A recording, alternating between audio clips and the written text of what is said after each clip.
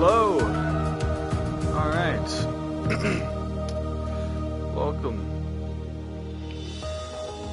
We are finally back with Trails of Cold Steel 2 now, and it just goes on its own. Okay. We have Reen laying down and it's snowing on top of him. Okay. So, last time, a week ago, we finished Trails of Cold Steel 1. Amazing game, fabulous from the beginning to the end. I can't think of any flaws, honestly. From the characters, sprites, like what they look like, the voices, to just the all-out gameplay, animation, it's spotless. It's so good. It's showing I actually skipped this on purpose because I wanted to watch this while streaming.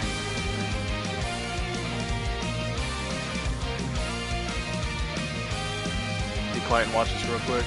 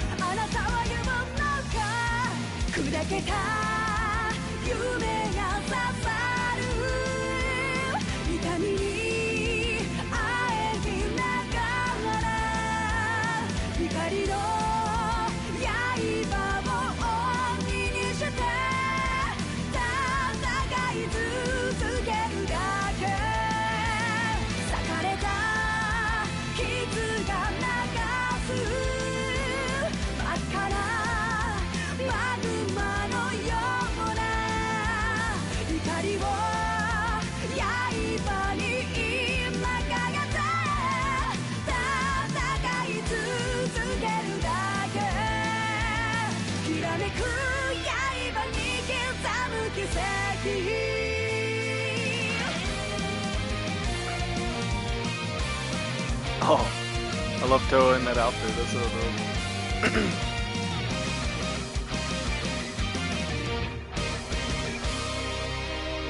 All right. Just as always, Nihon Falcom never misses. Never. The day they miss is the day I die. No, I'm just kidding. All right. Anyways,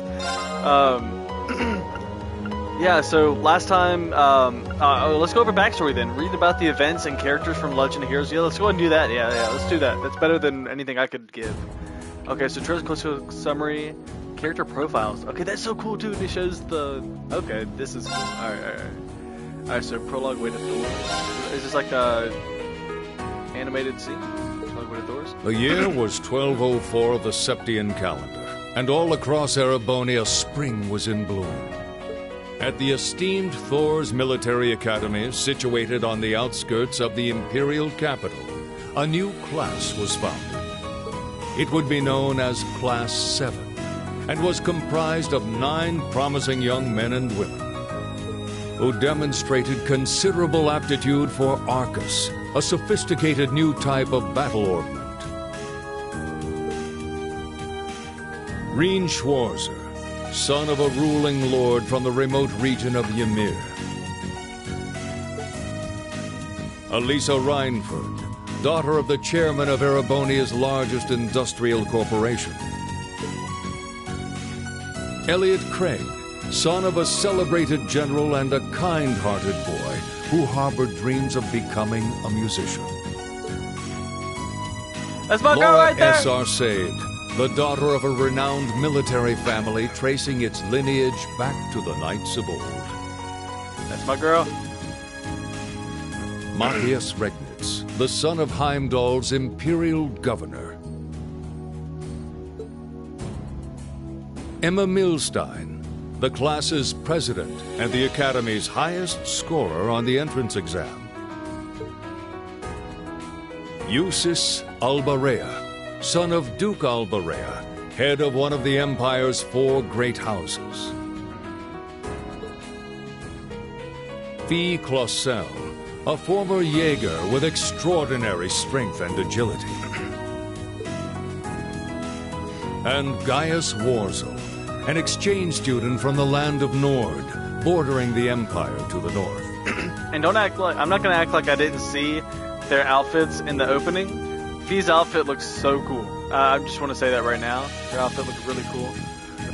And there was another girl with like long white hair with green eyes too. I noticed her. I think she might have been the only character that's new that I didn't recognize, besides some brown-haired girl with green eyes that was standing with Crow, I believe. So that's a new enemy, possibly. It didn't show Scarlet or whatever that guy's name was. I can't remember his name. But S and V, they didn't show those two, so I don't know what they're up to. Gathered together by their homeroom teacher, Sarah Wallenstein, they were put through a difficult trial. That's my main girl right there. No, I'm just kidding. Some were quick to work together, others less so. But eventually all were able to surmount the challenge they faced. I love it. They were then asked to decide whether, knowing the difficulty of the curriculum, they still wished to be part of Class 7. And then they all decided it was not meant for them. It wasn't made for them. They said, fuck this shit. And the game ended. Each had his or her own reasons, but each ultimately heeded the call. And that day, Thor's newest class began. It's gonna be so disheartening if I go to start the game and they just give me this all over again. They might. I'll skip through it if they do. But damn, that's cool. Okay, let's go through each chapter. I know this is maybe tedious to those who came from watching the first playthrough or playing the first game and going into this and they're just seeing it all over again. Chapter 1, Unconventional Studies. April came, and while the students of Class 7 were already grappling with their challenging coursework, they received a sudden announcement that they were to take part in an unusual program, a series of field studies. The class would be split into 2 groups, each sent to a different location in the Empire to assist the local townships. Group A went to the rural town of Kelvik, famous for the Grand Market. Through their tasks, they gained a greater understanding of one another, and all appeared to be going well on the surface. But that came to a sudden halt when they discovered that 2 market stalls had been vandalized during the still of night.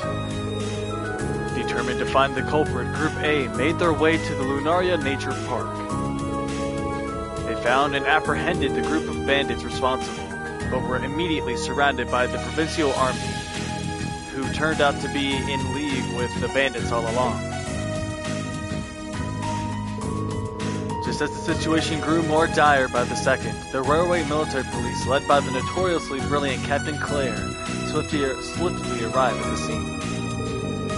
It was thanks to their timely intervention that the Provincial Army was forced to retreat, and the bandits were duly arrested for their crimes. Their very first field study now at an end, Group A boarded the train back to Trista and reflected on the events that transpired over the course of their stay. It was then that Reen confessed to his fellow classmates that Laura was the best girl out of all, that he was the adopted son of a baron, a noble. Surprising though it may have been, not a single one among them thought any less of him for it, except for Machius Regnans. The evening concluded with smiles, each of them blissfully unaware of the 2 ominous figures who were watching their train head into the distance.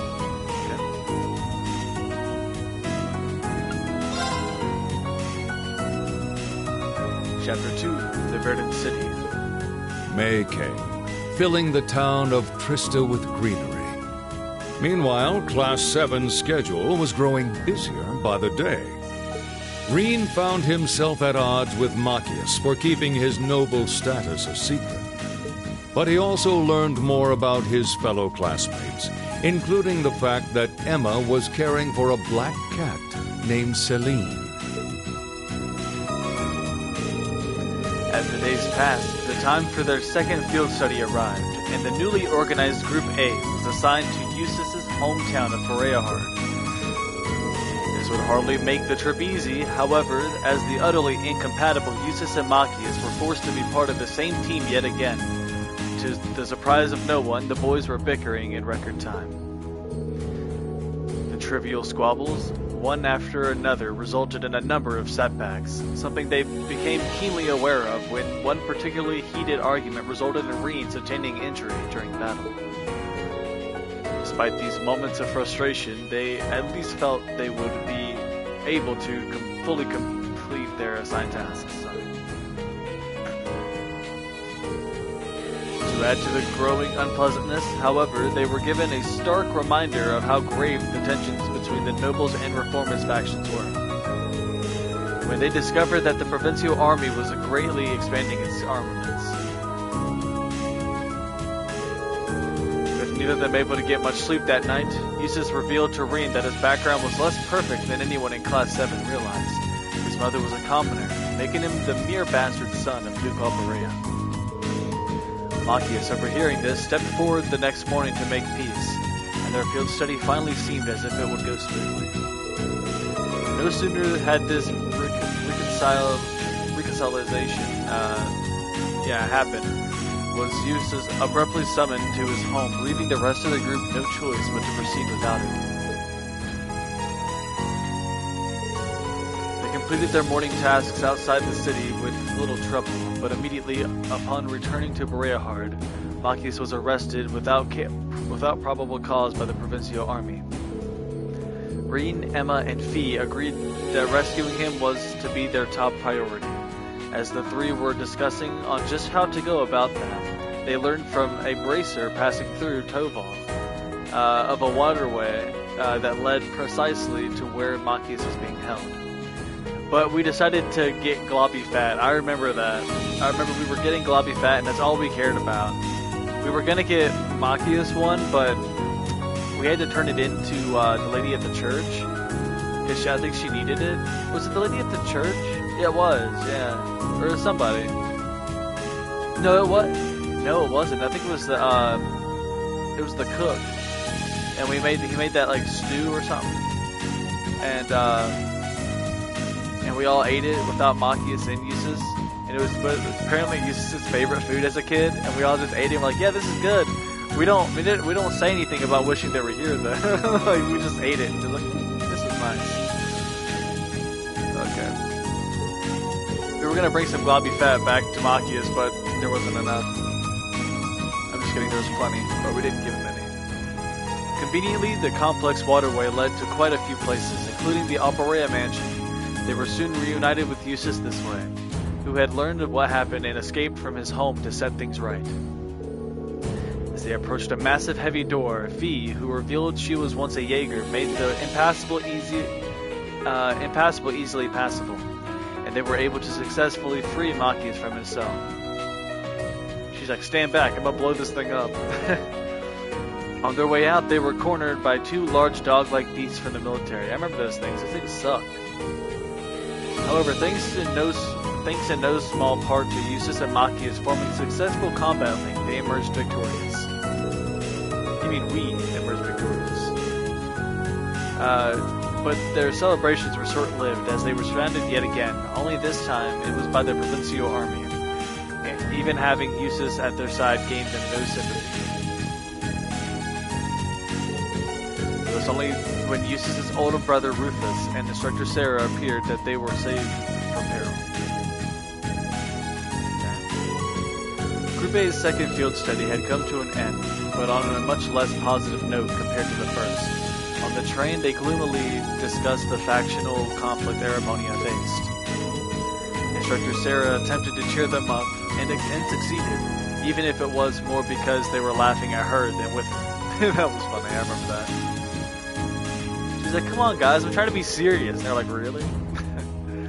Meanwhile, a mysterious young girl with a silver puppet nonchalantly watched them depart.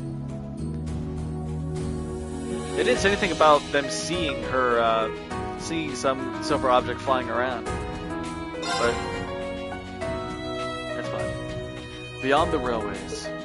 June heralded the beginning of Class 7's first midterms, as well as the onset of Trista's rainy season. In the midst of this, the Rhineford family's maid, Sharon, was appointed as caretaker of Class 7's dormitory. And with her came the revelation that Elisa was the daughter of the Rhineford Company's chairman. All performing to the best of their abilities, Class 7 scored better in the midterms than any other class. This news didn't go down well with the nobles of Class 1, of course, and the best merched upper class students challenged Class 7 to a duel. Class 7 was victorious here as well, leading to a tirade of insults from Patrick Higharms that were only stopped by Gaius' interference. A really cool interjection by Gaius, by the way. Like, he stepped in and really just gave it to him, but in the most perfect way possible. Like, he really cut him down. That's probably one of the best moments in the whole game for Gaius, in my opinion. I didn't spend much time with him, but that was really cool. The time had come for Class 7 to prepare for their for their next field study, and Group A's latest destination was the North Highlands, Gaius' homeland. The journey was exceptionally longer than anywhere they had been previously, and while briefly stopped at Ruhr Station, they encountered Elisa's mother, Chairman Arena. After a grueling 8-hour journey, they finally reached the North Highlands to the northeast. And after a grueling plenty of matches of Blade, Reen got destroyed because AI is smart and cheats. It was plain to see how Gaius had grown up with endless patience and kindness upon meeting his family, who gave Group A a warm welcome. After a night of sleep, they took off on horseback to begin working. The Highlands were as vast as they were beautiful, and their time spent there was both challenging and rewarding in equal measure. During their stay, they also happened to meet the former chairman of the Rhineford Group, Gwyn Rhineford, Elisa's grandfather. At night, while gazing at the stars together, Elisa privately told Reen about the discord between her and her mother, as well about when she lost her father. Gloomy as her expression was in the beginning, she felt a weight being lifted off her shoulders the longer they talked, and it was as soon replaced by her unusual sweet smile. I mean, it's a difference from the glare that she gave him at the beginning of the game, but no, unusual sweet smile. She's an unusual one, that girl. Unfortunately, the night ended with her cheeks turning as red as their uniforms when she realized their classmates had overheard part of her and Reen's conversation. The next morning, they were informed that the watchtower surveying the border of the Calvard Republic had come under attack. 2 died, there's like a bunch injured, I believe. And that's also, that night while I was talking to Elisa, that was whenever I confessed to her that I loved Laura. I told her, I like Laura more. And she just kept on going on about herself with us. What can you do? The previously peaceful Highlands suddenly became tense, with airships from both sides ominously circling the skies. And knowing that war could break out over a misunderstanding at any moment, Group A motioned to conduct their own inquiry into the true culprits responsible. They found out just who those culprits were from an unlikely source, Lilium, the strange girl accompanied by the silver puppet. It was her help that made their capture swift and decisive, although the man pulling the strings, known as G, or Gideon, managed to make his escape.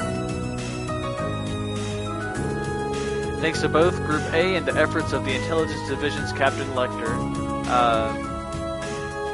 war was successfully averted. Or it's Letcher, sorry, not Lecter, Letcher. Captain Letcher quickly arrived to take control of the situation and just as quickly left, taking Milliam with him. It was then discovered that she was also from the Intelligence Division. Later that evening, Sarah and Sharon both witnessed G and a masked man departing on a jet-black airship. The next morning, Group A bade a sad farewell to Gaius's family and Gwyn. Their field study was over. Look at Gwyn just over there in the corner, just like, damn. What's up, man? Glad you could make it. They left the land of Nord behind, knowing full well that their experience had been one they would never forget. Alright. We're just kind of going over all the events that took place in the first game, and then I'm going to hop right into the second one. Chapter 4, A Midsummer's Ruins. July had come, and preparations were underway for Heimdall's month-late celebration of the Summer Festival. At the Academy, the addition of swimming lessons to the schedule put a spring into the step of Reen and his friends. Oh, I put a spring in my step. I mean, what? However, Laura and Fee's already strained relationship was reaching a breaking point due to the gulf between their beliefs. Right. I mean, it put a spring in my step seeing Sarah in a swimsuit. That may be a surprise visit from Elise, Reen's younger sister, led to an argument between the adoptive siblings. And when Reen saw her in danger soon after, he lost control of a strange power that dwelt within him. Yeah. Fortunately, Crow stepped in to help, and ultimately, no one was harmed in the incident. That's my boy. The time came for the month's field study. Unlike past studies, both groups were assigned to the same location, the Erebonian capital of Heimdall. They worked their way through the tasks given to them by Governor Regnitz, Machias' father. And a show of strength by Elliot led Laura and Fee to settle their differences through a formal duel. After the battle, Fee revealed that the Jaeger Corps she belonged to was among the strongest and was called Zephyr. After opening up to one another, their uncomfortable feud seemed to be put to rest once and for all, much to Machias and Reen's joy. The next day, a visit to Machias' house led him to reveal some of his own past. Machias concluded his story by telling his classmates that his hate for the nobility was slowly subsiding, something everyone warmly welcomed.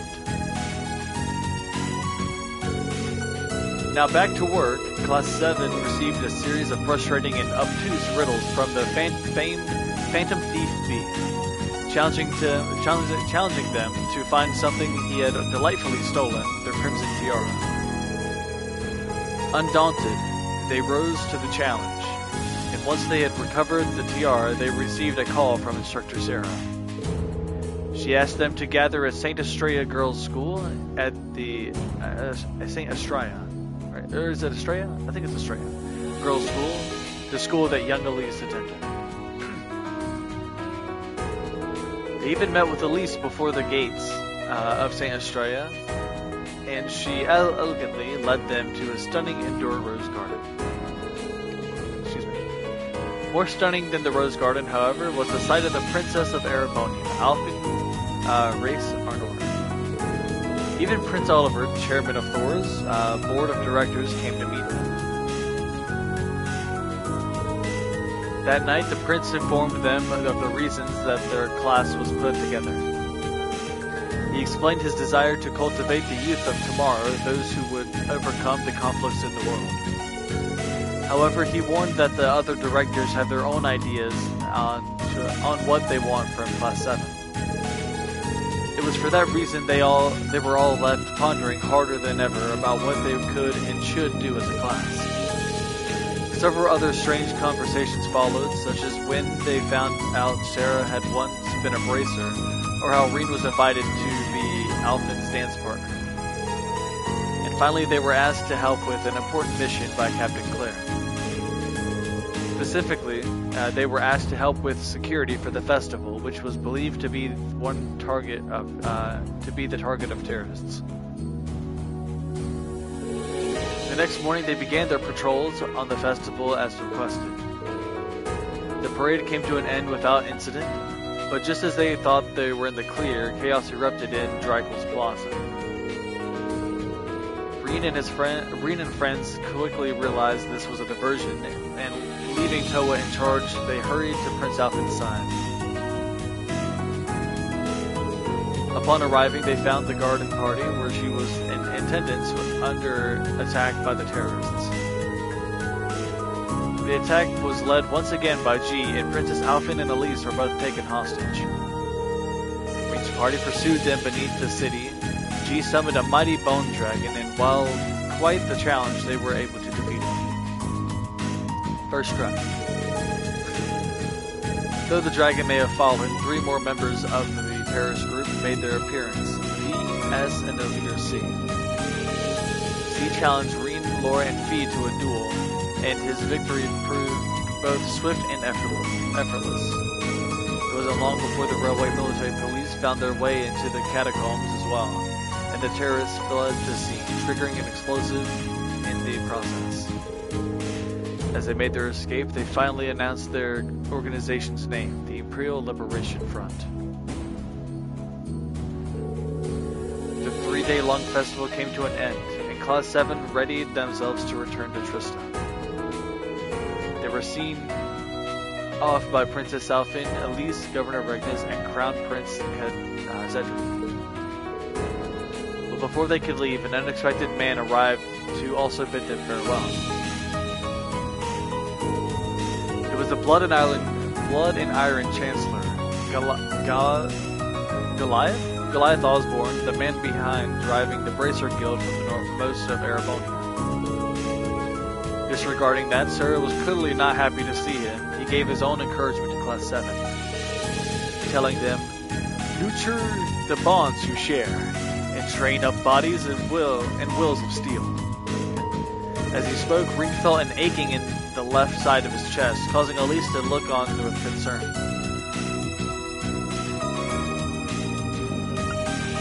Chapter 5, Signs and Omens. The heat of August beat down upon Trista, but none of Class 7's nobles elected to return home, as was their right. So it was that all were present to greet 2 surprising mid-year additions to the class. The first was a familiar face. Second-year student Crow Armbrust was forced to join their ranks in order to make up credits. While the second, young Milliam Orion, was an operative from the intelligence division they had met in Nord. Contrary to expectations, it wasn't long before Milliam fit in so well it was as if she had always been there. The time for their next field study came, and Group A was sent to Laura's hometown of Legrand. And once they completed their field study tasks, they were instructed to meet with Group B and travel to Corellia Fortress.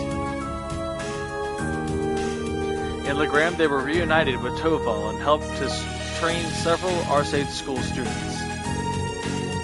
Reen also had the chance to duel Laura's father, Viscount Arcade, also widely known as the Radiant Blade Master. The Viscount sensed Reen's fear of using his hidden abilities and forced him into utilizing them anyway. And through this, he taught him the importance of accepting yourself for who you are. The next day, the noble faction's leader, Duke Cayenne, paid a surprise visit to the town. Troubled by recent developments in the faction, Viscount Arcade left Legrand with Toval. And Group A was left to look after the town while completing their remaining tasks. That night, they had to travel to a nearby castle to rescue 2 young children who had wandered inside its perilous corridors. Thanks to Emma's knowledge of the occult and the timely aid of a mysterious knight, they managed to do so. The next morning, they departed Legram as per their schedule and made their way to Celtic Station to meet with Group B. There they saw a special train taking Chancellor Osborne and Prince Oliver to the trade conference in Crossbell. To Reed's surprise, he saw it pass in slow motion as he could clearly see Osborne, Oliver, and Toa on board.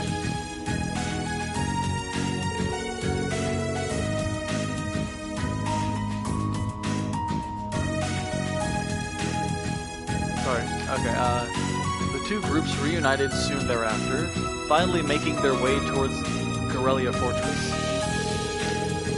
The fortress stood as a vast wall between Erebonia and its longtime enemy, the Calvin Republic, while also possessing two huge railway guns capable of targeting Crossbell City, which stands between the two. Upon arriving, they were shown inside by Major Neidhart, their military science instructor at the academy. And they soon met Elliot's father, Lieutenant General Craig, and witnessed a military exercise. They were stunned by the overwhelming power the weaponry on display possessed. In the end, each of them left with the sinking feeling that all the combat skills they were learning at Thor's were for naught. Once they recovered from the shock of yesterday's events, they were given a lecture by Sarah and Neidhart. They were soon bombarded with the news of terrorists attacking Crossbell, specifically the site of the trade conference. And no sooner had they heard this, did the fortress itself come under attack by out-of-control, unmanned tanks. This was followed by the arrival of two black airships belonging to the Imperial Liberation Front. Amid the chaos, Class 7 resolved to aid Sarah and Neidhart in subduing the terrorists. They learned their aim was to activate the two railway guns and use them to attack the trade conference. And by doing so, they intended to bury Chancellor Osborne with little concern over how many innocents died with him. After a fierce battle, Group A defeated S, known as Scarlet, and the terrorist executives. Meanwhile, Group B defeated V, revealed to be Vulcan. Okay, that's his name. Gotcha. And together they were able to prevent the worst case scenario. Regrettably, both terrorist executives were allowed to escape by the sudden arrival of an airship. And the voice of their leader C delivered a chilling warning of their next attack before the airship took to the skies.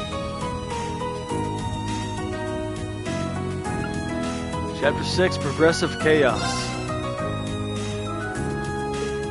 In September, Thor's board of directors convened for their regular meeting. The three directors, each related to a member of Class 7, debated how the academy ought to be run. They ended up voting on whether Class 7 would continue their field studies in light of the events at Corellia Fortress. Prince Olivert delivered a rousing speech in favor of their continuation. And in the end, all three directors consented, paving the way for September's field study to go forward.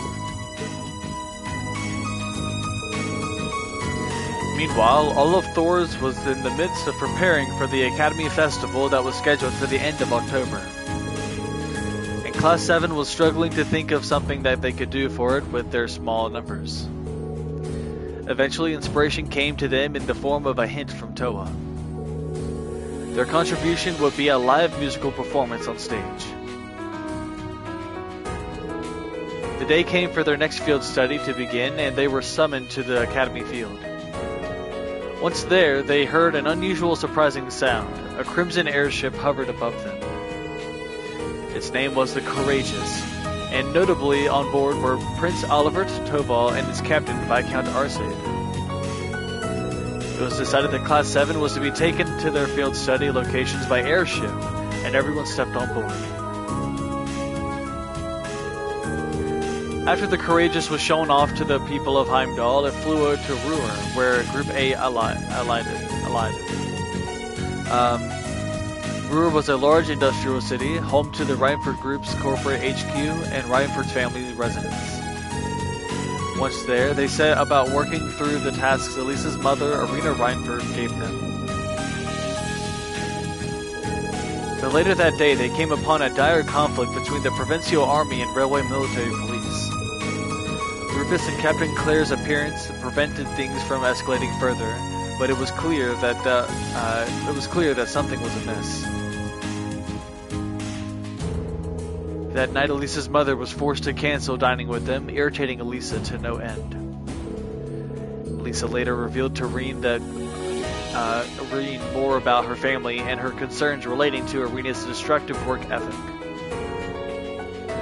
No sooner had they finished speaking did Reen receive a call from Captain Claire, who asked if the two could meet privately at a nearby bar. He agreed, but not before escaping Fee's notice. Reen spotted her as he left the building, and the two decided to meet Captain Claire together. The captain informed them of conflicts within the Reinford group, as well as expressed how there was a chance the RMP could personally investigate the matter. The next morning, along with their new field study tasks, Class 7 agreed to look into the matter of the conflicts themselves. While they were doing so, a more pressing problem arose: a fire at a military factory in town. And no sooner had they been resolved did they receive word that terrorists had occupied Saint-Chin iron mine. The Provincial Army sealed the mine off under the pretext of protecting the hostages from being unharmed. But it was clear to all that their true aim was to stop the Railway Military Police from going inside. While Group A pondered their options, Angelica and George arrived in the city after a long bike ride. Angelica believed her family was involved in all of this and that she had a duty to stand up and fight. They all agreed to help her, and Elisa went to see her mother to try and find another way into the mine. Irina, seeing her daughter's newfound determination, gave them a key card allowing them to sneak into the mine. They traveled through an underground passage connecting Ruard and the mine and began searching for the miners. Partway through the mine, they found most of the hostages, and Crow volunteered to take them back to the surface with him. Thanks to George's guidance, they eventually reached the central control room where they found Vulcan. He revealed that he had once been a Jaeger, one that Fee herself knew of. They defeated him, but then the terrorist leader C appeared. Unlike their first bout in Heimdall, however, Group A was finally able to best C in battle. However, C managed to escape, and in their place rose a familiar sight of the terrorists' black airship. At that moment, the RMP and Provincial Army made their way in, but they immediately began bickering amongst themselves.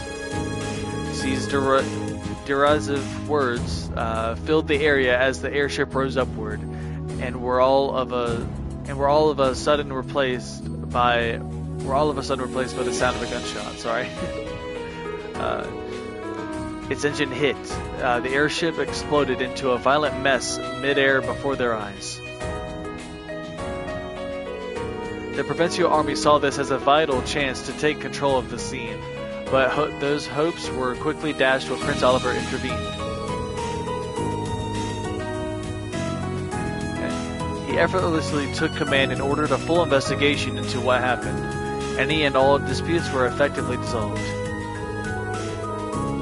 In addition, Captain Claire and Sharon had a cryptic conversation that very same night. Alright, intermission, returning home. The following includes some of the content from the drama CD that can be pursued for free. Wait, what? Huh?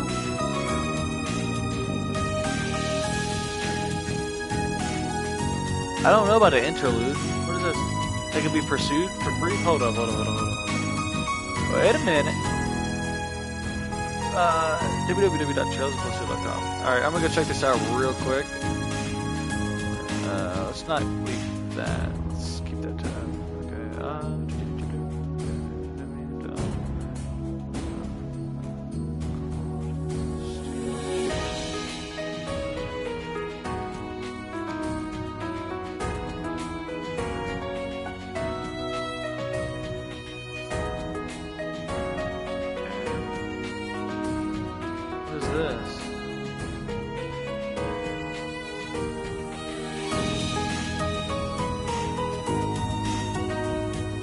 so the game was released 2015, almost 2016. I don't know what they're talking about.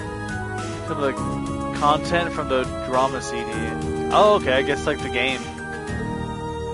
Okay, well, let's just figure it out then. Okay. I mean, I don't think I got to mess with that. I guess it was like bonus content or something. Intermission, returning home. Oh, yeah, could they get to go back to the house then? Okay, I didn't get to see this. Okay. At the close of September, Class 7 was summoned to Valflame Palace in Heimdall. There they were to be recognized for their bravery at both Guerrilla Fortress and the Saxon Iron Mine. Saxon? Okay, nice Sachin. Saxon. That sounds way cooler. It turned out their presence had been requested by none other than the Emperor of Erebonia himself, Eugent III. Yeah. They were granted an audience with him, Empress Priscilla, Princes Olivert and Cedric, and Princess Alfin. During their visit, they also encountered Chancellor Osborne and Governor Regnitz, as well as the heads of the 4 great houses, Dukes Albarea and Cayenne, and Marquis Ragnar and Hyarms. Emperor Eugent invited them to take a short vacation in a hot springs town, which has ties to the imperial family. That town was none other than Ymir, where Reen grew up. What? I wanted to see that. That's so cool. I actually wanted to see his parents, like see his hometown and stuff. Man, dang, I gotta buy the game for that. I gotta buy the physical copy. All right, well, they went by special train, followed by cable car for the last leg of the trip, and soon they found Ymir, which was full of fall foliage. Upon arriving, they were shown to the Phoenix Wings, a gift from the imperial family where they would stay for the duration of their trip. They left their belongings in their rooms and then held a meeting to figure out everyone's roles in the concert for the Academy Festival. Okay, I saw this. I didn't see this part at Ymir though. They did this part at, like, this exact picture here. This exact scene was at the auditorium. Not the auditorium, the old schoolhouse. And while some members of the group had objections, everyone eventually agreed to Reen, Elliot, and Crow's various proposals. Afterwards, Reen was reunited with his father, Baron Theo Schwarzer, and his mother, Lucia Schwarzer. I really wanted to see those two. They were not related to him by blood, but they welcomed him as warmly as any biological parents would. Reen's father gave him a letter from Master Ka-Fai, who seemed aware that Reen was still hesitating. All his classmates could do is watch over him as he continued to do so. That night, after his classmates had gone to bed, Reen received a surprising request from Angelica. She told him that her father forced her to withdraw from the academy, and as a parting gift, she asked him to accept her orbital blank. Unsure what to do, he was unable to answer immediately, but decided to think about it in the open-air bath. Okay. Talking to Laura and Elisa there eased his spirits, but as they spoke, he saw something that shocked him. Eh? What? It was snow, something he wouldn't have expected to see in early October. Laura being there for me. Elisa, fair enough, I guess. Bah, no, I'm just kidding. Snow continued to fall heavily well into the following morning, suggestion that something was amiss. We decided to find out what.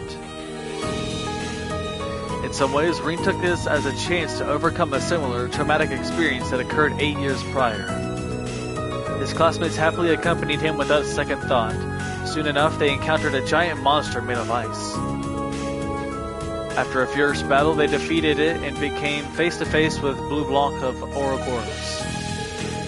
He was fascinated by the many mysteries surrounding Reen, even going so far as to taunt him. But Reen refused to be taken in by such pettiness, and Blue Blanc was forced to retreat. In the end, they were able to stop the strange snow and return to Ymir unharmed. As Baron Schwarzer bade farewell to them, he handed his son a scroll that he had received from Master Ka-Fai. It was 8 leaves 1 blade intermediate level scroll, which would give Rean a new target to work for. They said their farewells and finally left for the trip back to the academy, with Rean feeling as though they had all grown greatly as a result of the experience. I hate to have missed that, man. That seems like a really cool, like, extra chapter. And the final chapter put to the test. Okay. Safely back from their brief trip to Ymir, Rean and his classmates began practicing for their upcoming concert. Under the watchful eyes of Elliot and Crow, they put all they had into their practice sessions. And thanks in part to the fact that they weren't all complete amateurs, they were finally ready to perform. The time came for the preparatory day before the festival. Rean chose a classmate to accompany him to collect the finished outfits from a boutique in Heimdall. But walking out with the outfits in tow, he ran into someone he wasn't expecting to see. It was the famous opera singer Vita Clotilde, also known as the Azure Diva. Although Rean was more familiar with her as Misty, the host of a radio program broadcast in Tristan. Having met her once already, Rean took the chance to invite her to attend the festival and watch their concert. The time finally came for the 2-day-long festival to begin. Rean spent the first day helping the student council, visiting attractions with classmates in his spare time. As the day came to an end, Class 7 gathered for a final meeting to discuss the concert being held the next day. During their discussion, however, they heard the sound of a bell chiming from far away. The source of the chiming turned out to be the old schoolhouse that they had become so well acquainted with.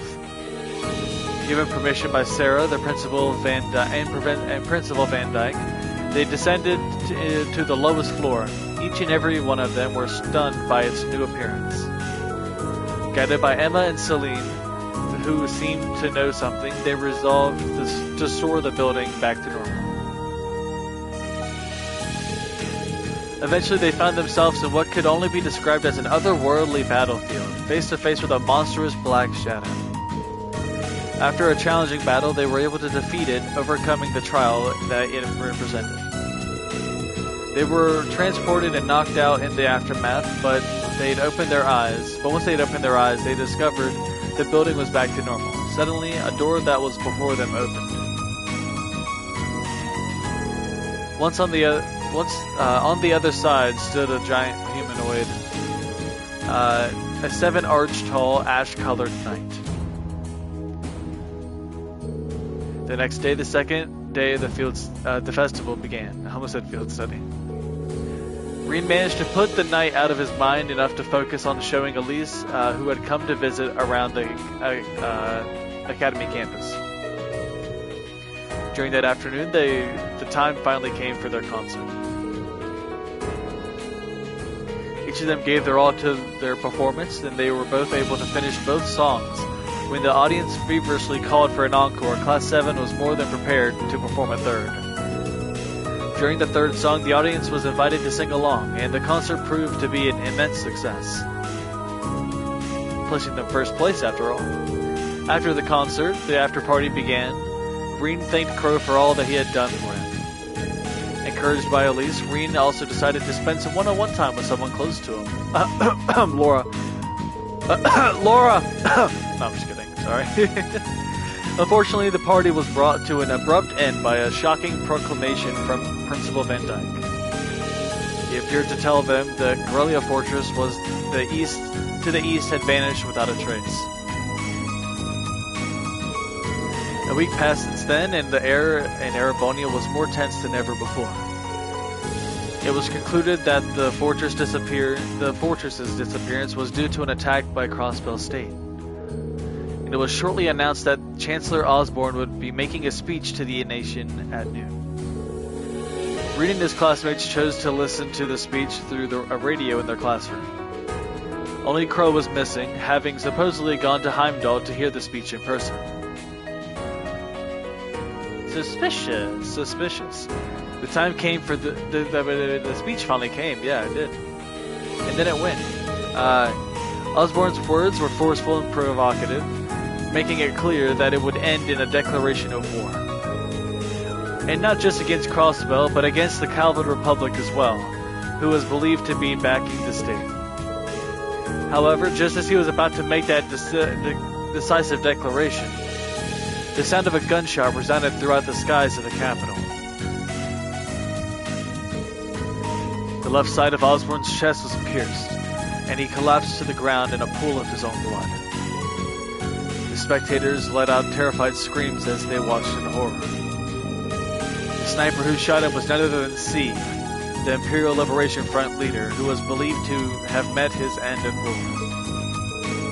And his true identity was revealed to be a former member of Class 7, Crow Armbrust. Meanwhile, the students of Thors were able to witness the whole string of events through the radio broadcast. At first, they were merely listening to what was happening to them, then Misty spoke directly to them. After she spoke, the classroom was filled with the sound of the radio station song. I forgot what it's called. Abendtime. It was filled by Abendtime because that's what I decided to play during that scene. Truly a golden moment. I memed the hell out of that part, even though it wasn't something to joke about. I was laughing the whole time.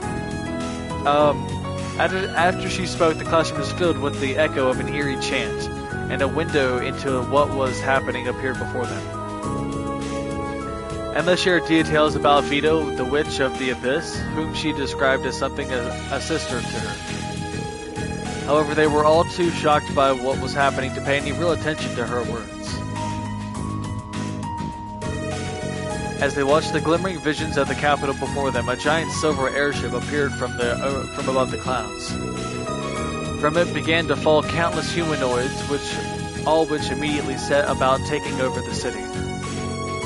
There were 7 arch-tall knights known as Panzer Soldats, made with modern orbital technology. The Noble Alliance had built them in some time in advance, all in preparation for this day.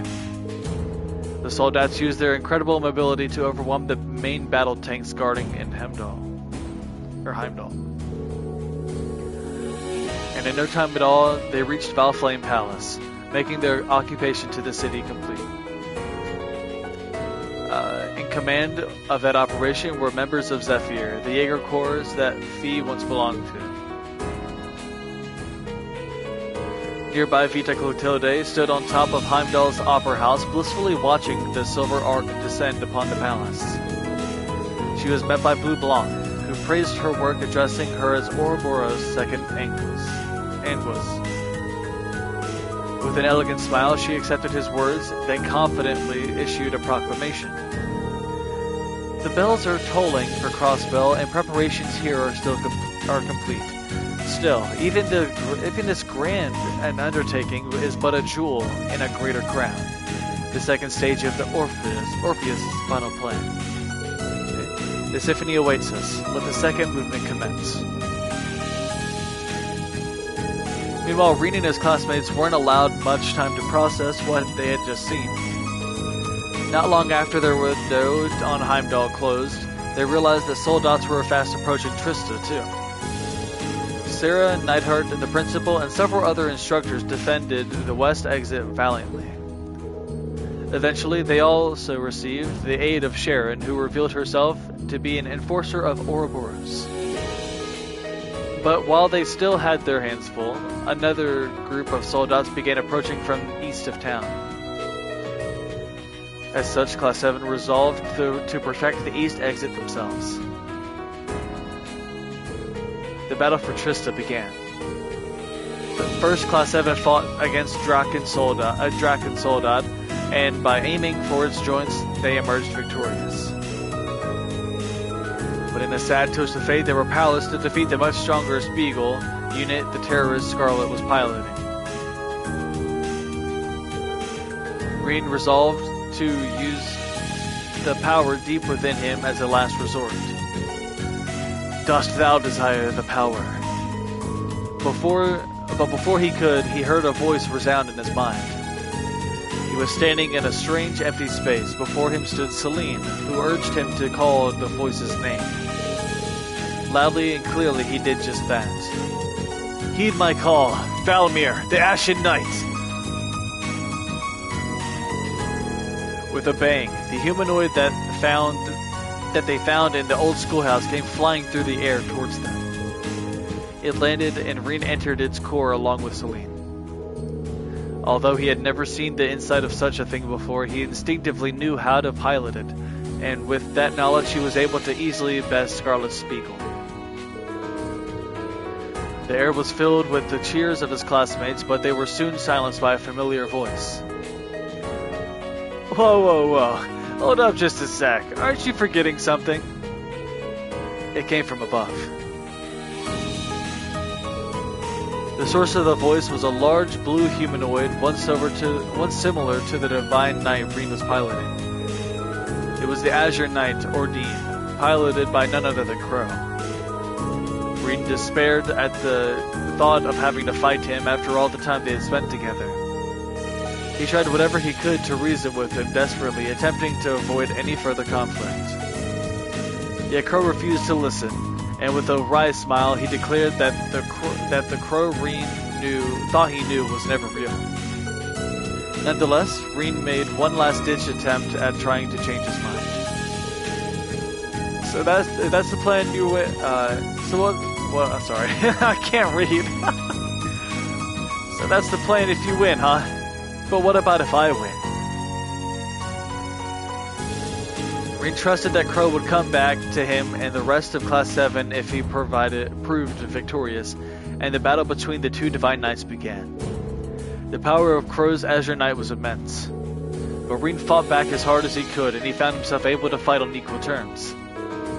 Finally, Reen saw the decisive opening he had been searching for. Enlightened Domination. The Azure, he didn't stutter like that. I stuttered, but it was a lot cooler in the actual scene.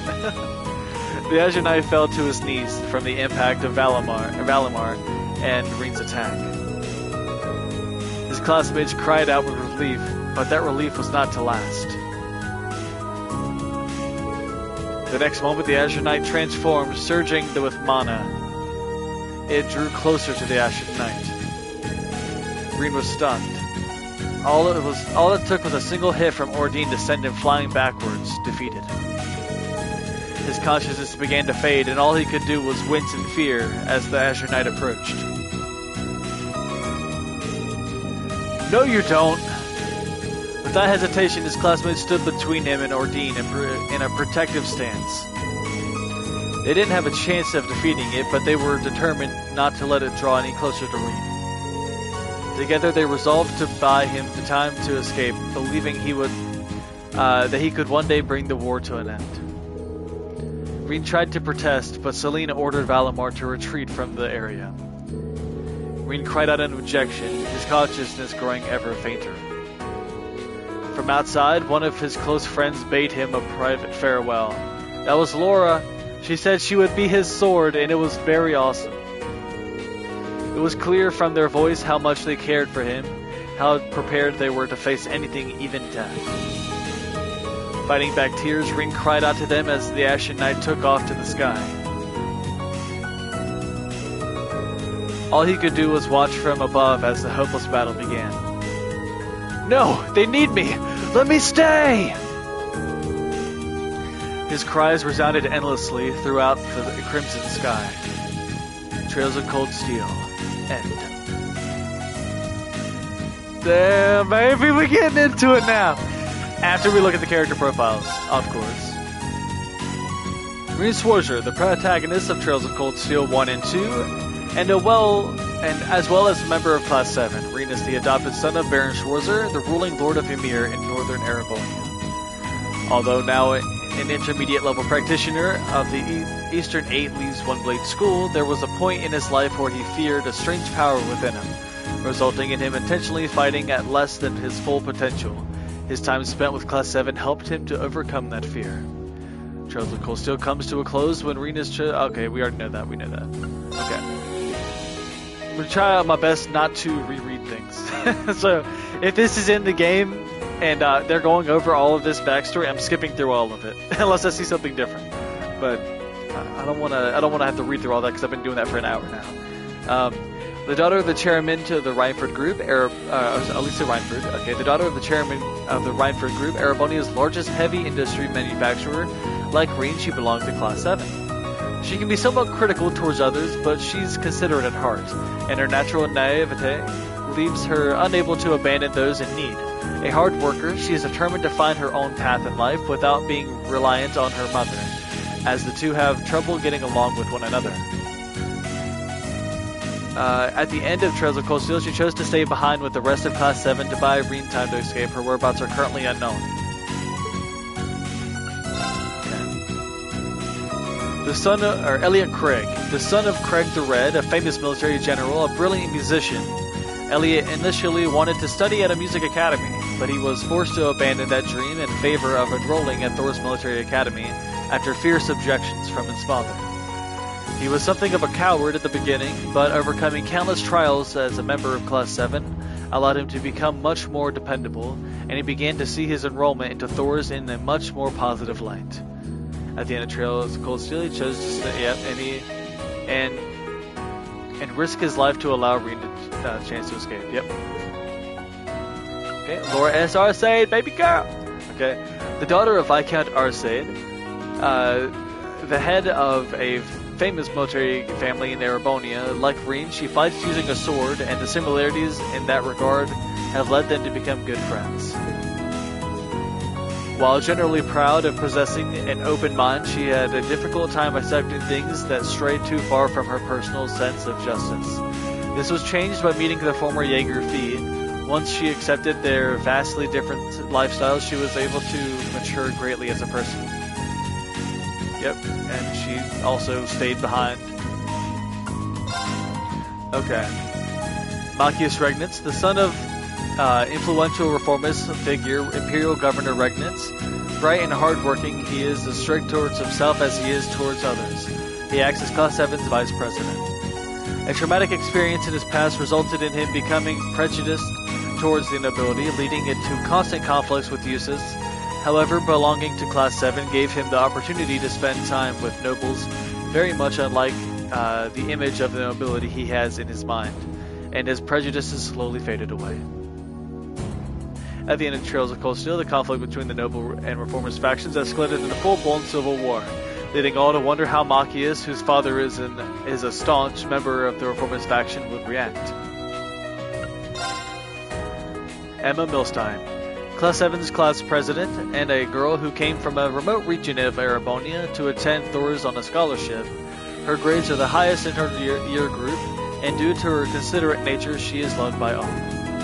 However, she possesses a mysterious power that differs from orbital arts and seems to know more than she lets on regarding the secrets of the old schoolhouse and Lohengrin Castle, suggesting that she has a few secrets of her own.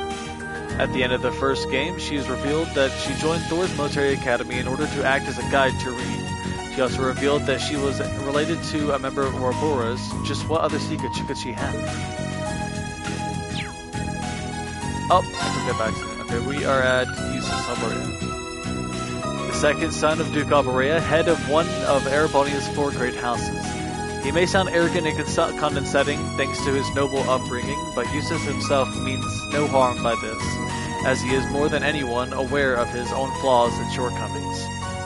His mother was a commoner, which made his life as a noble far less easy than one would initially expect.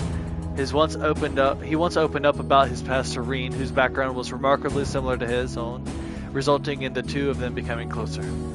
However, it was much of a shock to him, as anyone else, when the Noble Alliance sparked a civil war in Erebonia, and his father was one of the leading figures responsible for plunging the nation into chaos. Okay, Fee Clausel, a former Jaeger with physical strength and ability far beyond what one would expect from someone of her age and stature. After the Jaeger Corps she belonged to, Zephyr, was disbanded, she was taken in by Sarah, the woman responsible for placing her in Class 7. While she initially had trouble getting along with Laura, those whose background is the complete opposite of her own, they were eventually able to overcome their differences and become close friends. This, coupled with her field studies and club activities, allowed her to significantly grow as a person. At the end of Trails of Cold Steel, she resolved to fight in the Noble Alliance that threatened her new home. However, she was shocked to see the members of Zephyr among their forces. Gaius Warzel, an exchange student from the Nord Highlands to the northeast of Erebonia, where he and his people live in nomadic lifestyle. He chose to enroll at Thors to learn more about the world outside his homeland after accepting a recommendation goodness, from Lieutenant General Zax Vander of the Imperial Army. He is widely trusted by his peers, and the fact that he was born outside of Erebonia allows him to see things from a completely unbiased perspective. Yep, and he was left behind. He left behind in Nord. Wait, what? He found himself worried about the family he left behind in Nord. Yep. Okay. Milliam Orion. A girl known as the White Rabbit, Milliam flies around Erebonia on board a strange puppet by the name of Ergetla. She is part of the Intelligence Division and a member of the Iron Bloods, an organization under the direct control of Chancellor Osborne. Despite being a mere 13-year-old, she joined Class 7 as a part of a top-secret mission. She is easy to like, but also has a tendency to carelessly reveal confidential information. Civil war breaking out in Erebonia resulted in her losing contact with Claire and the other Iron Bloods, and their whereabouts remain unknown. Sarah Veilstein, also known as the Purple Lightning, Sarah is a former bracer and the youngest to ever achieve A-Ring status. Though she now acts as Class 7's homeroom teacher, known for being attractive as long as she keeps her mouth shut. She leads a very slovenly lifestyle, drinking beer at all hours of the day and possessing a less than desirable work ethic. You gotta love her. I know I do. Trails of Cold Beer wouldn't be the same without her. 2 years prior in the events of the story, she was left out of work when Chancellor Osborne forced most of the Bracer Guild branches in Erebonia to close. It was then that Thor's Military Academy's principal Van Dyke reached out to her, and thus she was given the task of watching over Class 7. At the end of the first game, she fought with the other instructors to repel the Noble Alliance's forces, but whether she came back alive and well is a mystery. God, I hope she did. I really hope she did. The small baby-faced president, this is Toa Herschel. The small baby-faced president of Thor's Student Council. Intelligent, polite, friendly, and hardworking, she is loved by nobles and commoners alike. Despite being a student, she is even highly regarded by the imperial government, being personally selected to attend the West Zemuria Trade Conference held in Crossbell as part of the entourage. When the Civil War broke out and the Academy came under attack by the Noble Alliance forces, she begrudgingly agreed to allow Class 7 to go out and support their instructors in fighting, but there was no word from her after that. Angelica Ragnar, the daughter of Marquis Ragnar, head of one of the 4 great houses, she is a second-year student at Thor's Military Academy. Beautiful, eccentric, and often seen riding her orbital bike while fully clad in black leather, she lives a lifestyle completely unbefitting of a noble. She's rumored to have a number of girlfriends among the student population. She managed to anger her father with her actions during the terrorist attack in Ruhr, and as a result she was forced to pull out of Thor's. Before leaving, she entrusted her beloved bike to Rien, asking him to take care of it in her place. George Gnome, a portly second-year student who always wears a jumpsuit. His engineering skills are exceptional considering his age, often leading him to being relied on by his peers. Not only does he take care of the engineering building, but he is also responsible for building and maintaining Angelica's bike. He has been friends with Crow, Toa, and Angelica since they were first years, and the 4 of them will often work together to help out in the Academy events. Being that they were all so close, Crow's sudden betrayal hit each of them hard. When the Civil War broke out, he remained with Toa on the Academy grounds. His present whereabouts are unknown, sorry. Okay. Toval Randonera, a bracer affiliated with the Bracer Guild, a non-profit organization which specializes in problem solving, investigations, and any other needs requested by the people. The limitations placed on the guild in Erebonia make it difficult for bracers to do their job. but he keeps doing what he can to aid people with the help of others such as Sarah, hoping to one day restore the guild into its former glory. While overall skilled in combat, his strength lies in his exceptionally customized battle ornaments, giving him a reputation for casting powerful arts in quick succession. We have yet to see him fight. As far as Trails of Cold Steel 1, and I don't know about this one yet, of course, but Trails of Cold Steel 1, we didn't see any of his anything he fought, and we didn't see any of that. Okay, he encountered Rean and the rest of his group on several occasions during their field studies in the previous game, aiding him however he could, using his connections and skill as a bracer. Captain Claire Revelt. A female captain belonging to the Railway Military Police, an elite organization in the Imperial Army. Her incredible problem-solving abilities as well as charming looks have led to her become known as the Icy Maiden. She also doubles as a member of the Iron Bloods, an organization which answers directly to Chancellor Osborne. At the end of the previous game, she was successfully outwitted by C, leader of the Imperial Liberation Front, and failed to prevent the Chancellor's assassination, arriving moments too late. Sharon Kruger, the caretaker of Class 7's dormitory at Thor's Military Academy and a servant of the Reinford family, Elisa, thinking of Sharon as something akin to an older sister, has a difficult time disobeying her. As a veritable super maid who remains flawless in everything from welcoming guests to cooking, she's helped Class 7 on countless occasions, always appearing when they need her the most. Her true identity is Enforcer number 9 of Ouroboros, also known as the Severing Chains. Despite that, she aided Sarah and the other instructors in repelling the Noble Alliance's attack on Trista. According to her, she is currently on leave from Ouroboros, but whether that is the truth or not, no one knows. Elise Schwarzer, Rean's sister and the daughter of House Schwarzer. Elegant and polite, she is also a close friend of Princess Alphine, who attends St. Estrella Girls' School with her. She adores Rean and is known to be surprisingly bold when it comes to him. At one point, she traveled to Thor's Military Academy unannounced to admonish him for the content of a letter he had written to her. She was in Heimdall when it was occupied by the Noble Alliance, and her present whereabouts are unknown. So she was there when it happened. Okay. Lower down here. Oh, you can turn my med. Cool. Alphine Race Arner, the daughter of the Emperor Eugen III, and Crown Prince Cedric's twin sister. Her angelic face has gained her immense popularity with the people of Erebonia. Despite not having the same mother, she strongly resembles Prince Oliver, being far more whimsical than one would expect from a member of the Imperial family. She also enjoys teasing people, particularly Elise, and makes passes at Rean simply to bask in everyone's reactions. Much like Elise, she was in Heimdall when the Civil War began, and her present whereabouts are unknown. Celine, a black cat who Emma sneaked into the academy. She has beautiful fur and far more puzzlingly,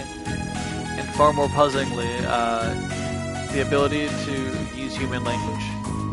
In reality, she is actually Emma's supervisor, and on numerous occasions, she tested Rean from behind the scenes to see whether he was fit to be a Divine Knight's Awakener. At the end of the first game, she boarded Valimar with Rean, and upon Rean being defeated by the Azure Knight, she ordered Valimar to flee from the battlefield. So she should be with Rean. Okay, Crow Armbrust, a second-year student at Thor's Military Academy and a close friend of Toa, Angelica, and George. In danger of being forced to repeat a year due to missing too many lessons, he was transferred into Class 7 and told that if he participated in their curriculum, he would be allowed to graduate. While a well-known slacker, he can be depended on when it counts, and he proved to be a great help to Class 7 as a whole. His true identity was revealed to be the leader of the terrorist organization called the Imperial Liberation Front. At the end of the first game, he assassinated the Blood and Iron Chancellor and then promptly attacked the academy on board the Azure Knight, or Dean, with every intention of occupying it. Okay, Vita Clotilde, the second Anguis of Ouroboros, also known as the Azure Abyss. She is served by a lapis lazuli colored bird who goes by the name of Geranios.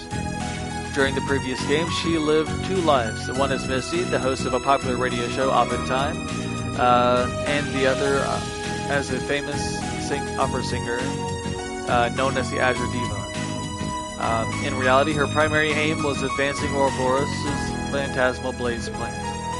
She revealed her true identity when the Noble Alliance forces began occupying the capital, and from there she began furthering Ouroboros' plan more openly. Okay. Rufus Alborea, the eldest son of Duke Alborea, head of one of the 4 great houses and a key figure in the noble faction. He's immensely popular, and he receives as much attention in high society as Prince Oliver. He was Eustace's instructor in court fencing, and his younger brother trusts him implicitly. He's on Thor's Military Academy's board of directors, while also loved among the people in his father's province. He is greatly feared by the Reformist faction for his intelligence and anti-Reformist beliefs. He strongly supports the class system, and once the Civil War began, he set about doing his part to restore Erebonia to being a nation where the aristocracy rules over the common people. Phantom Thief B. Enforcer number X of Ouroboros, also known as the Phantom Thief, Blue Blanc. Okay. Blue Blanc overpowers his foes using a variety of magic tricks and unusual abilities, jovially catching them off guard. He is widely known for appearing all over the continent and stealing whatever he regards as beautiful, with Erebonia being his base of operations. However, because he always wears a mask and is a master of disguise, few have seen his real face, and little regarding his true nature is known. During the previous game, he masqueraded as a baron and challenged Class 7 to solve numerous riddles, attempting to ascertain their potential. He also quickly gained an interest in the mysterious power Reen possesses. Oliver Rhys Arner. Okay. So him and his sister have the same middle name. Cool. Rice or Reese? Rice. The eldest son of Emperor Eugene III, and a dandy known for his refined tastes. Despite being the eldest, his mother is a commoner, and as such, he has no right to succeed the throne. He has recently become a major figure in the high society and the media, perhaps due to the greater freedom not being the crown prince affords him. He is both chairman of Thor's board of directors and responsible for the creation of Class 7. Fearing the worsening of the factional conflict in Erebonia, he built the Courageous, a high-speed cruiser, and attempted to form a neutral faction. However, he disappeared when the Civil War broke out. Victor S. Arsaid, Laura's father and the head of the famous military family, he is known as the strongest swordsman in Erebonia, his nickname being the Radiant Blade Master. He shares Prince Oliver's opposition to the factional conflict, and it is partly for this reason that he was chosen to be captain of the Courageous. Viscount Arsaid is the ruling lord of the lakeside town of Legram and is fervently loved by his people. He also never hesitates to oppose Duke Alborea, whose province Legram is situated in, when the need arises. Neither he nor Prince Oliver have been seen since the Civil War broke out. Okay. Captain Letcher Arundel, a captain in the Imperial Army's Intelligence Division and a second secretary for the Imperial Government, a member of the Iron Bloods. He is responsible for aiding Reen on several occasions throughout the previous game. His carefree nature and often shocking behavior make it difficult for others to predict his next move or his overarching goals. His incredible success while undertaking unofficial negotiations on behalf of the government and military has earned him the nickname Scarecrow. You have Goliath, Chancellor Goliath Oswald, head of the Imperial government and known as the Blood and Iron Chancellor. Since taking up the position of Chancellor, he has pushed for the modernization of Erebonia, expanding the nation's railway network significantly and annexing surrounding territories by any means necessary. His approach gave birth to the Reformist faction and earned him great popularity among the commoners in Erebonia. However, it also incited the ire of the aristocracy, meaning that he is, in a sense, the man responsible for causing the political turmoil in the country. During the previous game, he resolved to go to war with Crossbell for declaring independence and destroying Corellia Fortress, but was assassinated before he could finish his speech declaring as much. Alright, with that being said, we've read all of the background. All the backstory has been read. I'm gonna go here. Hold up a second. I wonder if I can do this. Okay. I didn't know if that could. Okay, I can't. I'm not gonna do that yet. I should have done this before I think that's good right there. Yeah. Just so it can be, my voice can kind of go over it a little bit, but I'm not going to talk on certain situations, of course, unless I have to voice something or I want to state an opinion. But alright, if everything's good, without further ado, let's go ahead and get right into it. We've read all the backstory that took about an hour and 30 minutes. Damn. Non-stop reading, ladies and gents. Alright, let's get right into this. Probably going to be a lot more reading. Last time we played on normal, and this time we will play on normal. Loading clear data from the original game will allow you to obtain a special bonus in this one. Load clear data from the original. Only clear data from Trails of Cold Steel can be loaded. Cross save. Yes, I want to load data from the original.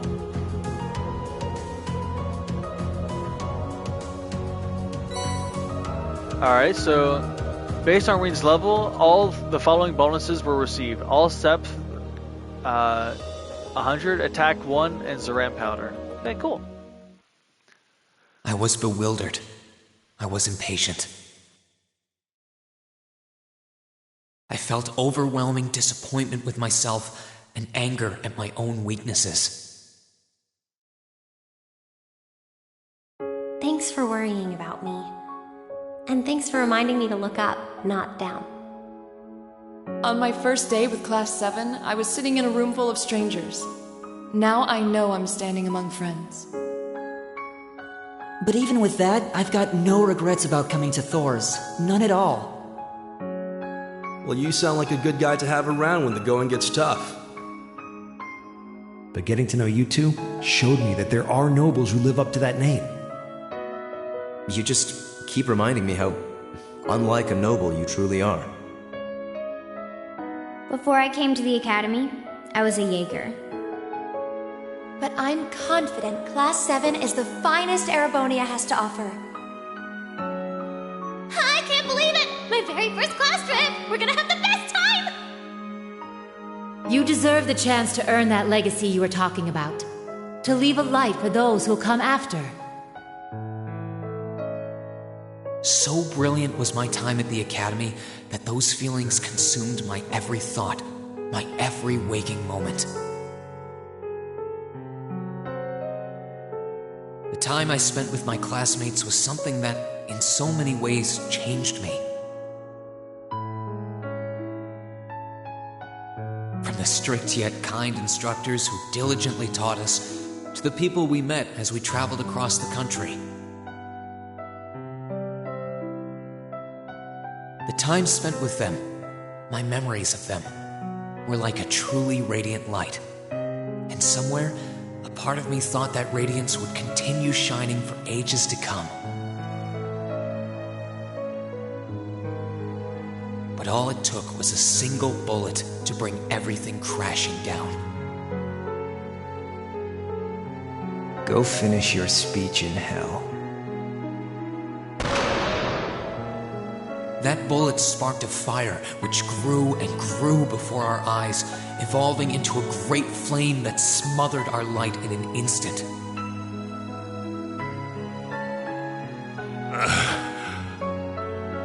Well played, Armbrust.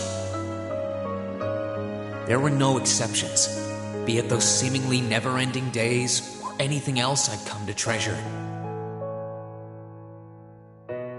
Resound, resound, O voice everlasting! Rend night's silent veil and reveal unto all the beautiful world! Everything was reduced to ash. But at the end of the day, I'm C. That's the real deal. The Crow Armbrust you've known all this time, he isn't real. He never was. Back then, I still didn't understand. I didn't know the pure bliss that comes from being with others, nor did I know the ache that comes from parting with them. I didn't understand what it meant to truly love someone. All I could do was endure the torment of my own sense of powerlessness and bottle up the feelings I could do nothing about. All while trying desperately to fight against that ever-burning flame.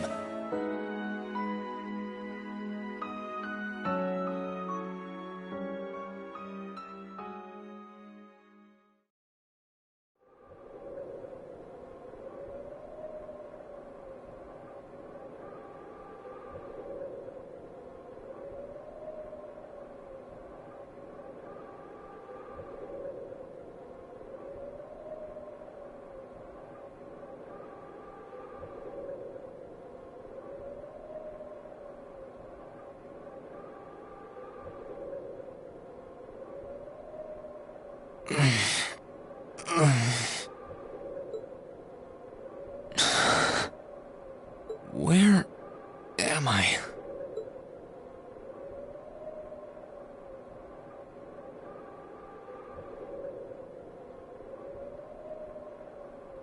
How did I get here?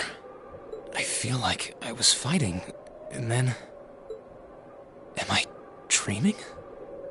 Of course not.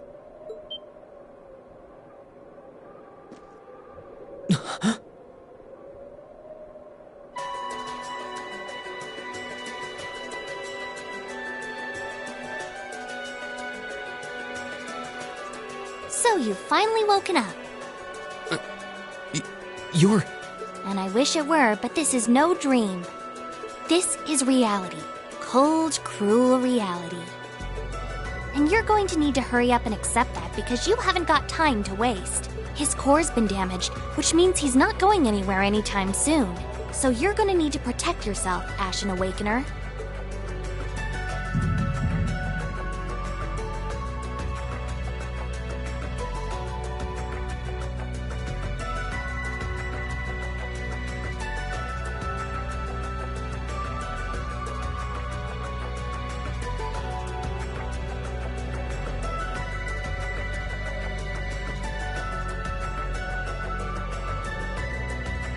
Ashen Awakener? What are you talking about? Wait.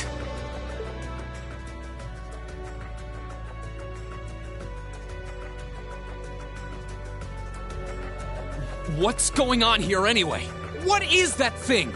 Wait, never mind that. What are you? Ugh, knock it off. How am I supposed to answer anything when you keep bombarding me with question after question?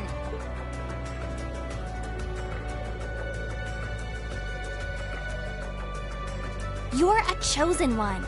Chosen by a fragment of the ancient Great Power. Great Power? That's right. Those fragments were the origin of the great knights that appear in Erebonian legends. At times, they protected people from harm and disaster, while at others, they were the cause of harm and disaster themselves. And the being in front of you is one of them, a divine knight known as the Ashen Knight. The Ashen Knight? Valmar. Wait. I remember when I called him.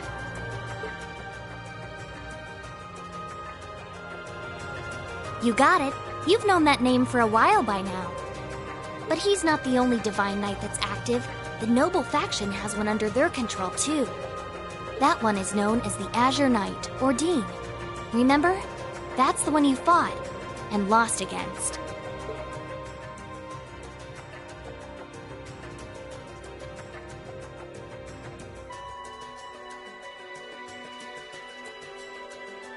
Why? Why did it come to this? Why did everyone... Crow? He had me fooled, too. How could I have known that irresponsible playboy was the Azure Knight's Awakener? He's obviously had plenty of experience piloting it, too. He must be pretty dedicated to his cause, whatever it is.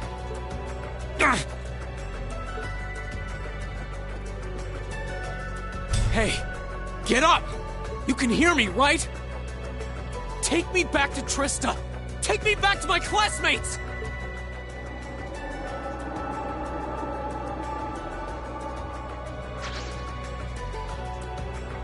You're wasting your time. His core was heavily damaged in the battle with the Azure Knight. Didn't I just tell you that? And despite that, he strained himself flying all the way out here afterwards. Even when he was barely hanging on, he prioritized your recovery over his own. You exhausted yourself during your first synchronization with him, you know. Damn it!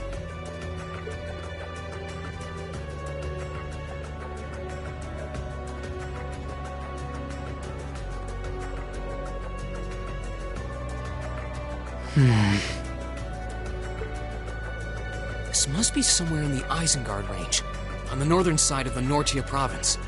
Huh. I'm surprised you were able to work that out just from a glance. I guess that's what happens when you're raised in the mountain. Hey, where are you going?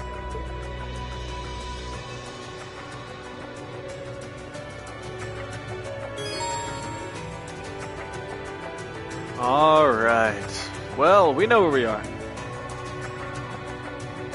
Favorite progress. Yes, yes. It's about the same as last time. About the notebook. The main notebook allows you to read a summary of the story so far, while the help notebook contains information on how to play the game. You can access both by pressing the touchpad button or by choosing the notes section in the camp menu, then flipping through the various tabs. You can also confirm your current objective by pressing the square button to access the navigation screen.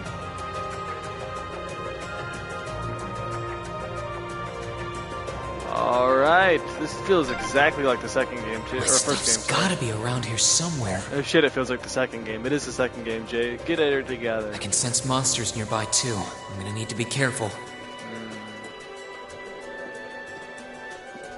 I don't even have my weapon on me or nothing. Okay, I do have my... What's a new... I just have attack 1. Damn, brother. Level 40 though. Love to see it. It's not the best idea to try descending the mountain unprepared. I wonder if some of my belongings ended up scattered before around here. I should have another look. I missed something very important. Oh, yeah, I did.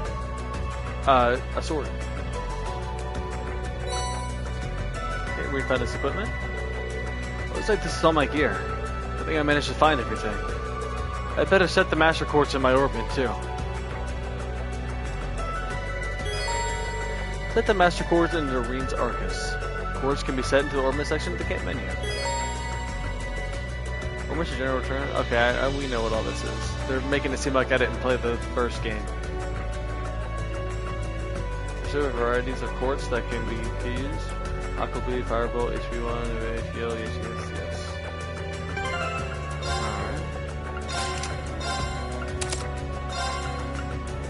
Oh, it's not level 1 now. It broke.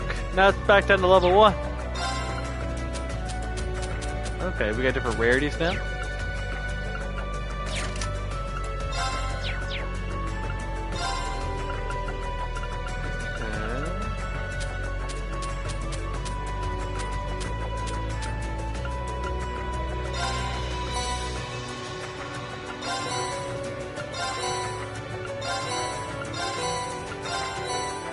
gotta accept all this stuff right now.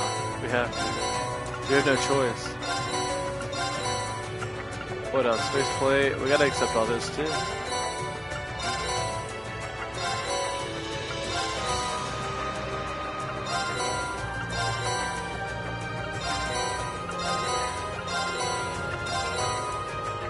Marine casuals too. Uh-oh.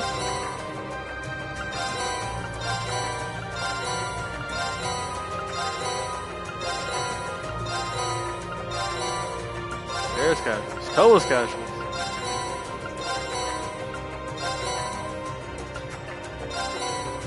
Okay, scripted kitty set, black money set, classic glasses set, designer glasses set, weird glasses set, angel set, devil set, fairy set, gold cover. Holy shit, we're getting everything, baby! Damn. It's a wonder what money will get you. No, I'm just kidding.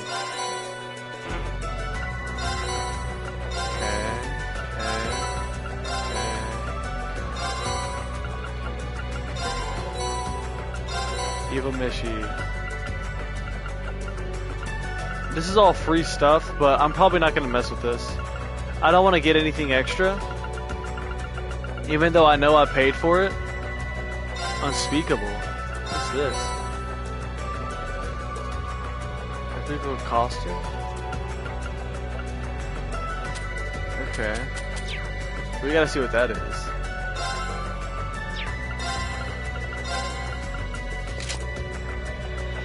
The heck? Casual, okay, from first game, yes. Casual 2, sweet. Man's balling. Heck yeah. Okay, we're gonna put him in the normal outfit just because why not? There we go. We got something back here. I want to talk to it real quick, just because.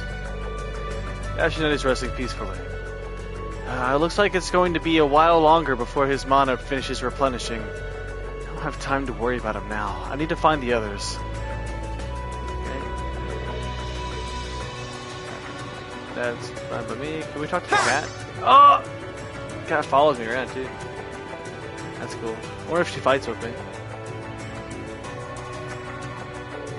That monster looks like a tough one. But a tough foe is just what I need to get warmed up.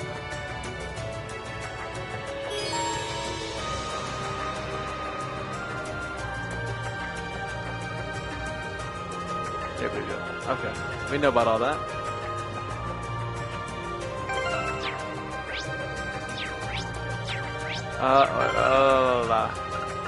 System. Option.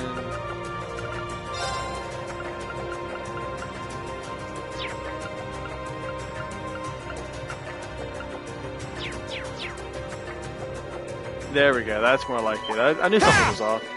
Ha! Bring it on! Ooh, he got nerfed. Ooh. After combat, take each action has to do it. Yeah, we know that. We know about all this. Let's move. Ooh, new menu as well.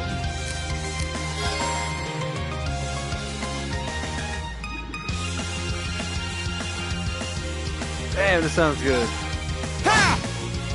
Ooh, okay, new layout too, or new like fonts and everything. Maybe we get craft points.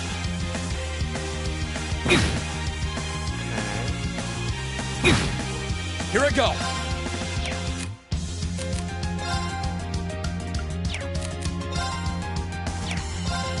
Okay, so he gets all the same ones he had last time. That is super cool. Doesn't have an S-craft for that. Here I go. Sit. We'll just save it. We don't need it right now. My turn. Got him. Okay, it's safe for now.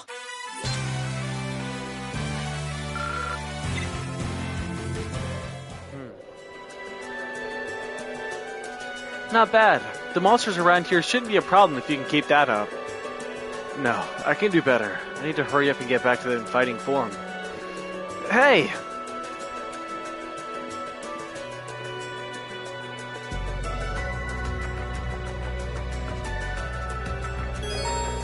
You can now view the monster guide.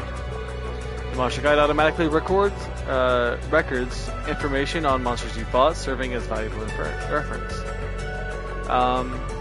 Information is recorded gradually. Unlocking all of a monster's specifics will require you to keep attacking it or use certain arts, items, and crafts. Fighting a given type of the enemy. Yep. Battlescope item. Yep. And it gives you everything at once. You can now view the active voice record. Okay, we know about all that as well. I wonder what's going on over at the academy now. So do I.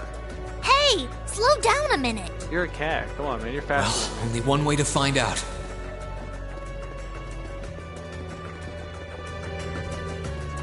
No items that I can see, at least. If I keep going this way, I should be able to get out of the canyon. Excuse me! You can't seriously be thinking of leaving him there out in the open, are you? Hey, say something. Are you mad at me or something? Well, can you fly me back to Trista? I don't think so. No, I'm just kidding. The cat didn't do anything wrong. Why would I be? You only completely disregarded and overruled my decision.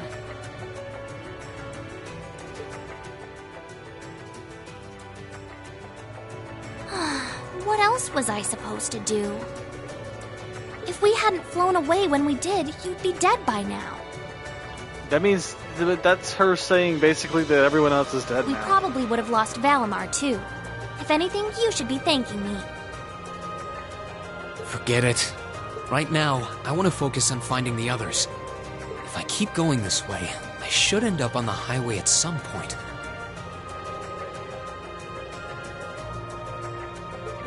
Sorry, but that's a huge waste of time. It's been over a month since all of that stuff happened back in Trista. Whoa, what? I didn't pay attention to that. It did happen in October. I remember now. Damn, and it's 11. Holy. Oh my gosh, my phone will not charge. What the fuck? Why now of all times? You gotta be kidding me, phone. On that bullshit. Really? Alright, hold up.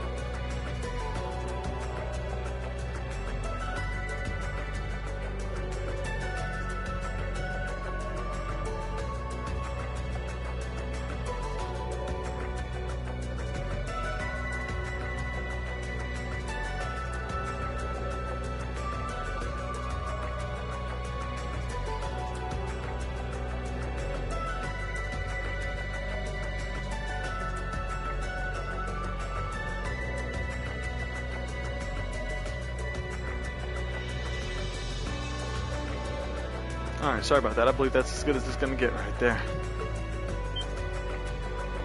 A month? You can't be serious! There's no way it's been that long! Oh sure, don't believe me. Like I said, you completely exhausted yourself during your first synchronization with the Ashen Knight. And I do mean completely. There was a real chance you could have died. How did the guy eat? Like, he would have been dead by now, you know? It's like 3.5 weeks. Like, how did he get supplements? Did you just mouth feed him? What? Baby bird? It's a miracle you're able to walk around like this a mere month later. And it's all thanks to him. Yeah. He used what little mana he had left to heal you rather than himself. And just so you know, I've been here this whole time, watching over you. So he basically went into cryo sleep for a month? So I really don't think I deserve all of this animosity I'm getting from you. This can't be. It's been a whole month since what happened near Trista. But then, what happened to the others? That's what I'm saying, bro. Where's Laura? Nah, I'm kidding. I care about all of them. Hey, wait a... Oh, for heaven's sake!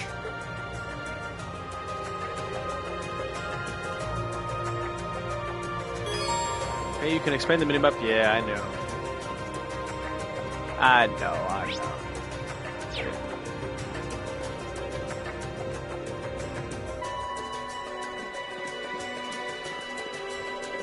Just making sure I don't miss any chests.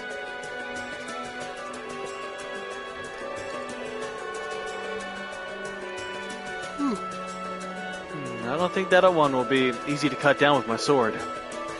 It'd be better off using my arts.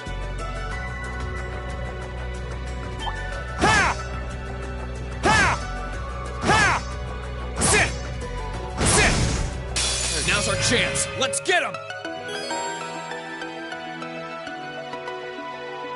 Here I go.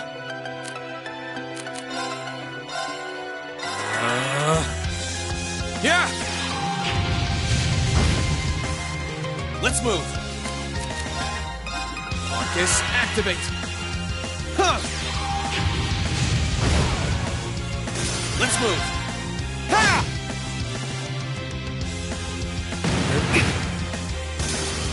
Okay, it's safe for now.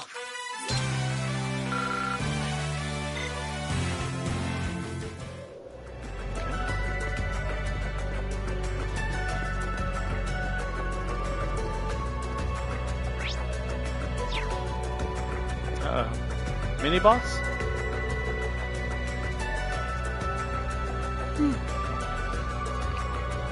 What's an orbit charging station doing out here? Well, whatever. This would be a good point to return to if I need to recharge. Orbit charging stations like this are found in particularly dangerous areas. Inspecting it by pressing the X button, choosing rest will allow you to recover HP and EP.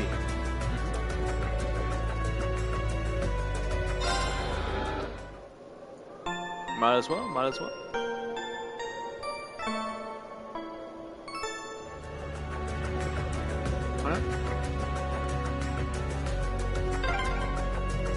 You could really try calming down a little, you know. You could at least respond. Here, a chest, okay.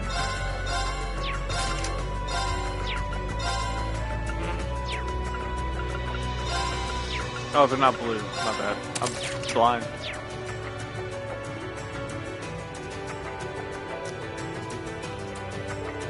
That one looks really powerful. Still, I can't let something like this throw me off. I need to hurry and get back up to speed. The stronger, the better. Aha! Oh, back to Azure Flame Slash. Sick. Can't look Now's our chance. Let's get him. Oh, there's a lot of them. It shows how likely an enemy is to be afflicted with a particular status ailment. Excuse me. Physical reflect, magical reflect, okay. Stealth. Bounce down. When is the afflicted more likely to be unbalanced? Yeah, Link Prey. Severs the... Oh, okay. My turn.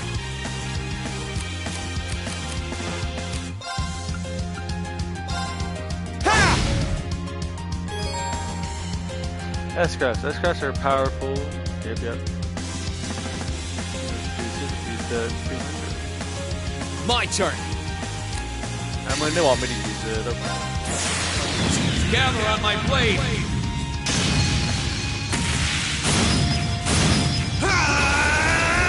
Ooh, that's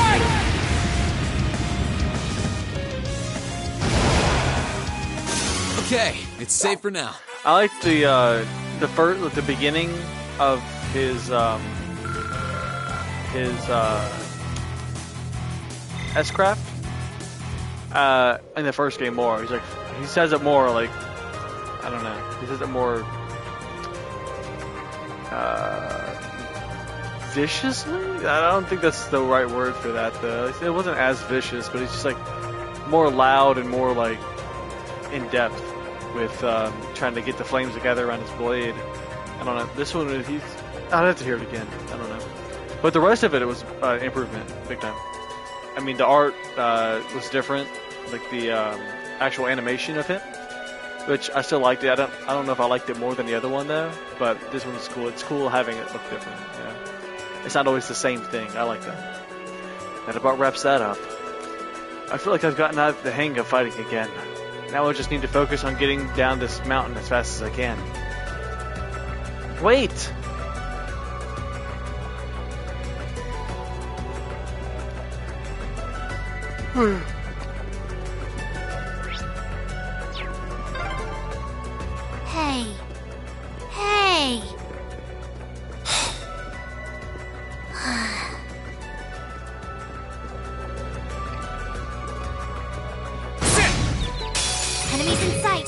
Ready to go? Let's move. Sit! Let's move. Ha! Let's move.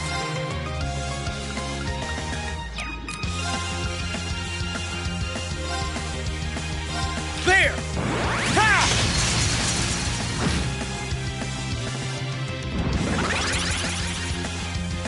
Let's move.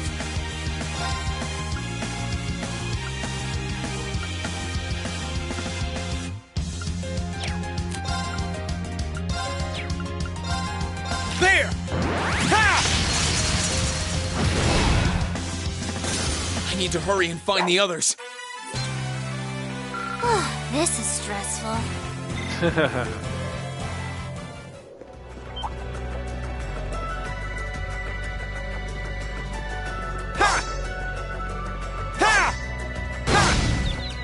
Enemies in sight. Ready to go? My turn. Ha! Let's move. Sit! My turn.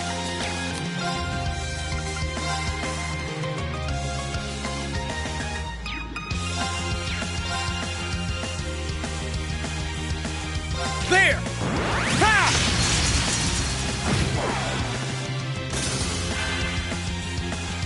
Oh, fuck, bro. Let's move.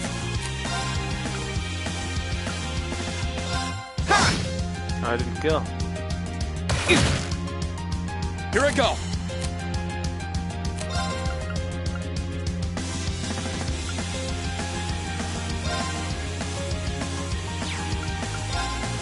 There! Ha!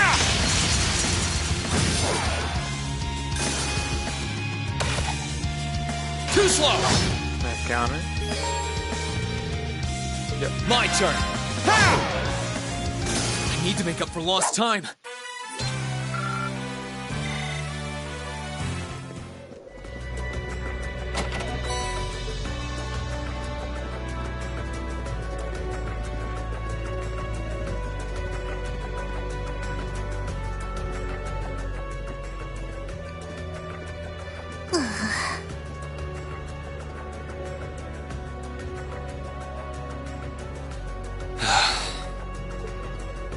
I'd asked this before and didn't get an answer.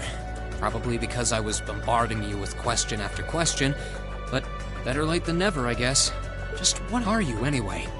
Why do you know so much about everything? And don't even think of saying you're just an ordinary cat, because last time I tried talking to a cat, it did not talk back. Oopsie. Totally forgot about that, didn't I? I'm what you'd call a familiar. I faithfully serve the witches of the Hexen clan and aid them in fulfilling their duties. Witches? As in the witches in Erebonian legend? First the Great Night legend turns out to be based on a true story, now this? I feel like I've stepped into a fairy tale. Well, you know what they say. Truth is stranger than fiction. Whether you believe me or not is up to you. I'm not going to try and convince you. Well, I've got no real reason to doubt you at this point. So, do you serve Emma then? Rather, does that mean she's a witch? She's still a novice, but she is a witch, yes. My job's more to keep an eye on her, though.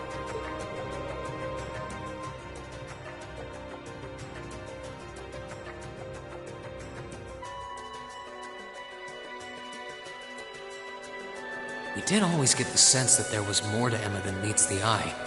Guess we were right. What's really cool about that that scene with her, or that picture with her with a wand, is I don't think he would have seen that if I didn't hang out with her that one day. Because that was a free time event thing. But her being a witch? That's cool. It's surprising. But then again, the more I think about it, the more it makes perfect sense. What's with the goofy grin? Oh, it's nothing. Anyway, let's get going.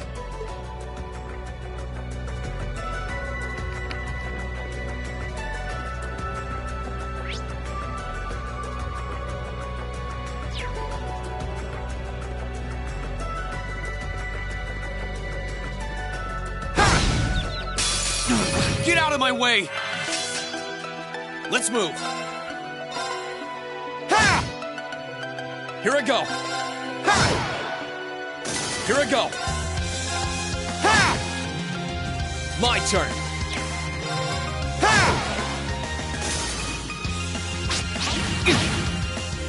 My turn. Ha! Little looky. Here I go. Ha! I need to hurry and find the others. This is stressful.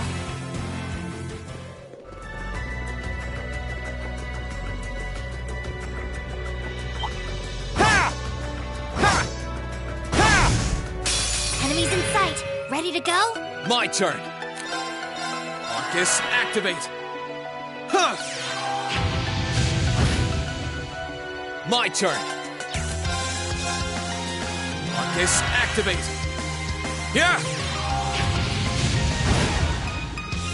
My turn.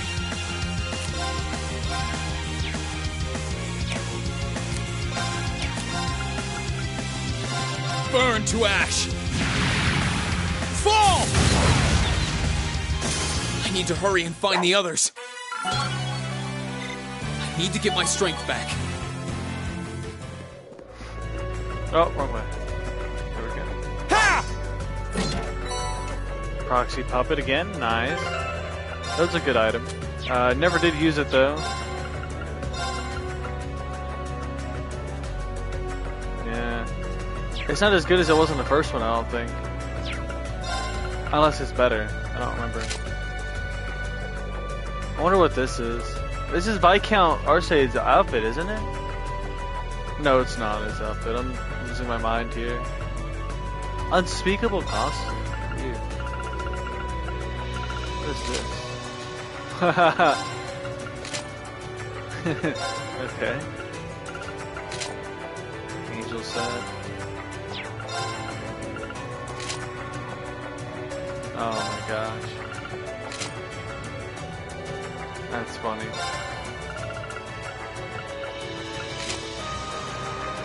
That's cool. I'll get the evil mission now. SL? See, it blinks and everything. It's kind of creepy.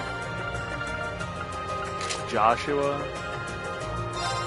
It must be from a different Trails game, right? One that I didn't see. Tia. Rimless glasses. Dang, my boy's a baller. That reminds me of what's his name from Naruto? B? Killer B. Yeah.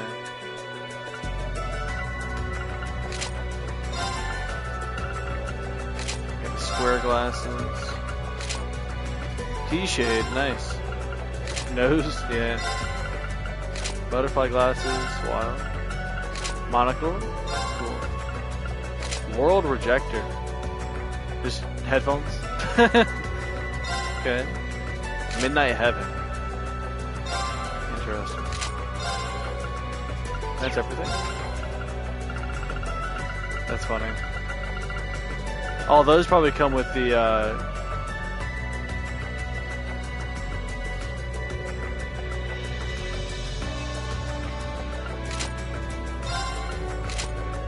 crap. What does it say? Fear of God because it lets you bask in the blissful solitude of midnight at any time of the day. I wonder if they actually changed something there.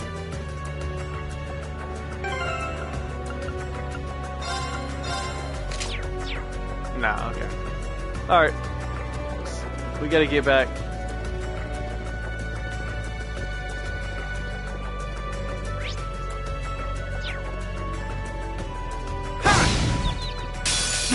Get out of my way! My turn. Sit! Let's move. Ha! Here I go. Second form. Gale!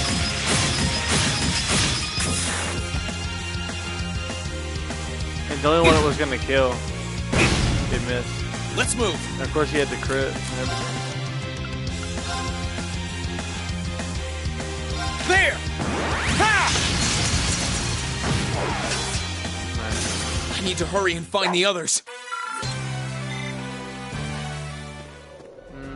This way.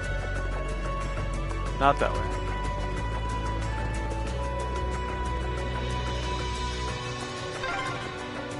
I hope everyone at the Academy's safe and sound.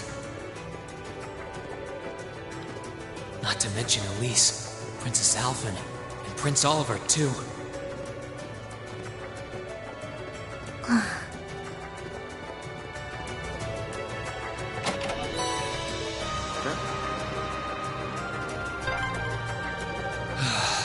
I need to take a deep breath and keep calm. I can start figuring things out once I get a little farther down. About time.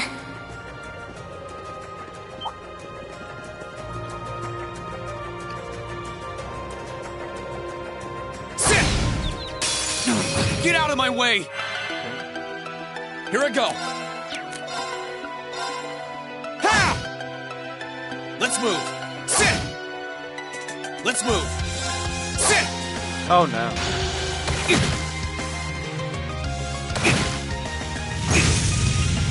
Oh, that's bad. I'm not done yet.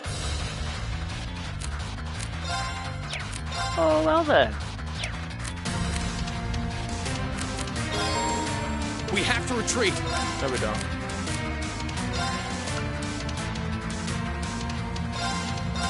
Yeah!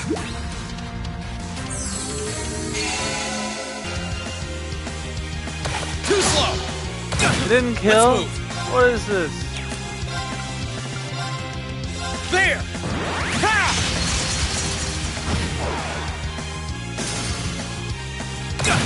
My turn.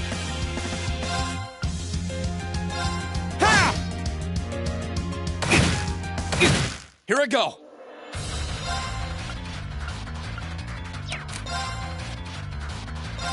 There! Ha! Let's move. Ha! I need to hurry and find the others.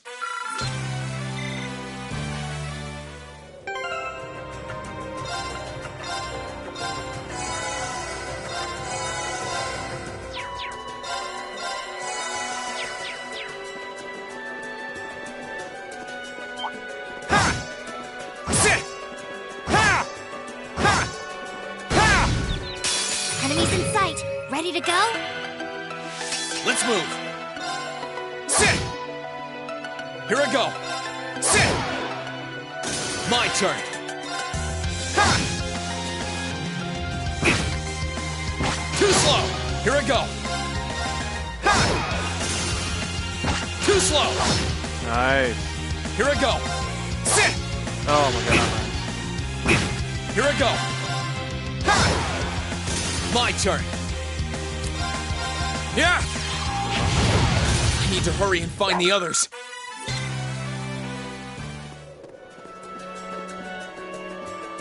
Sometimes they turn you around after a fight. It's weird.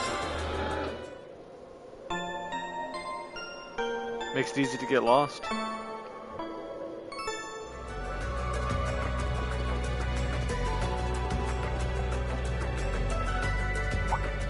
Could it be?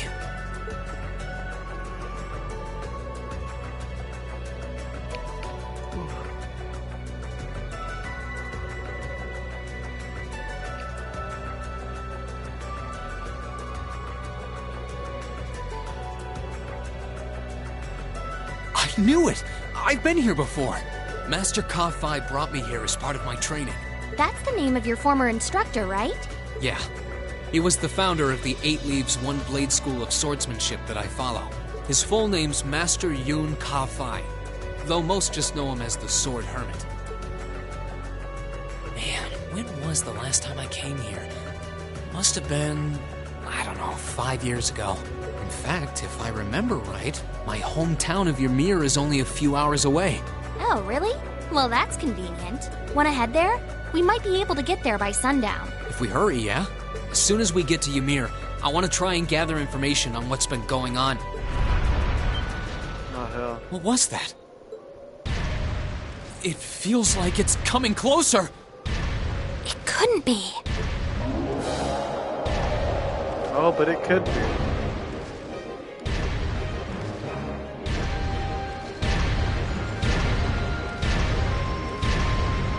Magic Knight or Thing? Sophia?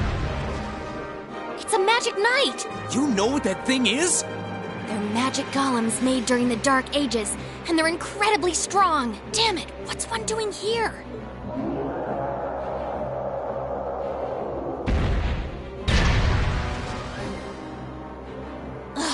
We need to get out of here, now! You don't stand a chance against it on your own. Maybe not. But that's not going to stop me from trying.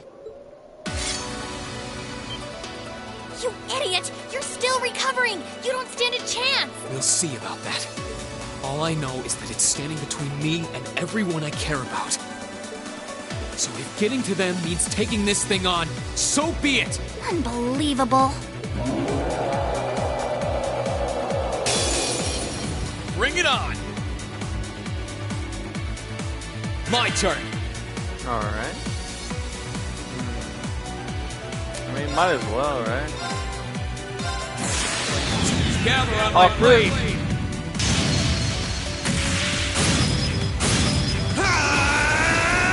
Strike!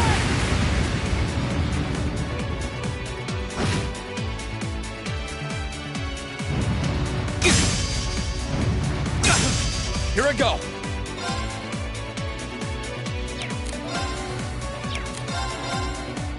Ha! My turn!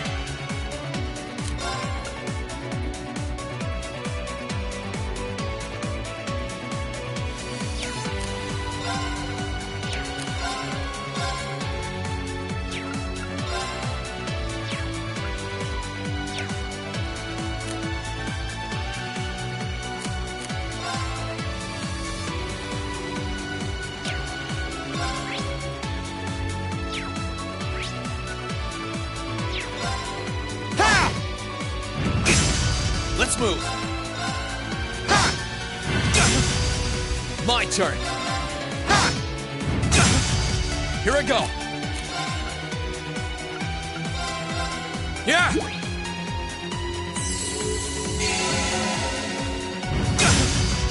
Here I go. Ha! Let's move.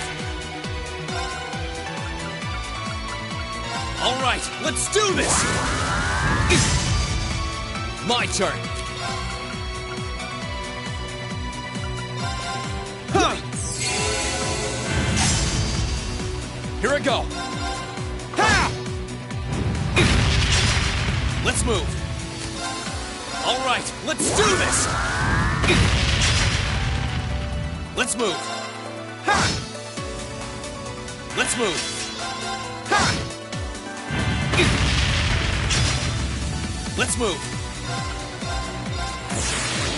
Gather on my blade. I don't mind the beginning of it. I was talking about it a little bit before. I don't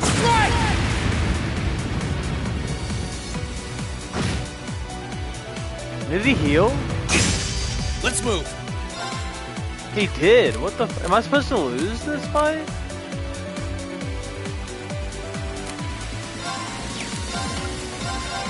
Huh. Let's move. He has like a weakness to fire or something. Disactivate. Huh. Let's move. Not really, man.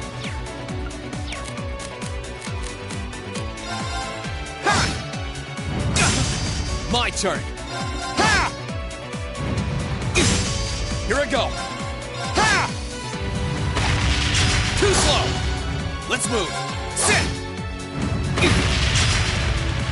Here I go. Ha! My turn. Gather on my blade. Ha! Strike! There we go. We're getting somewhere now. Let's move. Sit. My turn. Sit. Let's move. Ha! Let's move. Ha! There we go.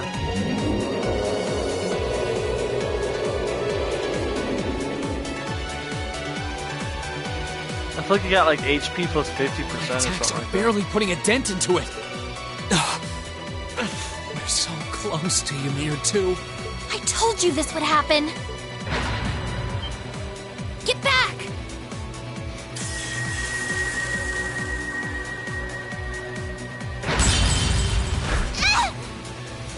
Celine!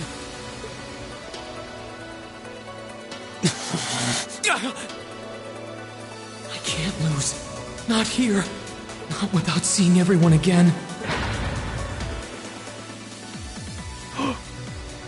Laura. Not today, buddy!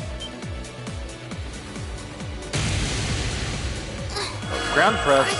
Oh no, that's... Yeah. Oh no, that's what's that one called? See you later. Cross Crusade! Cross Crusade, yes, dude.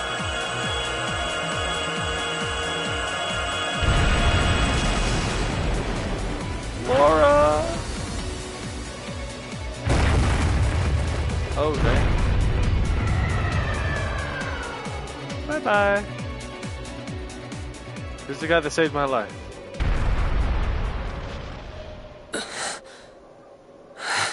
Are we safe? Who did that? Reen! Reen! Huh?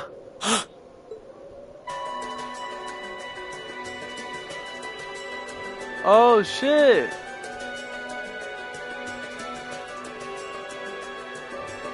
Whew! Made it without a second to spare. Good to see you're still in one piece. I'm so glad we hurried. I don't want to even imagine what could have happened if we weren't in time. You aren't hurt, are you? Your Highness? And Toval? And... Reen, stay right there! We ran fast as hell. They were so far away. Tell me you're all right. You look so exhausted. Who's she? Elise? It's really you. I feel like I'm dreaming. I never would have expected you to come all the way out here. Reen, please! There's no need to speak right now. Save your strength. We'll take you back to Ymir just as soon as we've seen to your injuries. I'm just so glad you're alright.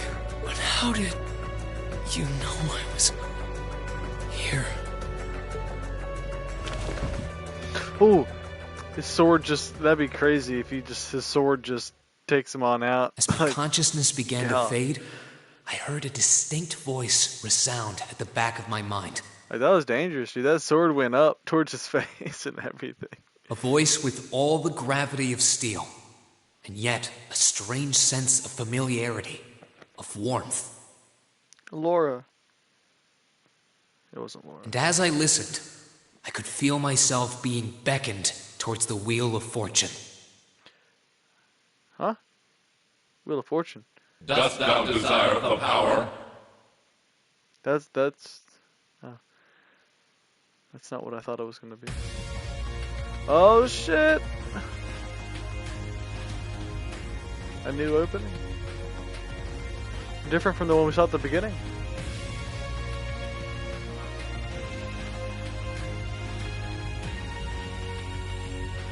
Crow.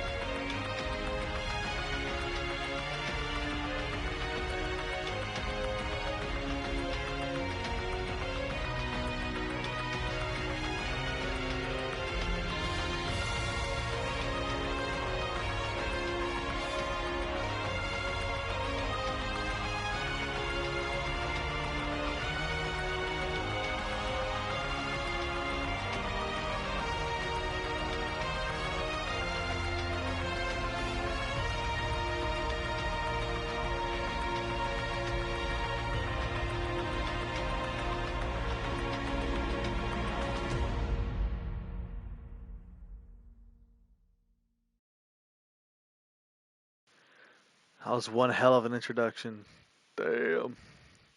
It's so different from the first introduction in the first game. Like, where they're showing all the names and stuff, and how it's like, da-da-da-da. Like, it was like so, like, uppity, you know, kind of in a way. And now this one, it's more epic and stuff because of the current situation it's arising. Or not even arising, it's happening. Where am I now?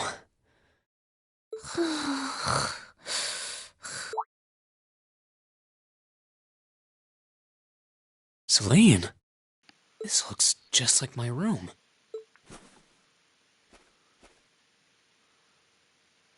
I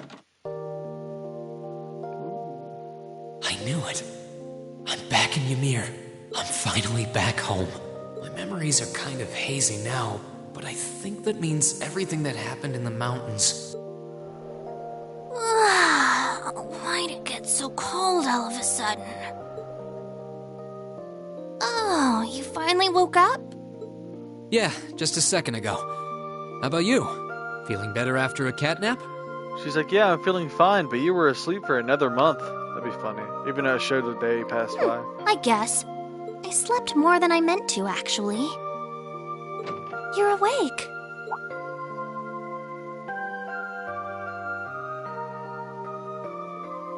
Elise! Good morning. Actually, it's probably closer to noon now, isn't it?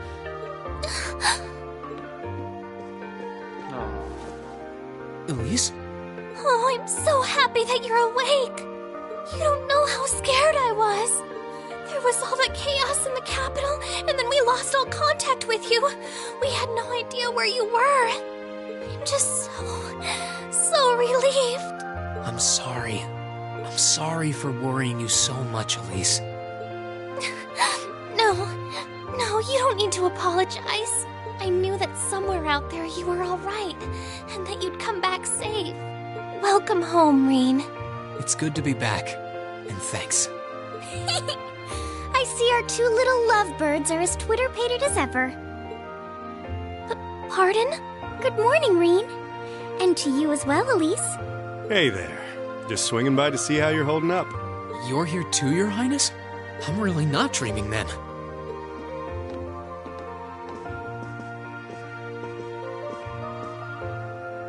Oh, you're so silly, Rean. I would have thought the warmth of your dear sister pressed against your chest was proof enough of that. Your Highness, please!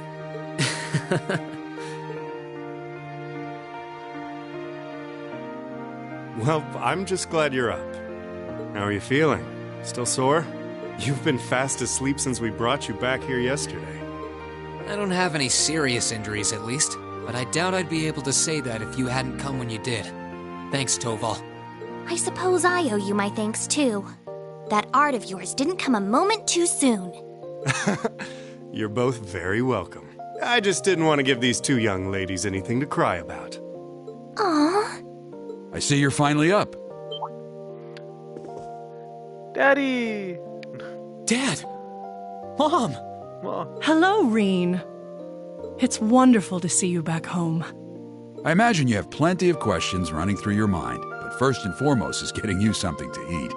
We can discuss what to do from here on out after that.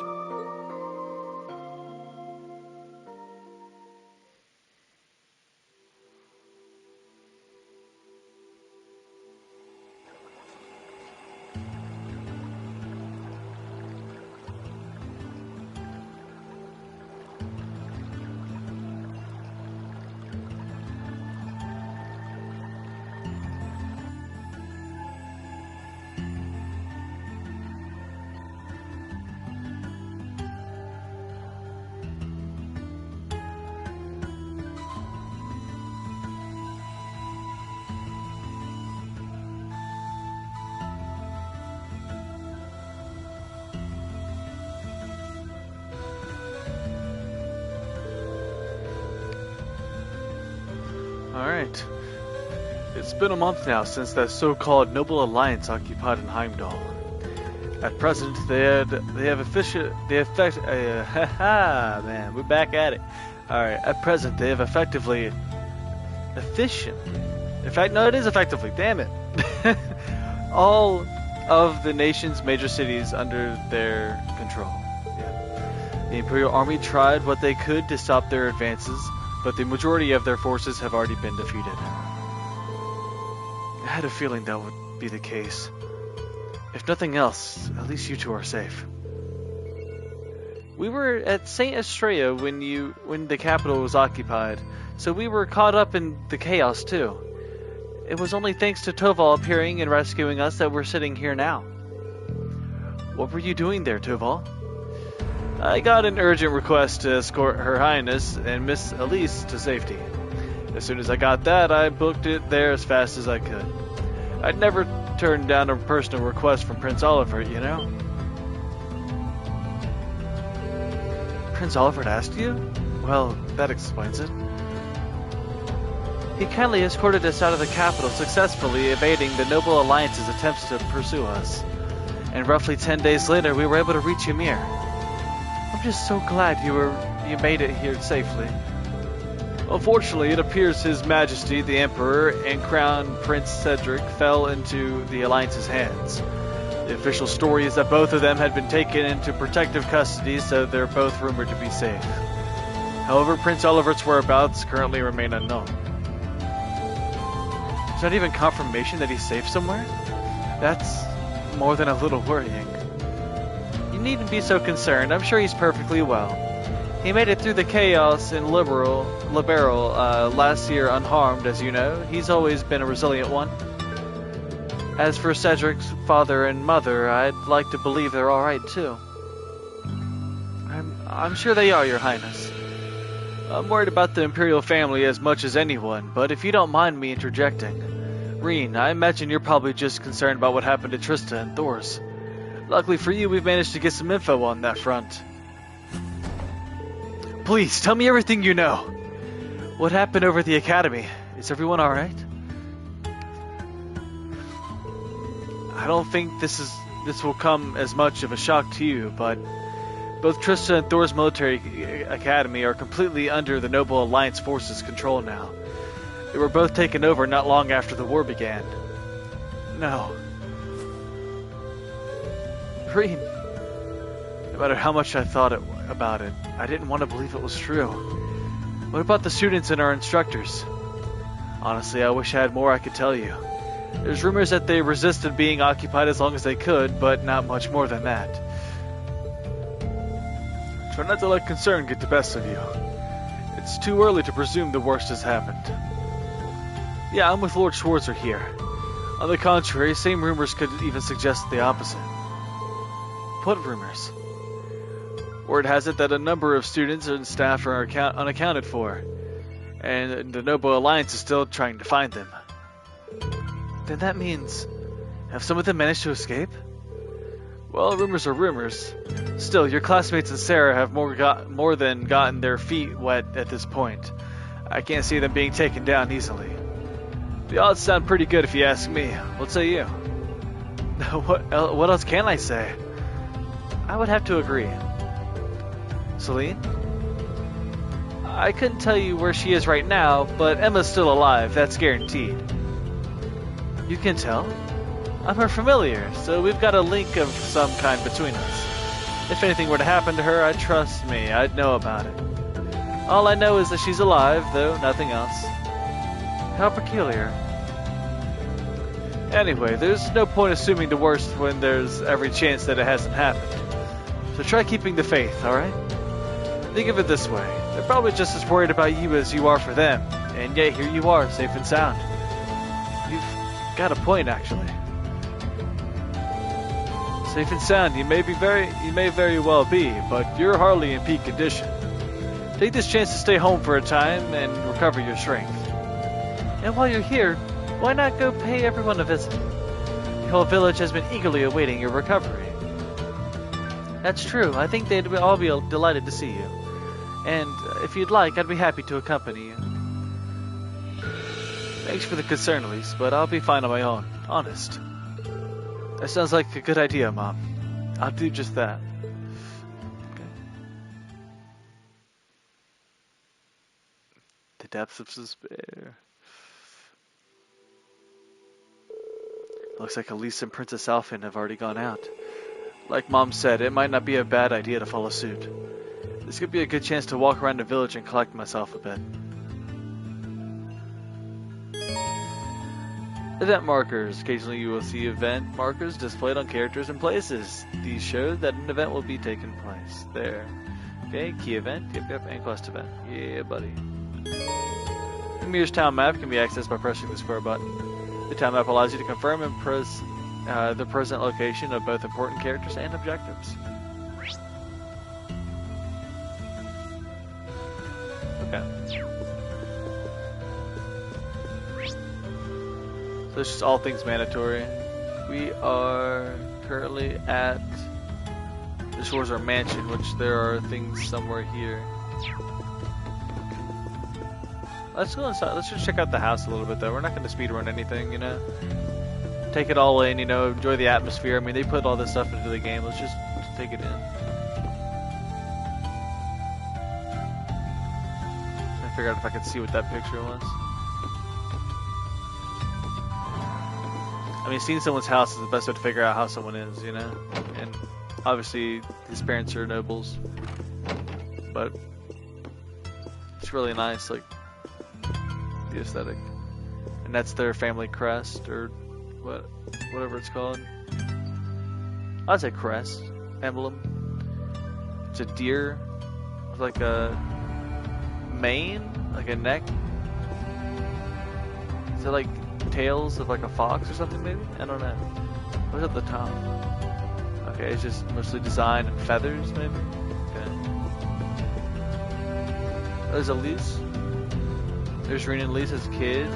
And there's the two parents. That's cool. Okay.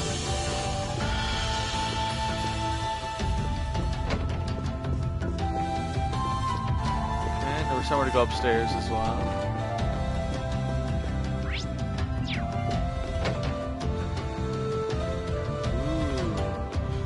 And this is where you kneel down with the sword. You kneel down this way and face this way, right? Or no, you kneel down here and pray, don't you? Yeah, it's like a little pad to pray on. And then you can grab your sword and then you turn around here in the same place you pray. I believe like you just practice your strikes. If I'm not mistaken, I think that's how that goes. Another picture of Elise, the two kids, and another picture that was the same in that above the fireplace. I can't really get a good read on what it is though. I wonder whose bedroom that is though. It doesn't really show. I mean, I would assume this is Elise's bedroom. Yeah, definitely. So that would mean this is probably Rean's bedroom then. But that sword right there kind of, I mean, that's not his sword though. He has his own sword on him. I don't know. Might be him. Is there anything else in there that I'm missing? There's a lot of books here. This might be his room, you know? Seems like a Rean bedroom, if I've ever seen one. Okay, this is his father with guns. This is a gun like Machias's, and then like Olympia type of gun. The gun underneath this one looks like an Olympia shotgun, but like if it has like an orbital unit placed into it. Okay, cool. All right, what's up, man? Pops. All of the Empire's major cities are under the control of the Noble Alliance now. They've been so focused on those, they haven't had the time to deal with frontier regions like ours. Thankfully, this means that Ymir hasn't felt the full impact of the Civil War. It does seem that way. I was relieved to see how little changed, and a nice snowfall is the only real difference compared to my last visit. By the way, I see you chose not to join the Noble Alliance. Is everything alright on that front? Well, I've never wanted anything to do with the Noble faction to begin with. There's always the chance they'll try and invite me to join, but I'm confident I can talk my way out of it. I'm a little concerned that I can't get in touch with Viscount Arcade, however. You can't?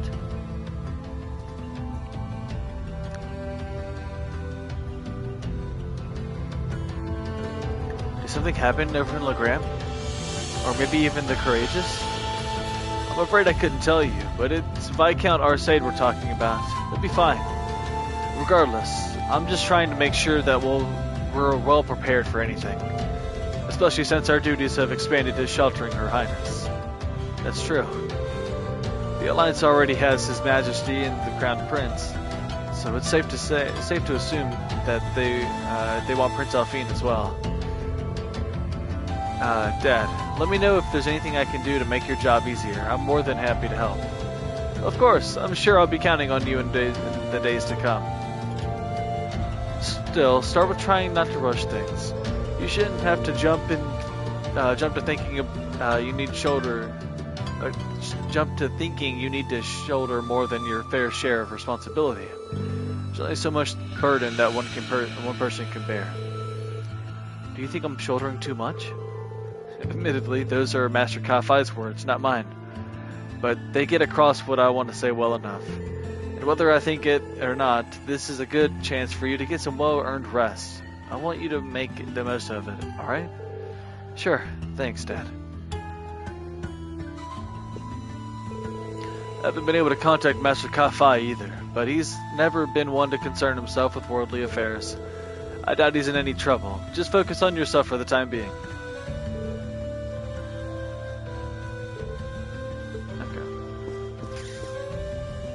Bunch of deer, yeah, bunch of deer antlers, bunch of game. Okay, swords crossing each other. Symbolism. Okay. They don't sleep in the same bed? Damn. Damn. They definitely scoot those beds closer together in the nighttime, though. Ain't no way. I fall in between that fucking hole, though. Yeah. Oh, nice little sound effect when you're stepping on the snow. Nice. What up, girl? Sister. Oh, here you are, Elise. I wasn't expecting to find the two of you together.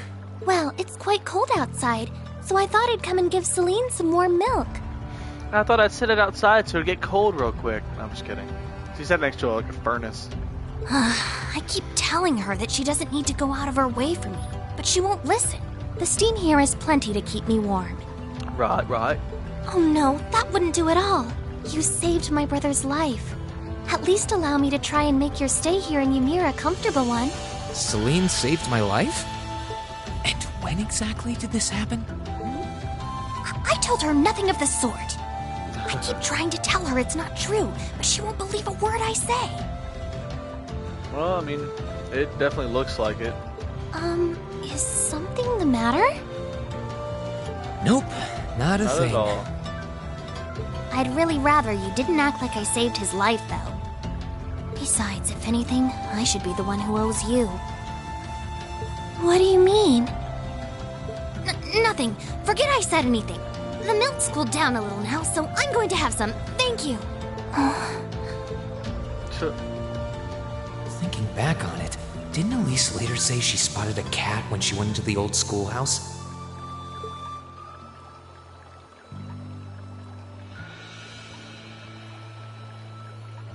That better not have been who I think it is. Don't give me that look. I wouldn't have let her in there if I didn't think it was safe, you know? I was desperate. You just had such a half-hearted reaction to that door, so I started getting impatient and... I can't believe you! She could've... She wasn't in any danger, honestly. The Guardian in there was designed not to attack people unrelated to the trial. It didn't touch her even when she was right in front of it, right? That's proof enough. I'm sorry, okay? I never should have done it to begin with. Emma's lectured me over and over about it, too. That's what I was thinking. I was like, that's what made me think that the cat was evil, that Celine was evil at first, because I was like, why would they lead her in there? She has no fighting experience. And, like, I was thinking that Celine tried to get her killed so it pissed Rean off and awaken him somehow, you know? Or like give him that push forward that they thought he might need. And I was like, if Celine's doing that, then Emma's in on it too. And I was like, Emma's evil. I was like, what the fuck? I was like, but it turned out to be otherwise. And now here's closure on that. You're sorry. You... I'm not sure why you're whispering to one another, but regardless, I want you to know how much I appreciate what you did. Like I said before, I want to make your stay a comfortable one. Whatever you need, please don't hesitate to ask. I'm sure she has some sort of experience with the sword, but I mean, nowhere near on the level, obviously, that Rean has, and even he struggled with it. And he had to rely on his strength, his awakened form. Then he went out of his awakened form, and then Crow. Who else helped him? Crow. Maybe it was just Crow and Rean. Yeah, Crow and Rean, because Patrick helped out with Elise. Yeah. It's okay, really. And sorry. Why are you sorry? Well, she does genuinely seem to regret what she did, and Elise didn't come to any harm. I guess I'll let her off this time. I really do have one amazing little sister. Compared to her, Nah, don't do that. Don't do that to yourself. You can now view the character tab in your notebook. Naturally, this section allows you to view details on various people you meet throughout the story. As you view specific events and get to know someone on a more personal level, the information you've learned will be added to their section of the notebook. Cool. I'm not sure what you have to apologize for, especially after what you've done for Rean. But regardless, please do tell me if there's if I can do anything to make your time here more pleasant. You don't need to go out of your way for me, really. It's kind of entertaining to watch her squirm from all of Elise's attention. I brought you some sardines, too. Esther Kafai gave them to us last time he was here, so I'd hate to see them go to waste. This is the last thing I need.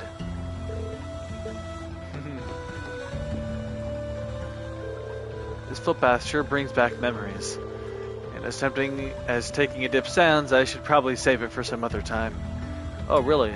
Oh, no, it's a footbath. Okay, gotcha.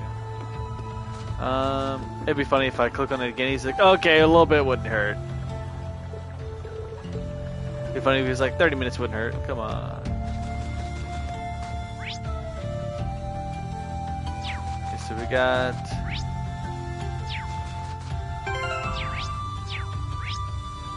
something up here.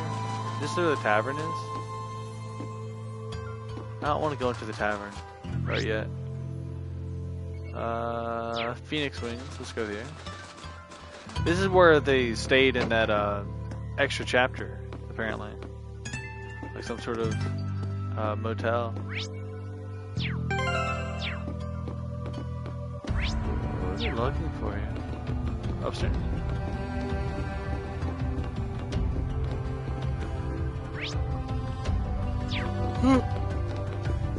What? Oh.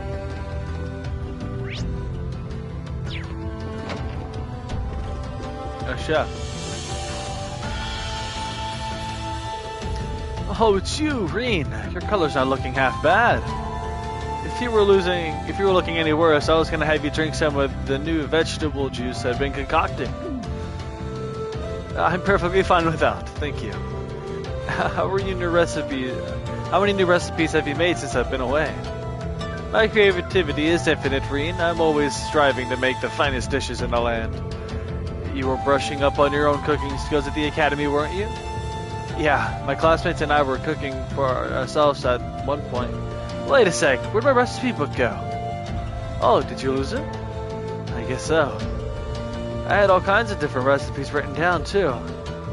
Well, you went out of your way to come and see me. I suppose it's the least I can do. Take this. Is this a new recipe book? It's a spare I had lying around, so go ahead and use it. I know how much it hurts to start from scratch again, so I threw in a recipe to try here. There's some ingredients, too. Salty onigiri. Coarse rock salt, assorted grains. This is what Elise often used to bring me while I was training. Are you sure it's okay for me to just take these? Absolutely. I'm happy to see that you came to understand the joys of cooking while you were at the academy. And besides, taking the time to enjoy cooking should help lift your spirits somewhat. It's a simple recipe, so why not go and make it with your family? Thank you very much, then.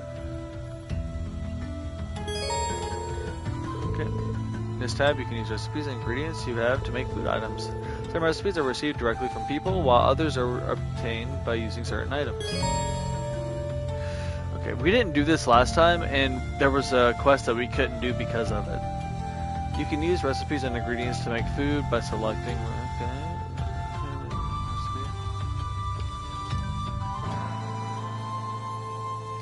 Okay. The mountains of Ymir give us all kinds of wonderful ingredients. Lydia Lucia's herbs even have medicinal properties. My dream is to combine all of them to create the ultimate recipe. My research to that end is coming along swimmingly too. Feel free to drop by and sample what I have to offer sometime. I can't wait. The village is surrounded by nature, which makes it the perfect environment for a chef like me. Back when I worked at the palace, I could only daydream of working in a place like this. As a result of the Civil War, I have barely any customers too, which gives me plenty of time to focus on my research. You're rarely going to see somebody who talks as if they benefited from the war. Pretty interesting, seeing how it's benefited him somewhat. Or at least he's making the best out of a bad situation, which I mean it's a good way to look at something. Without thinking about the lives possibly being lost constantly, you know? Before we go to the valley, we'll talk to everyone else.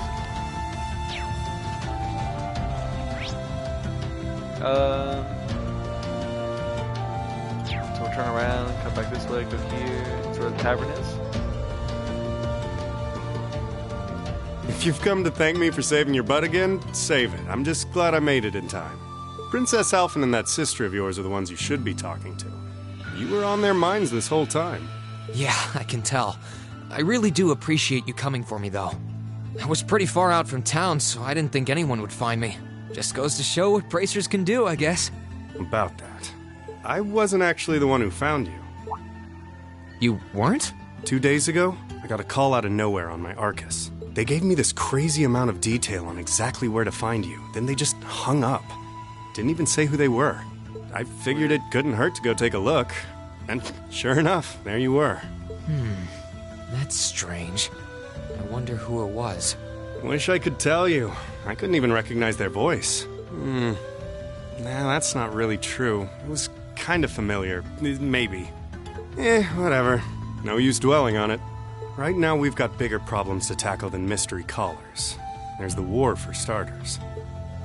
Yeah, I suppose you're right. Have you and the rest of the guild been doing much? Well, we've been trying. We're pretty limited on what we can do, partly because we've all been split up since the war broke out. I don't even know if any of the others in Erebonia are okay, Sarah included. It sounds like things have gotten even more serious since I was away. Sure has. Not even regular civilians have been able to escape being affected by it. As it stands, the Noble Alliance has the overwhelming advantage, but the Imperial Army's showing no signs of surrendering to them, particularly in a few regions across the country. I see. Oh, and another thing you might hear. We've been getting reports of a few Jaeger Corps taking part in the war too, even members of Ouroboros.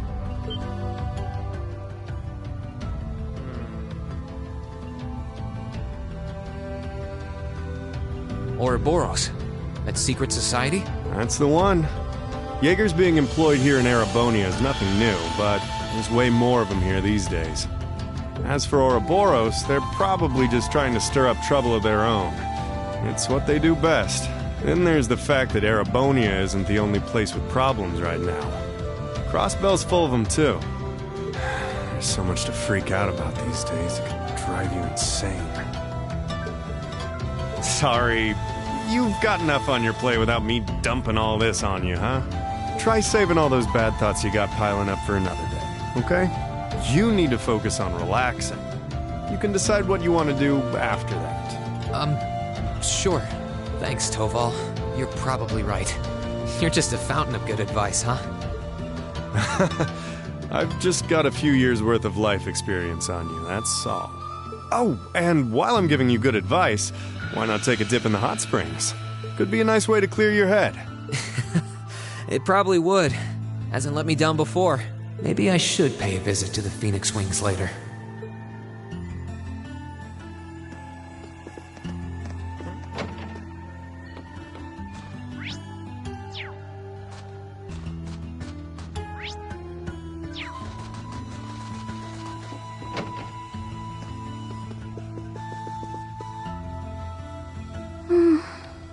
She's praying so intently.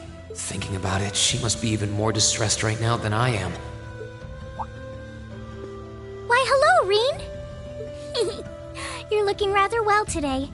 Much better than you were yesterday, at any rate. I feel loads better, actually. Thanks. How about you? Are you managing all right here? I'm guessing life in a tiny village like this is harder than you're used to. If there's anything I can do to make things easier for you, though, don't hesitate to let me know. Oh, not at all. I've been simply loving my stay here. The scenery is stunning. The hot springs are oh so soothing. To say nothing of your mother's spectacular cooking. I'm having the time of my life here. I almost envy Elise for growing up in such a wonderful place. I'm happy to hear you say that. Still. On top of all that, I was able to reunite with you here. Oh, and meet a mysterious talking cat, too. Not everyone gets to do that now, do they? I still haven't had the pleasure of meeting that Ashen Knight of yours, however. Perhaps I might have the chance once he wakes up? I suppose I can dream. Well...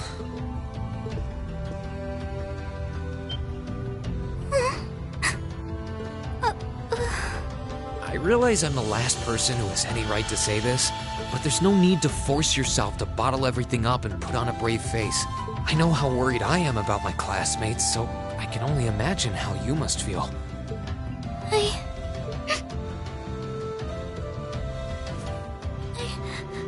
I'm so sorry. I'm supposed to be royalty. I shouldn't be getting all worked up about something like this, but just thinking of what my family must be going through is just too much to bear. Cedric and we had a fight on the morning it all happened. I was planning to make up with him that evening, but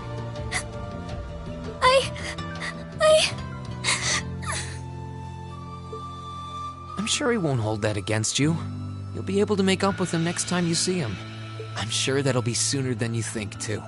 But in the meantime, there's no need to force yourself to seem like being apart from them isn't bothering you. Royalty or not, no one would blame you for being worried or upset.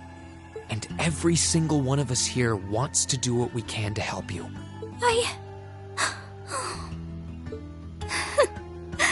Thank you.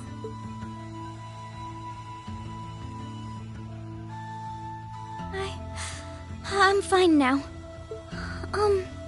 I hope I don't sound ungrateful, but I think you should be spending more time with Elise rather than me. This is your first chance in a while to spend some quality time together. I'd hate to take that away from her. Why? I mean, it's true that she's a little more dependent on me than you'd expect for a girl her age, but that doesn't mean she needs me hovering around her all the time. Then again, she did seem more shaken up than usual. Maybe you're right. I should try and cheer her up while I still can. That's not exactly what I meant. Oh, this is so difficult on a fair maiden's heart, I hope you know. You're just making me wish you were my brother all the more! Why?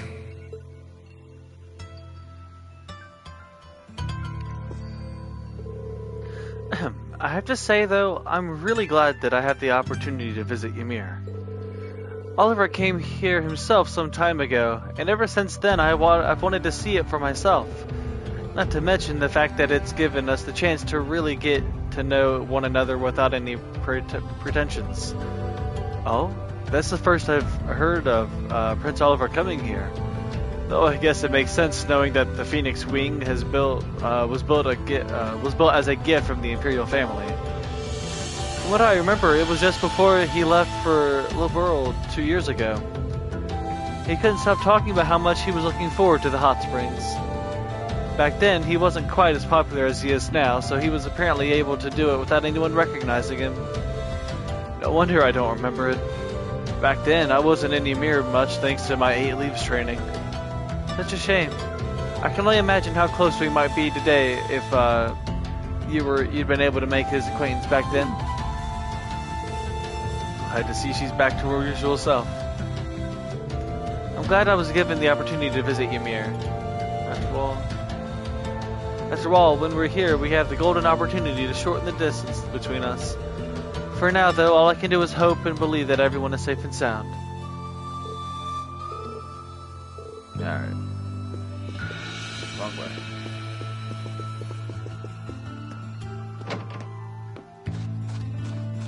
Alright. And last place to go. Actually, no, we can go to the Baron Schwarzer's mansion again.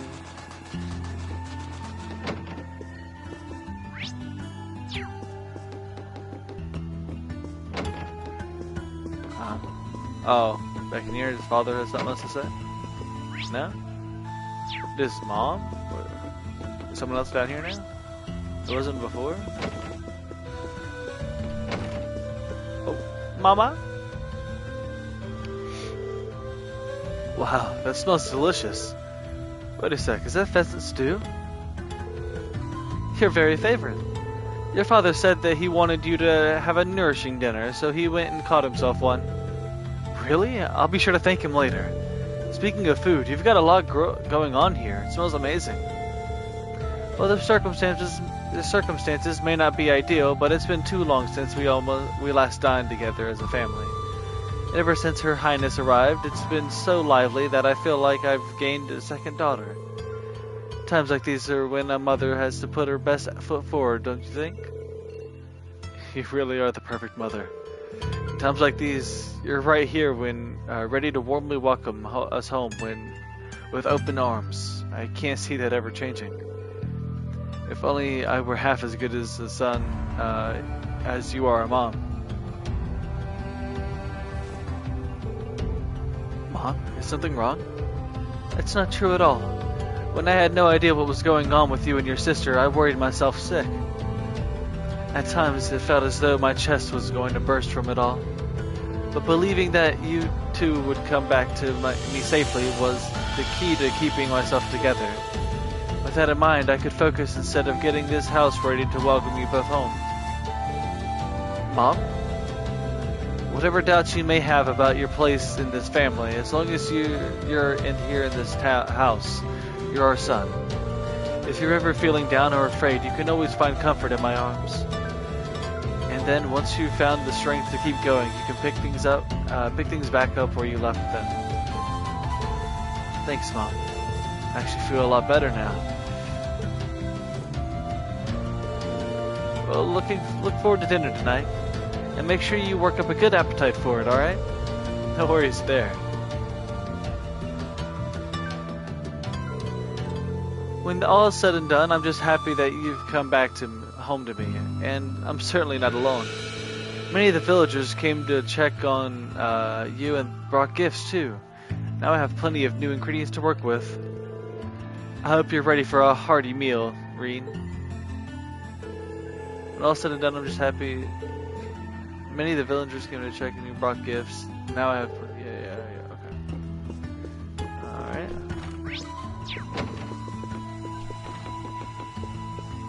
Let's see if we can thank him about the stew.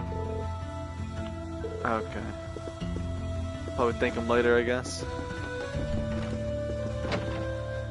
And now we gotta go down here into the left.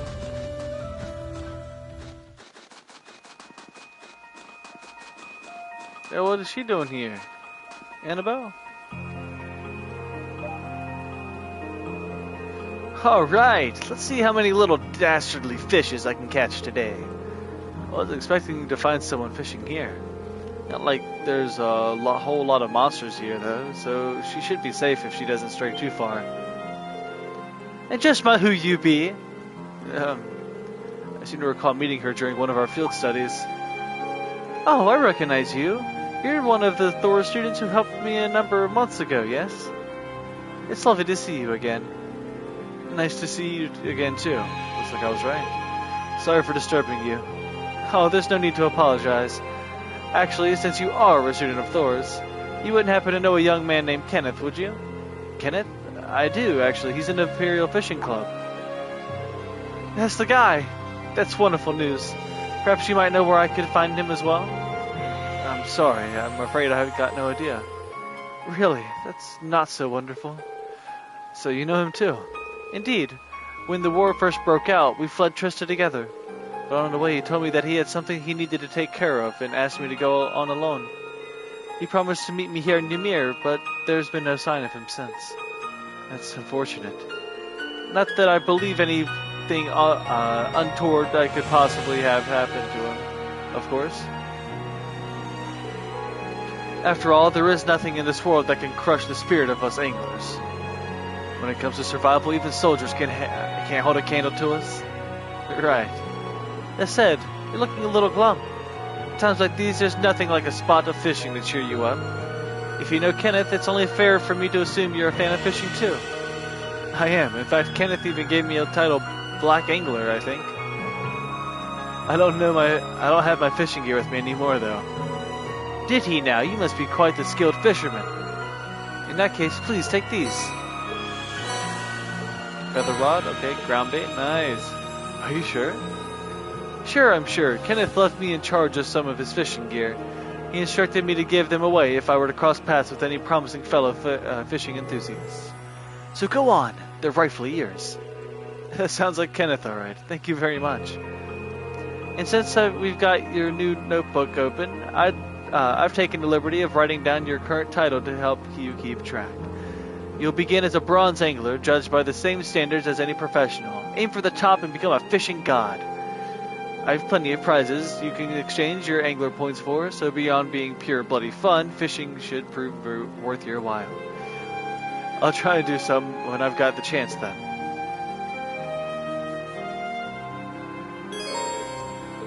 Yep.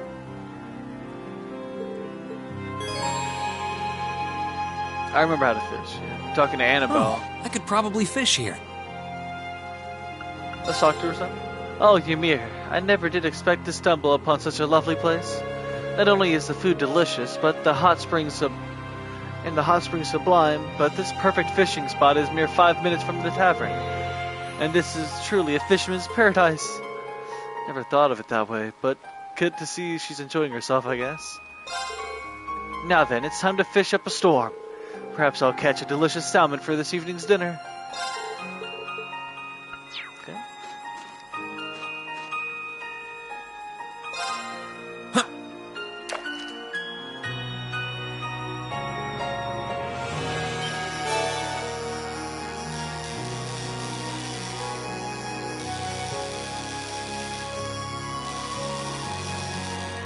Nice. Not bad. Kasuke? They got different types of fishes now. Okay, you only have the feather rod still, that's fine.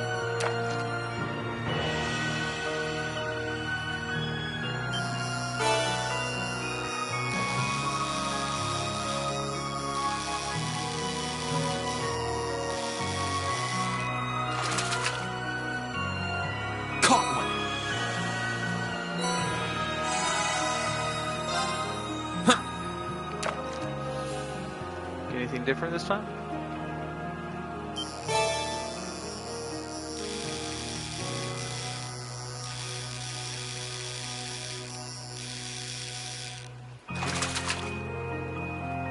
Caught one.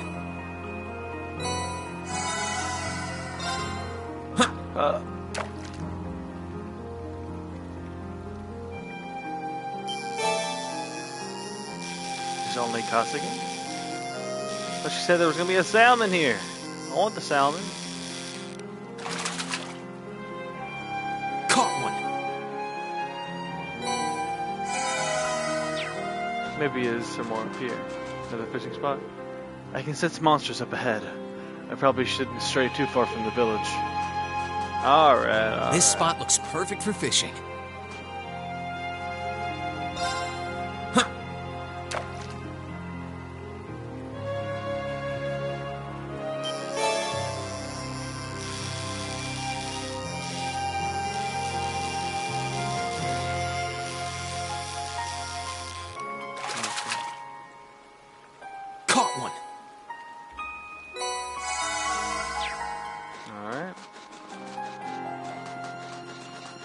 cool deal.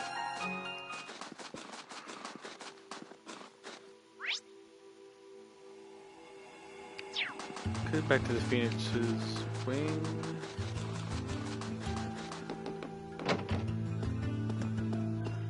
What's up, dude?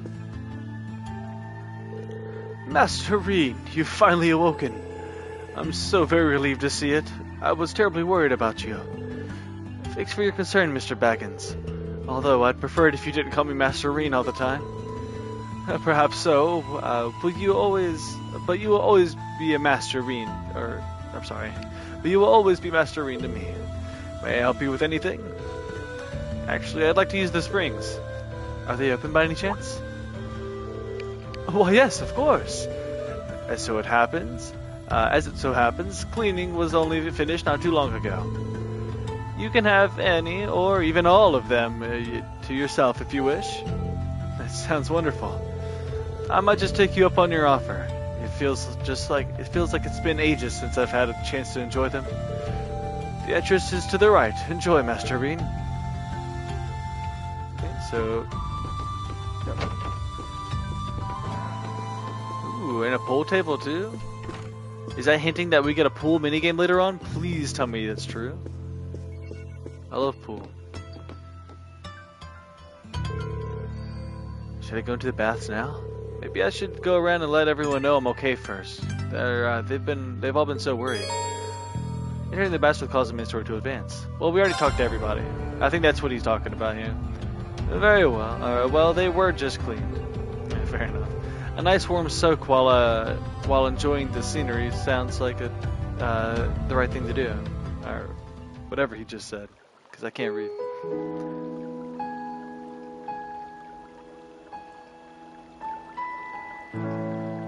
And that must feel so nice, dude. I would love to just chill in something like that.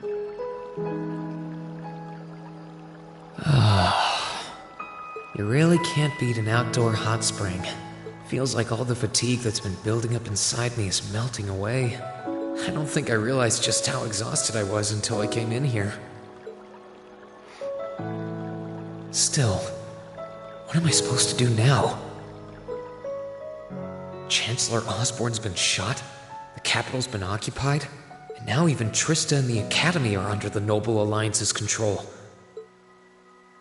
Then there's Crow. I was practically a joke. I didn't stand a chance against him.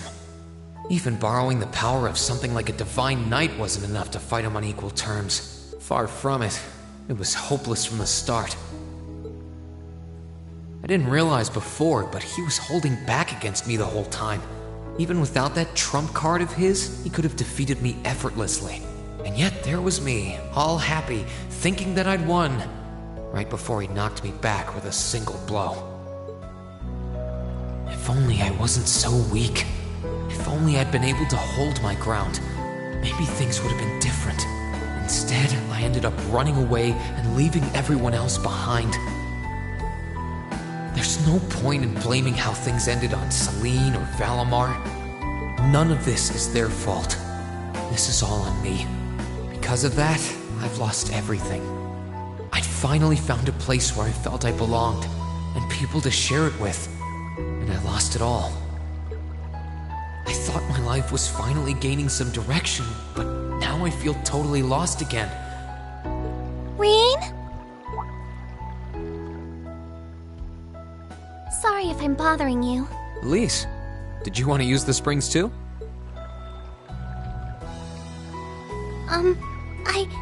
I heard you were here, so I thought that perhaps I could come and join you. I mean, I know we used to come in here together when we were kids, but we're a little old for that now, don't you think? I'm not so sure it's the best idea. Please, we're siblings.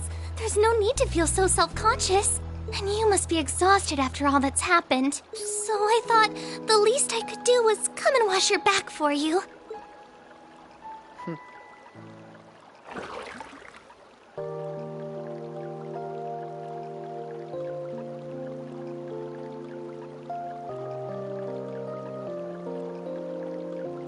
The water's nice and toasty, huh? Truth be told, I haven't taken a dip here for some time. I'd forgotten how pleasant it was to sit here and admire the snow. Yeah, same here. Bathing during the fall when the leaves are changing has its charms, but something about watching the snow really relaxes me. And it's plenty relaxing even without a bottle of sake in hand, despite what Master Kafai might tell you. He's always been a heavy drinker. To say nothing of the fact that Father can never turn down the opportunity to help him finish a bottle or 3 whenever he visits. I'm sorry. You came out here because you were worried, didn't you? Oh no, not at all. That wasn't why I came here at all. It's just that... You're not the only one. It's like everyone I meet has to go out of their way for me. It's how things have been for my whole life. How everyone feels like they have to be around me. What do you mean? It happened the day Dad picked me up in that blizzard 12 years ago. It happened the day when I lost control and scared you 8 years ago. It happened the day Master Kafai cut short my years of training. It even happened only last month, when everyone risked their lives so that I, and I alone, could be saved. That's not... Looking back on my life, I've been too fortunate for my own good. All I've done is bask in the kindness of everyone I know, giving nothing worthwhile in return. On the contrary, I've brought nothing but misfortune to them instead. Like I'm some kind of curse. I don't have the right to be treated kindly. I don't deserve to have others putting themselves out for me. Not when I seemingly can't do a thing to return that kindness and am too weak to fight for them when they need it most. None of this should have ever happened. If I'd known it would, if I'd known things would ever become like this, then I'd never have gone to the academy to begin with. Stop! Do you seriously mean all that you've just said? The right to be treated kindly? And who exactly decides who has that right, whatever that's supposed to be? I don't look out for you because I expect something in return or because I want you to defend me. Acts of kindness aren't debts to be repaid. I look out for you because I care about you, because you're important to me. And I'm sure that Mother, Father, Master Kafai, your classmates, and all of your other acquaintances feel the same. So please, from the bottom of my heart, please don't say that you don't have the right to be treated kindly. Of course you do. You just don't realize it. You care so much about the people who matter to you. So why can't you understand that those people care just as much about you? Think back to that day when you were separated from your classmates. What kind of expressions did they have when you parted from them?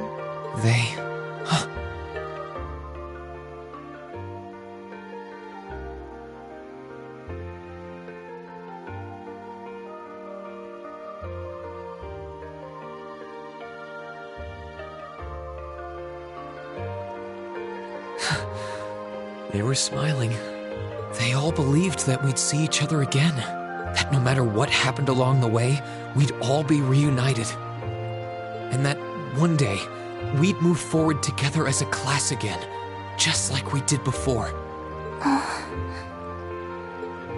Maybe there's nothing wrong with feeling lost and impatient from time to time. I believe in all of them. And if they see me as worthy of their trust, then I'd like to try and believe in myself, too. We're classmates. And more than that, we're friends. So long as I keep moving forward, I'm sure that somewhere, someday, our paths will cross again. I think so too, Rean. Thanks, Elise. I feel like you gave me exactly what I needed to move forward. You don't need to thank me. I didn't do anything. All I did was remind you of something you already knew. It was your time at the academy that gave you what you needed. I admit, I am a little envious of your classmates, though. Still, I'm really thankful to have you in my life. I might not be the most dependable brother in the world, but I'd appreciate it if you kept looking out for me. And while it might be a ways away, I'll keep striving to be an older brother you can be proud of. I'm always proud of you, you know. And of course I will. I see all's well that ends well. Your Highness? And you've brought Celine, too. Hope you don't mind us barging in. What brings you here? I heard that you were both here from Toval, so I thought I might come along and see how everything was going. Besides, how could I pass up a chance to help cheer up Reen? And oh, what a heartwarming sight I happened to stumble upon during my humble quest. Considering you were waiting for the perfect time to make your grand entrance, stumbling is a stretch. You were waiting? Were you listening in the whole time? Elise, have you ever known me to be so unladylike? But I see you've done a fine enough job for the both of us. Oh, the bond between siblings is truly a miraculous thing. Not only do you share an unwavering kinship, but you'll always have the tender embrace of skinship within reach. I'm so jealous. I appreciate your concern, though. Still, Elise is one thing, but I'm not entirely comfortable sharing the springs with you, Your Highness. Oh, come now, Reen. This is the bath. Ranks are stripped once our clothes are, as far as I'm concerned. Okay. That being said, may I join Elise in washing your back as well? This would make the perfect chance for us to finally strengthen our bond as honorary siblings. Wouldn't you agree? Your Highness, please!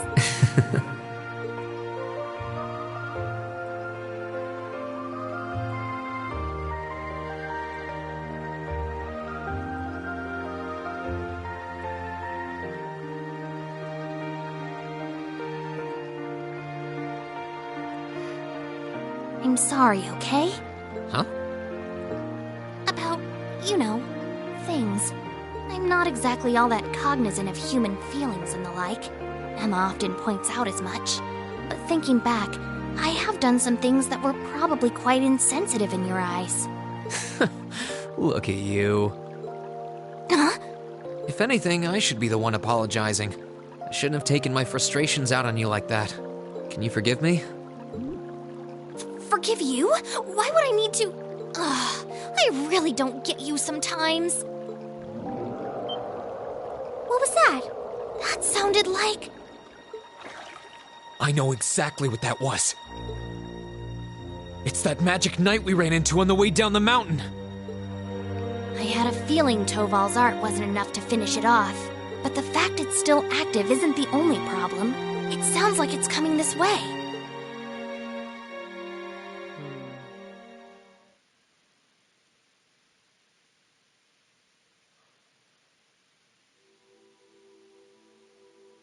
Kinda crazy. You're certain then? This magic knight, something or other, is coming here. I'm certain. I can sense its mana moving towards us. It's still a fair distance away for now, but it's getting closer by the minute. It's coming from the direction of the valley behind the village. I thought I finished it off, but I should have made sure. I didn't think anything could survive that fall, but if anything could, it'd be one of those things. No, you did what you could. You shouldn't blame yourself. Still, why would it be coming here? My guess is because you're here. Or more specifically, because the Ashen Awakener is here. It's after Reen? So the Magic Knights may have some connection with the Divine Knights. Well, that makes this easy. If it's after me, then I should be the one to go out and stop it. But you're putting yourself in danger. I'll be fine, and I won't let it get anywhere near the village. In a way, I have to. If I can't do this, what do I have, what hope do I have of getting Class 7 back together again? Well, it sounds like your mind's made up. And you appear to have recovered enough in my eyes. Alright then, I have no objections. We'll have all of the villagers ready to evacuate as a precaution. Take care, Reen. Thanks, Mom. Dad. Let me come with. I doubt I could compare to Sarah, but I ain't too shabby in a fight. Really? Thank you. I feel a lot better having you around, honestly. Alright, so, Toval, Celine, you guys almost ready to head out? Actually, if you don't mind, Reen, I would like to come with you. You would? Elise? Were they not just inside the house a minute ago? How did they teleport? This is not an opponent to be taken lightly. A fact I'm sure you're well aware of. I fully understand the dangers this will entail. Combat etiquette is imperative to calling on self a noble, and I am familiar with the sword style of the Schwarzer family. You've trained me yourself, Reed. Well, that's true, but you're certain this is what you want to do, Elise? Yes, I am. My brother has chosen his path, and as his sister, I feel I have a duty to support him. Not only as his sister, as a daughter of House Schwarzer, I have every intention of doing whatever is within my power. My, how have you grown? Indeed, as your father, I couldn't be more proud. Take her with you, Reed. I have plenty of faith in her abilities as a swordsman, but I also think she would keep you from doing anything too rash. Dad, come on. Oh, they're on the front porch. I'm freaking out over nothing. I really thought they were inside. I didn't pay attention to the snow on the steps. I don't think you've got anything to worry about. She's stronger than you're giving her credit for. Like your dad said, she knows her way around a sword, and she's pretty good using her Arcus too. She saved me and her highness from more than a few tough spots on our way here even. Yes, she did. And I'm sure she'll be capable of even more with her beloved brother at her side. But still... Hold on, since when has Elise had an Arcus? Oh, left that fun detail out while catching you up, didn't I?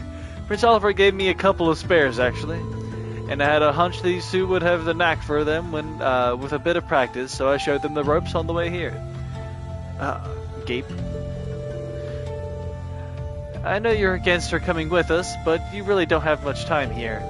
And it's pretty clear that nothing you say is going to change her mind, so I think it's time you give up and we get going. Fine, you can come with too, Elise. But don't even think of doing anything that will put you in any further in harm's way than you need to be. Promise, okay? I promise. Alright, let's get ready then. Jeez, I keep on guessing what the next word's gonna be. If either of you need to do anything last minute, get it done now. After that, we'll make our way for Ymir's back entrance. Duval and Elise joined the party. Alright, so... Alphen did? You cannot customize the battle order of your party's members. You can change the character leading in the game menu. Yeah, that's cool. So we finally get to fight as Elise and Tobal now. Cool. But recovery items of food. We already know about all this because we played the first game. Right!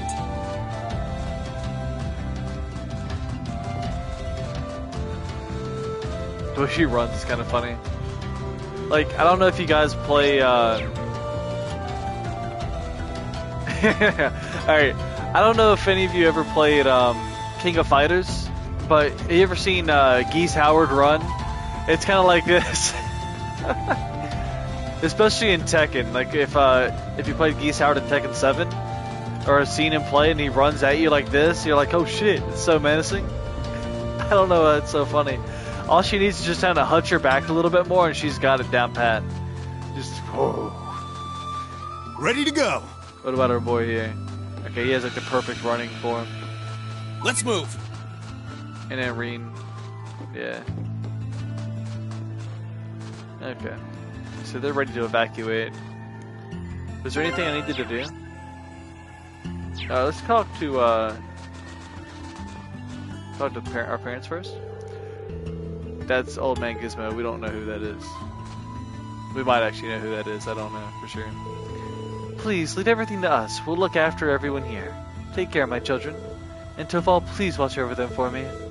You can count on me. We'll be back as soon as we can. Might as well be patrolling as a precaution, but make sure that everyone knows not to leave their homes. Of course, I'll make sure to get the word out. But I think you should return to the mansion for now, my lady. Okay, and we can go back inside the mansion real quick to talk to Princess Alphen, which she is somewhere, probably in the kitchen maybe?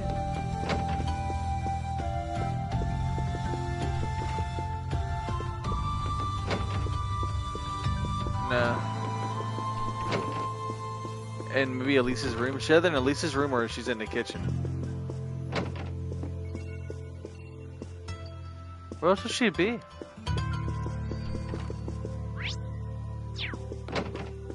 Ah! Huh? Oh, maybe first floor? Oh, not barely paying attention. Oh, yeah, she's in here, just sitting down. Okay, they have like a lounge area. I forgot about that. Like a living room. Oh, hello everyone. Something wrong, Your Highness? Do I really have to stay here? Can't I accompany all of you instead? I may not be skilled in hand-to-hand combat, but I do think I'm on par with Elise when it comes to handling an Arcus. You're a pretty skilled arts user, no doubts there, but even then, I might consider it if we were mowing down regular monsters, but Magic Knights are in an entirely different league. You said it yourself, we can't just expose someone with no combat abilities outside of arts casting to something this dangerous. Sorry, I guess you're right. Still, it was worth putting it out there and seeing how you'd respond. As much as I want to help you out, I'd probably just get in the way. I'm sorry, Your Highness. Rest assured, Your Highness. I promise we'll return safely. Thank you, Rean. I'll look forward to your return here, and you better make good on that promise. I'll wait for your return here. Once we're back, we can all take a sensuous dip in the hot springs together, too. Your Highness. I swear, you're the boldest princess I've ever met. It's funny. Alright, here we go. Don't know where, oh, that's our father. Okay. I'll make sure the village is prepared for anything, so you can focus on the task at hand. Make sure you come back safely, son. And Elise, make sure you do what you set your mind to. I will. We'll be back soon, Father. I'll make sure the village is prepared for anything. Yeah. All right.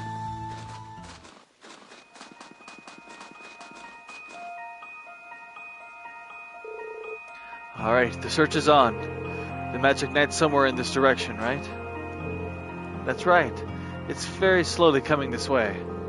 So as long as we keep following this path, we should find ourselves face to face with it at some point. Well, the farther away it is, the better. We're gonna need to finish it off before it reaches the town, or we're in trouble. You two have been up here a fair few times, right?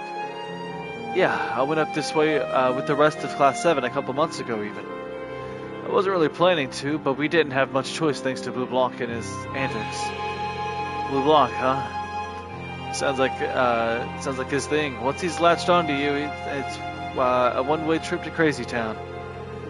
But it sounds like he's a little late to be saying that to you. Or it's a little late to be saying that to you. I don't get the feeling he's involved in any of this, though. The weather is much milder now than it was then, so we shouldn't have quite as much trouble climbing, thankfully. That doesn't mean it won't be dangerous, however. Watch your step. Right! Yeah! Duh! Ha! Ha! Duh! Ha! Yeah! Cool. Oops, looks like we found ourselves a monster. A fairly tough-looking one, too. Indeed, though I can't imagine it being a problem so long as we make proper use of our combat links. Be careful, Elise. I will.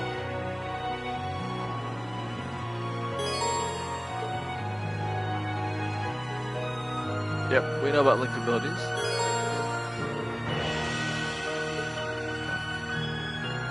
Yep. I'm up! My turn! Let's get him! Performing attacks and certain crafts can give a chance to unbalance enemies. Yep.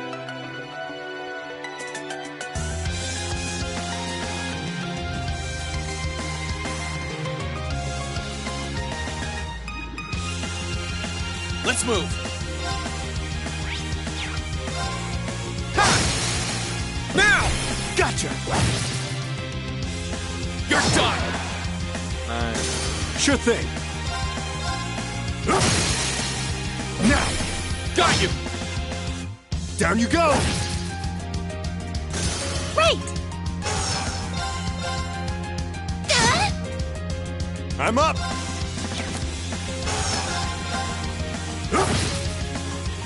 Let's move! Sit! Please, allow me!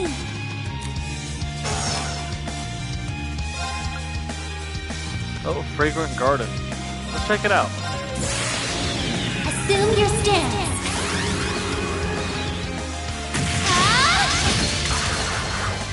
Fragrant garden! Ooh, that was really We're cool. pleased with the outcome.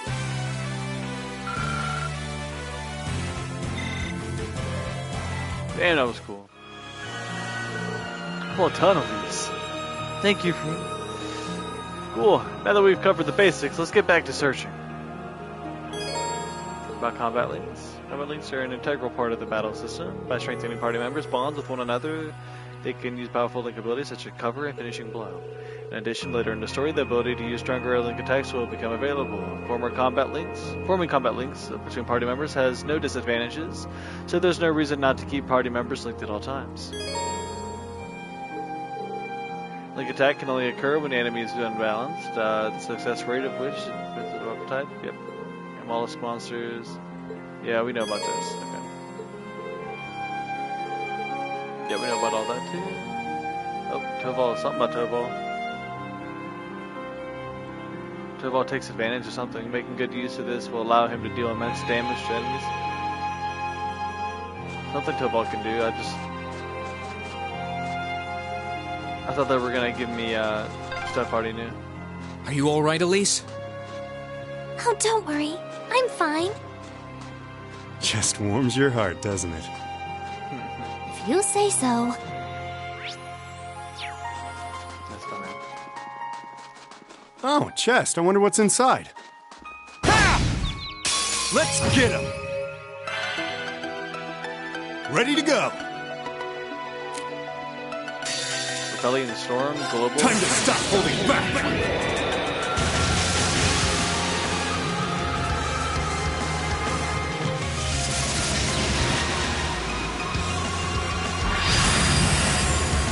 This is gonna hurt! A volleyball. Rebellion Spike. Storm! Damn. That was dirty. Well, that's that. Yeah, I like how he holds his Arcus in his hand. He's just tossing it around.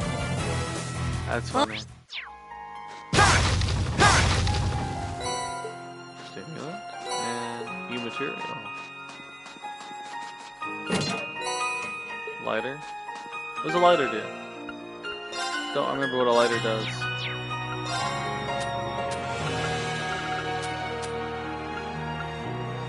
An amulet carried by prevents freeze. Okay.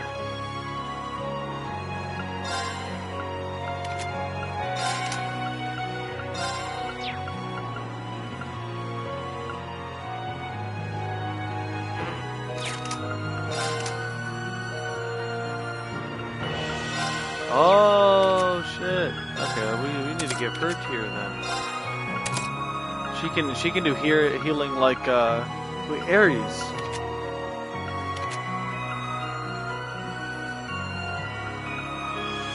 No, Elliot's is canon.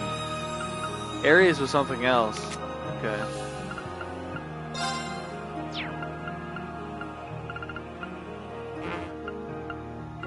Chrono Drive, Spark, Arrow, Golden Sphere. Okay. What is Wind Elemental Master Chords? May prevent elements and stat down. Right. Oh yeah, I was gonna equip.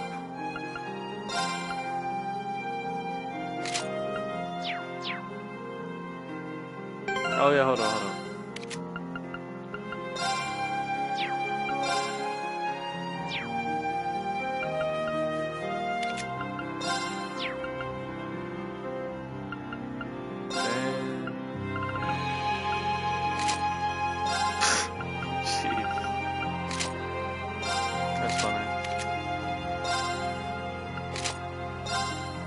Okay, I'm gonna stop messing around. I'm just looking at stuff here.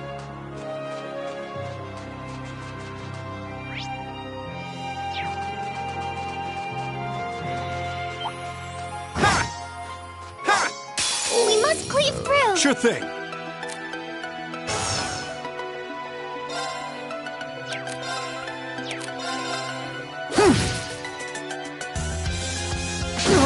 Let's move.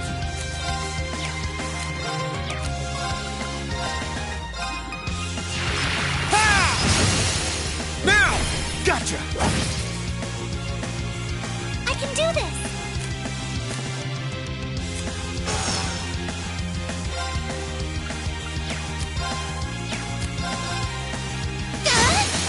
This is it! Got you! Ready to go. Let's move. Sit! Right! Shall we move on?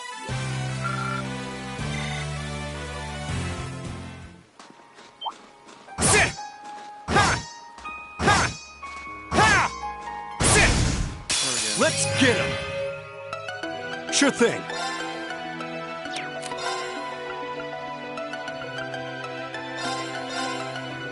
One, two! They're off balance! Got you! Down you go! Nice.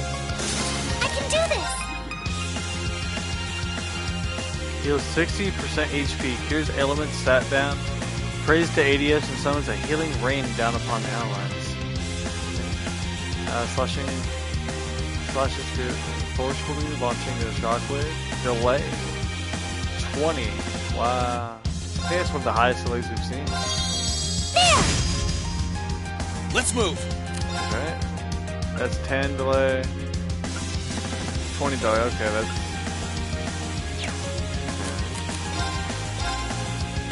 Sit! Here I go. Ha! I love how quick Okay, Green is. it's safe for now. I did it!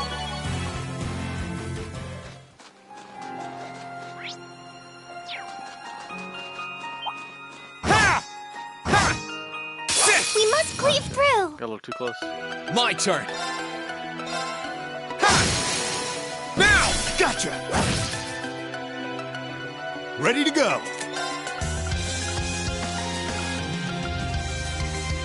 Seal 100%. Bounce down 3 turns. Try this. Fire! Oh, damn. I can do this!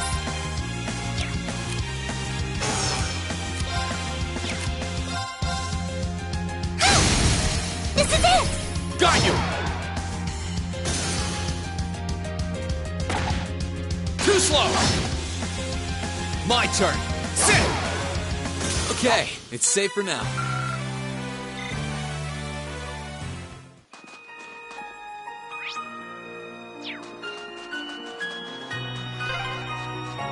Oh, a dead end? We should cross the bridge we just passed. Oh, chest. I wonder what's inside. Let's get him. My turn. I can do this! Sure thing.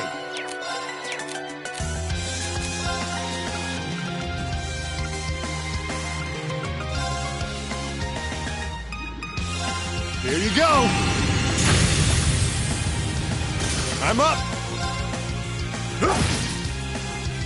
Let's move. Ha! Now's our chance. I'll back you up! You're finished. That was great, Elise. Thank you so much! Every little improvement counts. Oh, chest. I wonder what's inside. We shall be your foes. My turn. It's like a remastered version of okay. It's a remastered version of that song.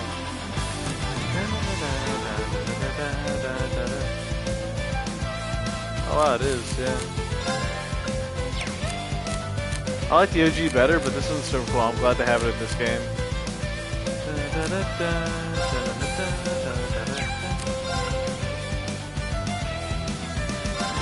All right, let's do this!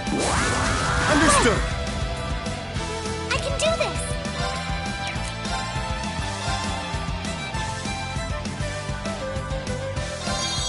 There! I'm up!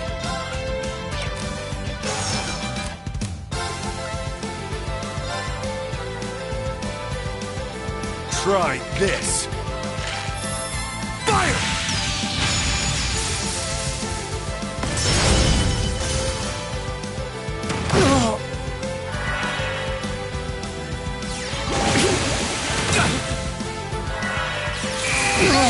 Let's move!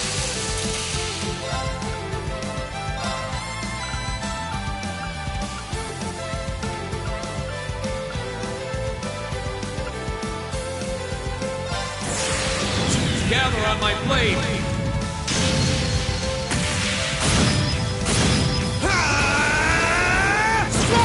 You don't really hear him say flames. You don't really hear him say that. Ready to go! Right! There! Damn, miss. Phew. Well, that's that.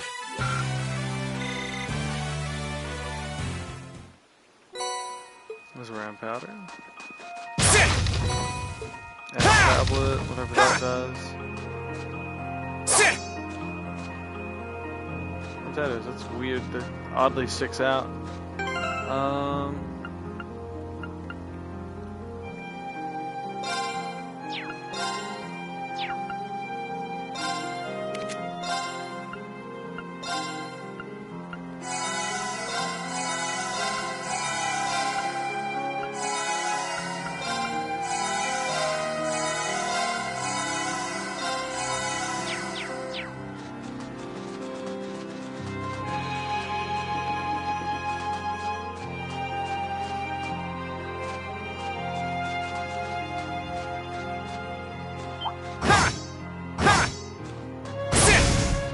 Let's get him!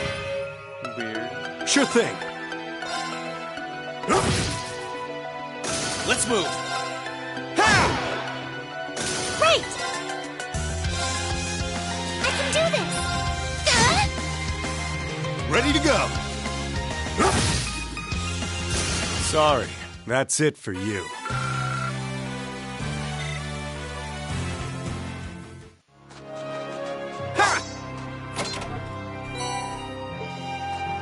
What is that S-tablet of?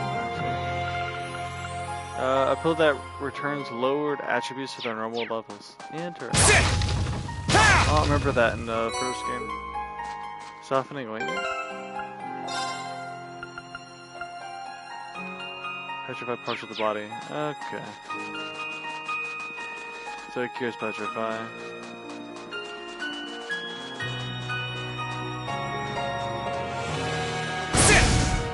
Now's our chance. Let's get him! My turn. Sure thing. Please, allow me!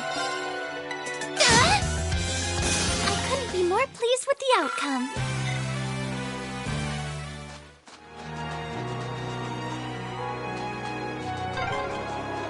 The wind seems to be picking up. We should hurry before the sun begins to set.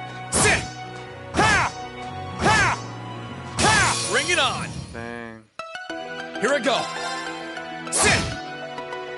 Ready to go! Right!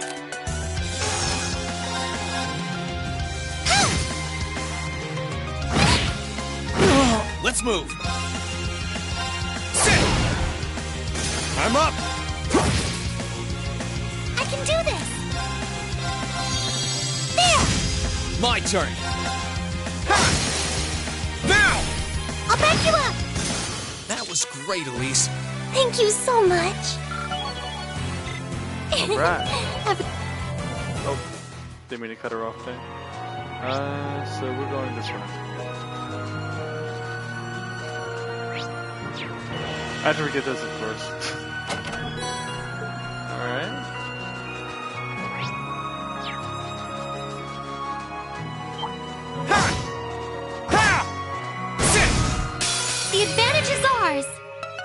Here I go!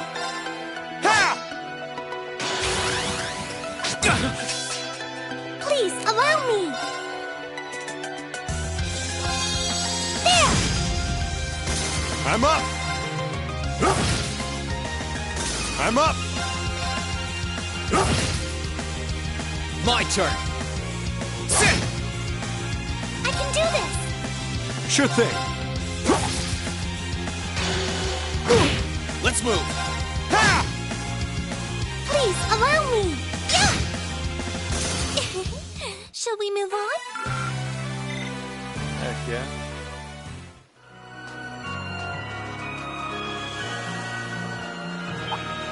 Sit! Sit! Sit! The advantage is ours! Sure thing.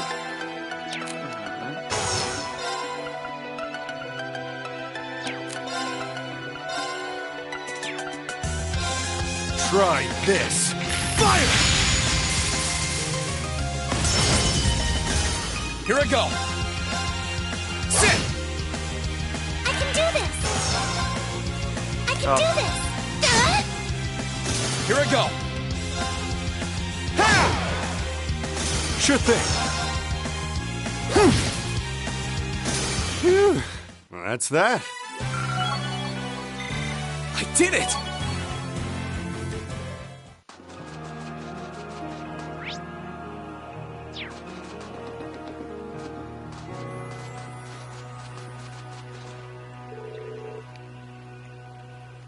Oh, we're finally at the halfway point. How are you feeling, Elise? Very well, thank you. There's no need to worry. You've been through so much, Reen, especially in recent months, and yet you've managed to overcome it all. Climbing a mountain as small as this can hardly hope to compare. Well, if you insist, but if you need to take a break, there's no shame in saying so. Agreed. The monsters around here are on the tough side, sure, but we can last as long as we pace ourselves. You just keep backing your brother up. I'm here backing both of you up too. Thank you. We're getting closer to that magic night, I can sense it. But just so we're perfectly clear, you do know you don't stand a chance against it with just the three of you, don't you? Sure you do, kitten. It wouldn't be my first time going up against something that huge, but size isn't the only issue here. How do I put this? It's like there was some kind of strange power inside of it that was helping it move. Does that mean we'll have to find a way to deal with that first? And I think I know just the way to do it. Celine, can we go back to Valimar? I'd like to ask for his help. If you feel that's the best option we have, then I've got nothing more to say. Just be sure you're mentally prepared by the time we get there. You're prepared. You got some kind of plan in mind? Works for me. We don't have much farther to go. Any plan at this point is better than none. Let's move. And remember, slow and steady is the way. Sit! Sit!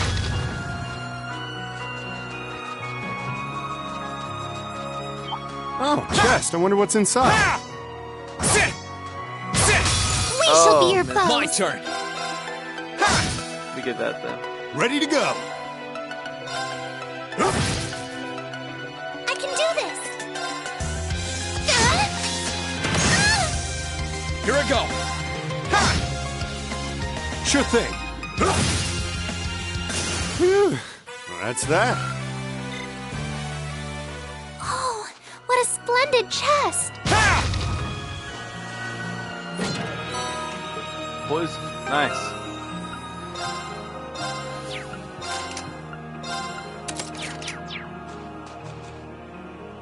A red flower. I can do this! I'm up.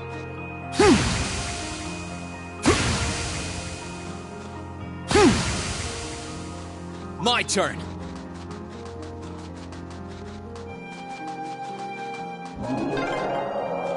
It sounded close. Let's get yourselves ready.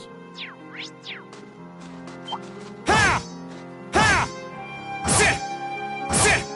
Sit! We must cleave through. My turn. Ha! Now's our chance. Gotcha. Right. Ready to go. Here I go. Ha! Right. Yeah. Now. Got you. That was great, Elise. Thank you so much.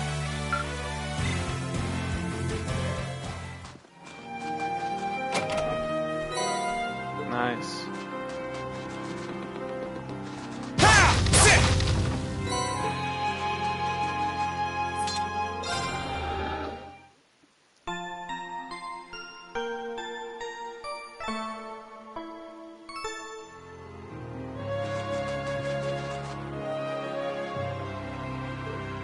Oh.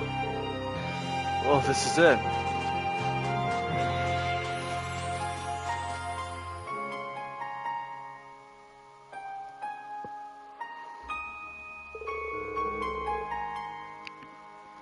This is the monument that caused all the trouble you brought up before, huh? Right. Even now, I can sense some spiritual power. And as far as I can tell, everything here is in order. Yeah, I don't see anything abnormal going on either. It caused me a lot of trouble back when I was a kid, too.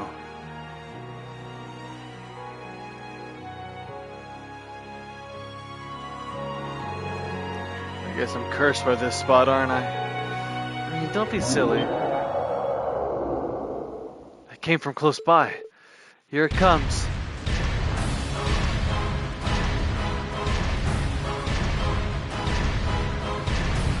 Hey, buddy.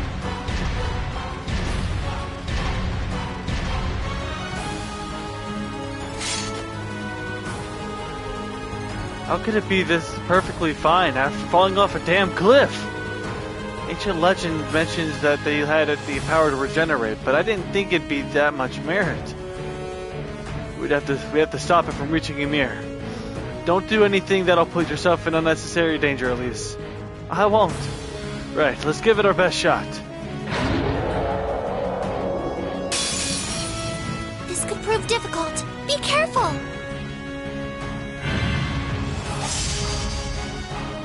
Too slow. Here I go. Ha! Now! Come on, Elise! Right! Please, allow me! Now! Got you! I'm up! Gather on my blade!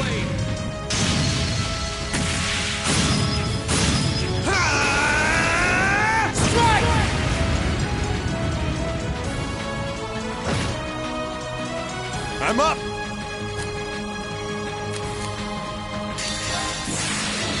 Assume your stance.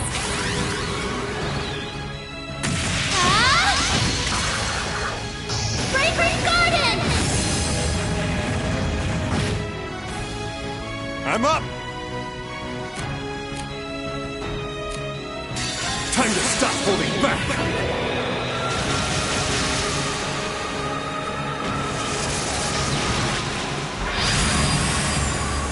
This is gonna hurt! All the way Rebellion Storm! volleyball spikes it down. It's really cool.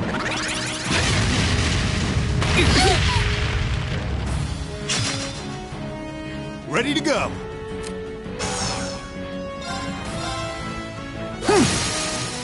They're off balance! Got you! Let's move!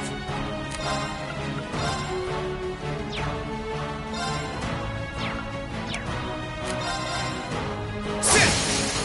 Now! Gotcha! Please, allow me! I'm up! Let's move!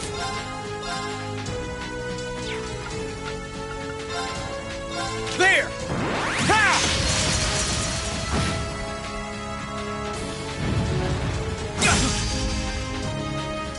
Right!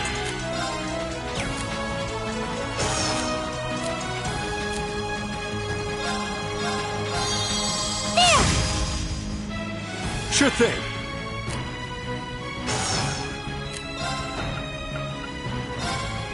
Try this. Fire!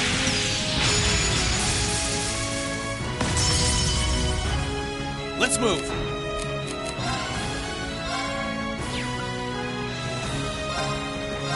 Yeah! Right!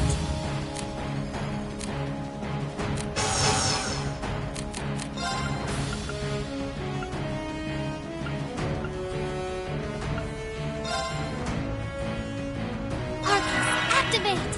There! Here I go. Huh! I'm up!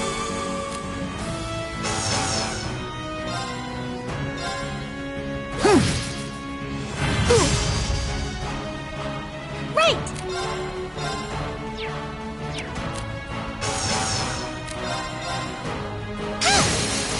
Now! After me! Leave it to me! Ha! Let's move.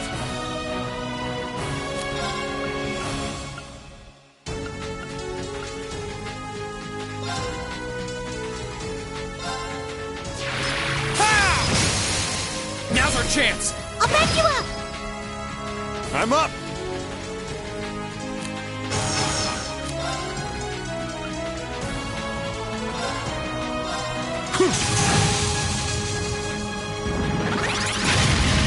Please, allow me!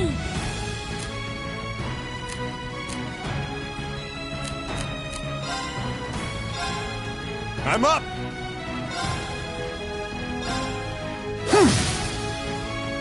Let's move. Oh, it's regenerating slowly. He really is regenerating. What the? Sit! Please, allow me! Yeah! This ain't over yet.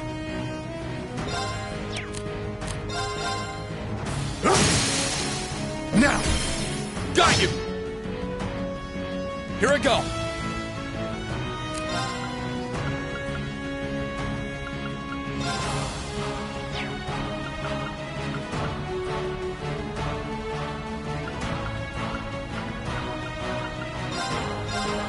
There!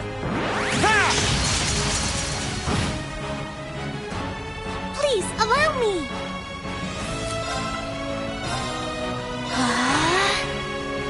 Yeah!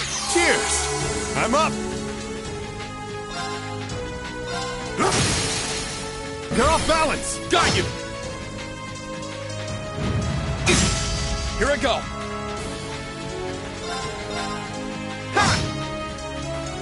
I can do this! Arcus, activate! I'm up! There! Thanks! Let's move. Time to stop holding back!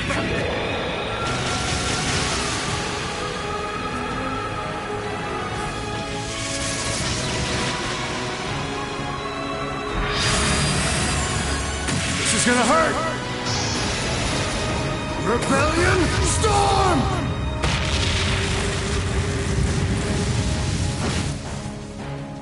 Let's move.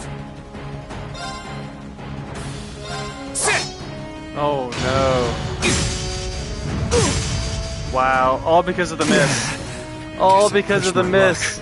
He would have attacked only Reen, dude. Oh my gosh, that's so sad. All because of that one miss. Cheers!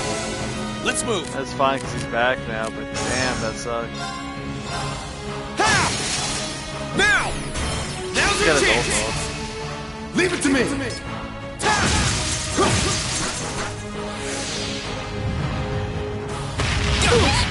Kill. That hurts though. Right!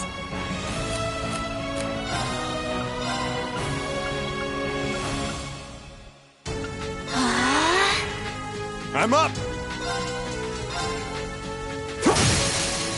Now! Got you! There! Cheers! Here I go!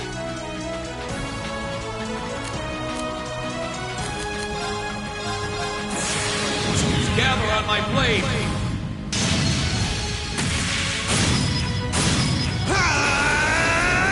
Strike!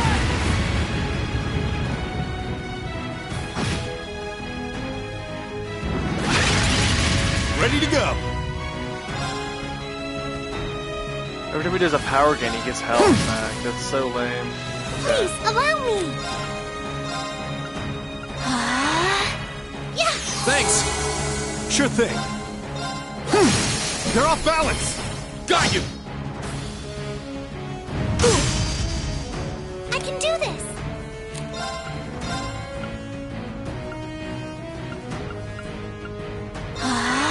My turn! Ha! There! Cheers! Sure thing.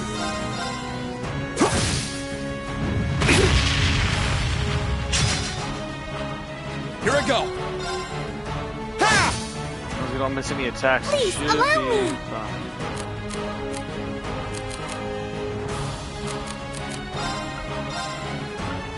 Let's heal Tobal, just in case. I'd rather Tobal be healed than her.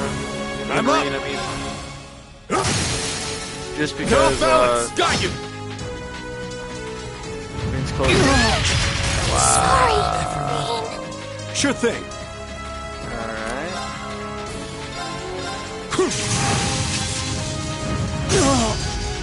This ain't over yet.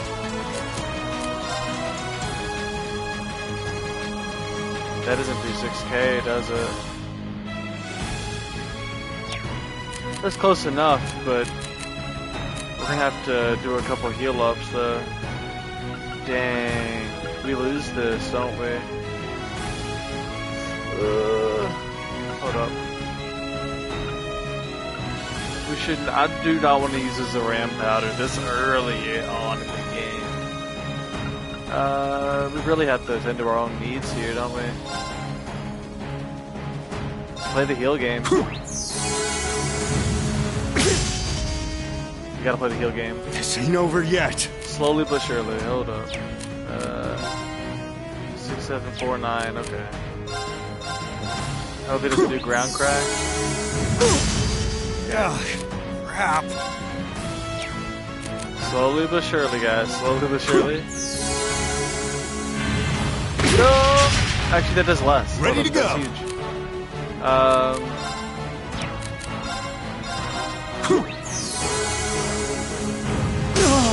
I'm up. And last one here. Okay, now we can do that. Sure thing. Time to stop holding back. Use up all of our health, but that's okay. We could have managed better. This is gonna hurt. Rebellion Storm!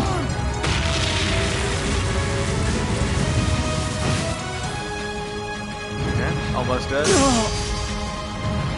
No, he does 2 in a row? This ain't over yet. Chill, dude. No way. Okay, so now we have to use a Celestial Bomb on Reen. Here you go. Thanks! That's fine. Guess I pushed my luck. My turn! Ha!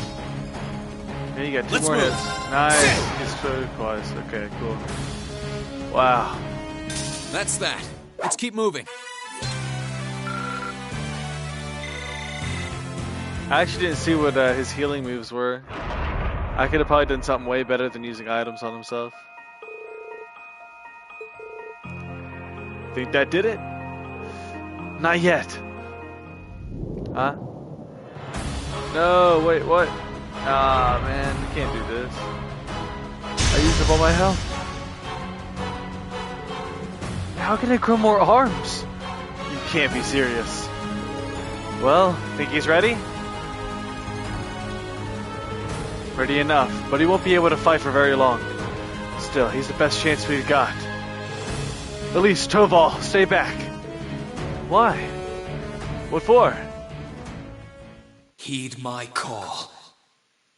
Valimar, the Ashen Knight!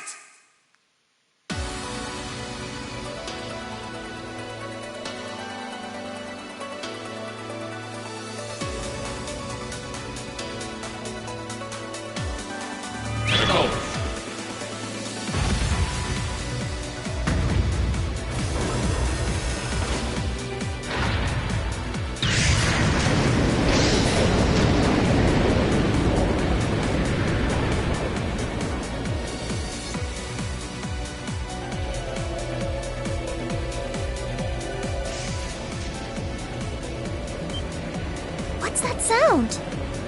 Am I seeing things?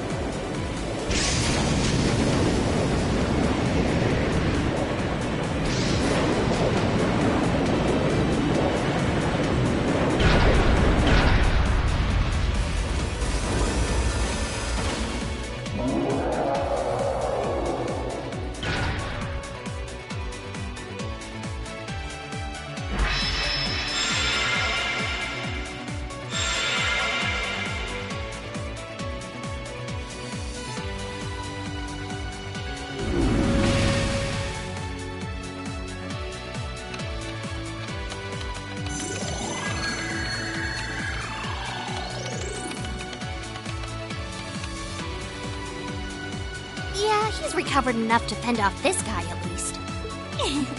Try and actually win this time, got it? Not a problem. I'm counting on you, Valimar. Our target's the Magic Knight right in front of us. Acknowledged. However, operational time is limited to a maximum of 300 seconds. Caution is advised.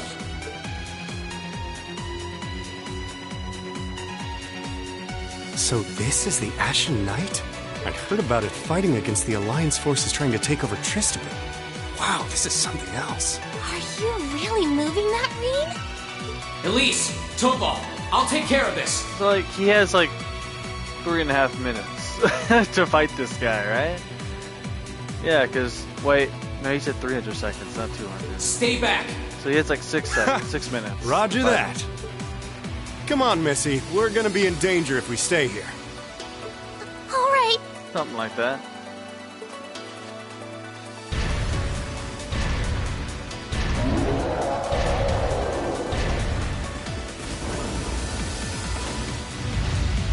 I'll have to rely on the unarmed form this time too, but that's fine by me. Okay, here goes! All right, you ready? About to fight Night Battles. I want to read up on this again. I'm not really super familiar with it.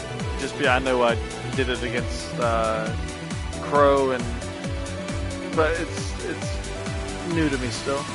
Alright, 3 areas can be targeted by Night Battles: the head, body, and the arms. Each part has a separate unbalanced efficacy value with more stars, indicating the higher chance to unbalance an enemy. Unbalancing allows you to execute a follow-up attack, which will gain you 1 bravery point. Once 3 bravery points have been accumulated, you can use a powerful rush attack. Which of the 3 areas the enemy's weak point varies, depends on its stance. Okay. And we only have Morning Moon right now. A defend move assumes 25 CP, which we do not have right now. Okay, I would assume the body. Okay, it was the head, I guess.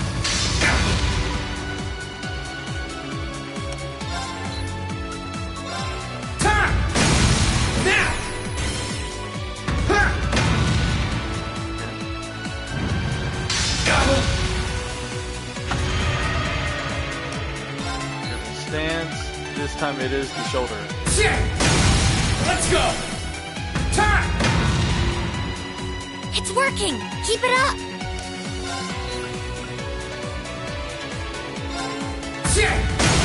Now!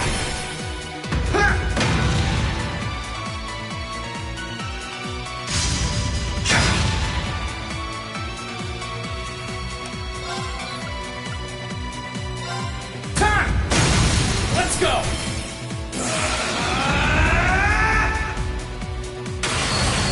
Destructive impact! That's it! Just a little more!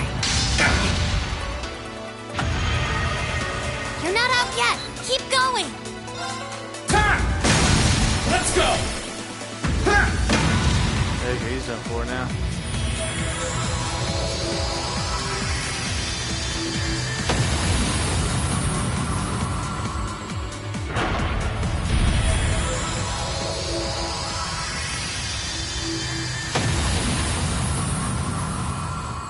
He did it!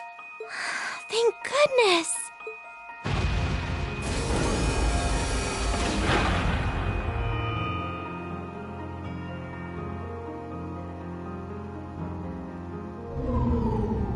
I think he's used up every last bit of the mana he recovered. That was a close one. You didn't have a weapon, and yet you still came out on top, Reen. Not half bad. Not that it means you're ready to take on the Azure Awakener. That's a ways away. Yeah, I'll bet. Combat efficiency demonstrated a 5% increase over the previous battle. I look forward to observing further improvement in the future. Sure. I hope I don't let you down. I barely know a thing about you. But even then, it's clear as day that you're far more reliable than I'll ever be. Well, it doesn't matter how it happened. The fact is, we're now fighting alongside one another as both allies and friends. So don't worry. I'll do everything I can to become strong enough to draw out your full power. Strong enough to even win against Crow. I shall await that day.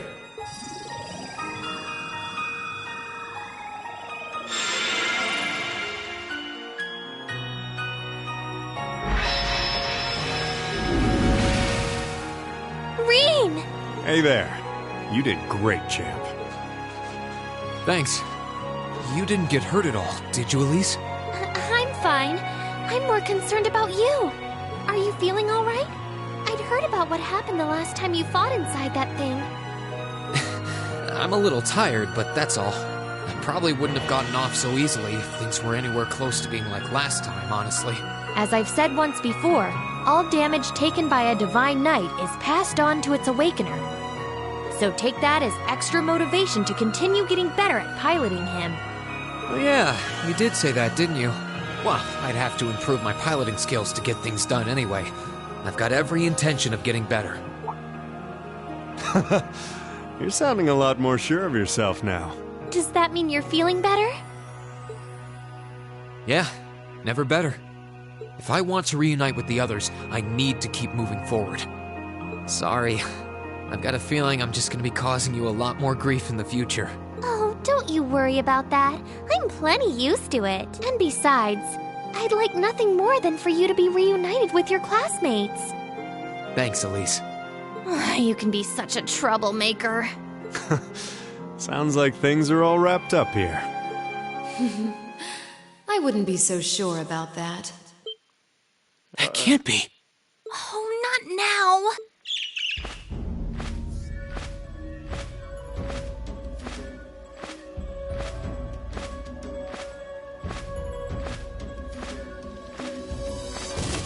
Rianos!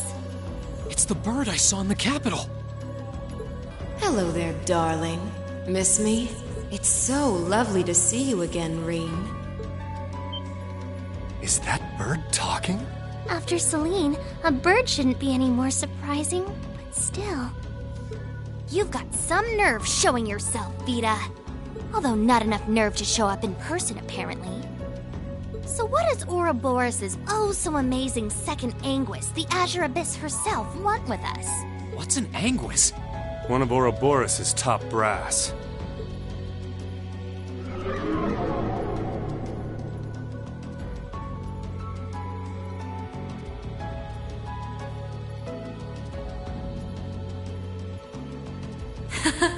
It's nice to see you again too, Celine.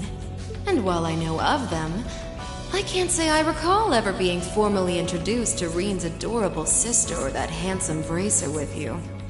I'm sorry that our first meeting had to be through my familiar. Huh? Misty. No. I suppose I should call you Vita now. How did you know we were here? We've been trying to find the whereabouts of the Ashen Knight for quite a while, you see.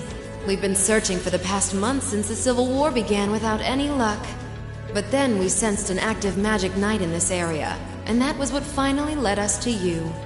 I I wasn't expecting our location to be discovered this quickly. I got to see your battle with Crow too, incidentally. For it being the first time you've ever piloted a knight, you did rather well. If we're being objective, though, it was more akin to a tiger swatting away at a cub.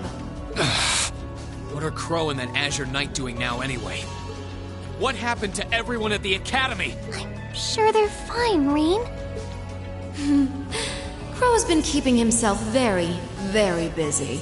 The Noble Alliance forces see him as their little joker. They call him the Azure Chevalier now. I'm afraid I don't know anything about your classmates, though. Emma's in hiding now, too. Still, if you want to know that badly...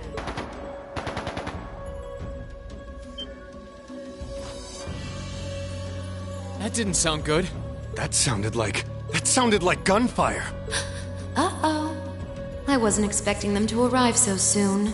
It sounds like the Jaegers hired by Duke Albaret are here. I'm guessing it's only a matter of time now before Princess Alphen is taken into their custody. What the fuck? Jaegers? In Ymir? Her Highness? Damn it. I can assure you that I have nothing to do with what's happening over there. I think you're going to want to hurry, though. Perhaps if you run fast enough, you might be able to get back in time.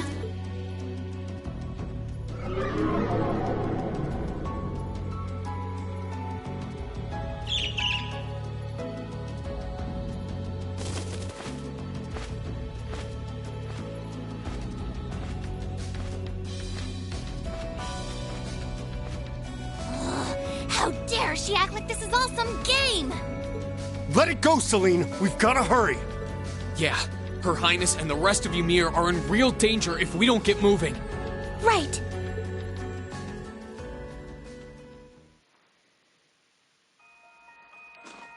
Alright.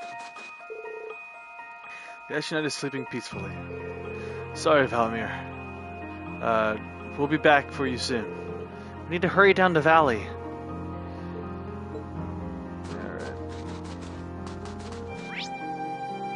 Sure everything's been picked up. So this is a canyon. We don't have time to be making detours though. Oh. Okay.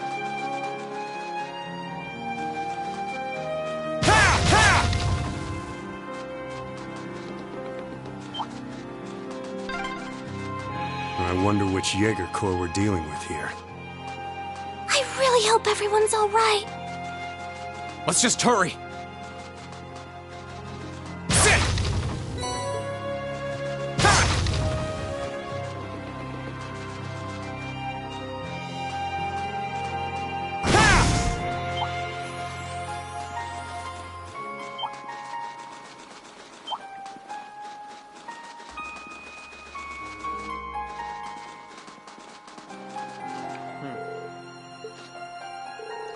Elise, are you okay?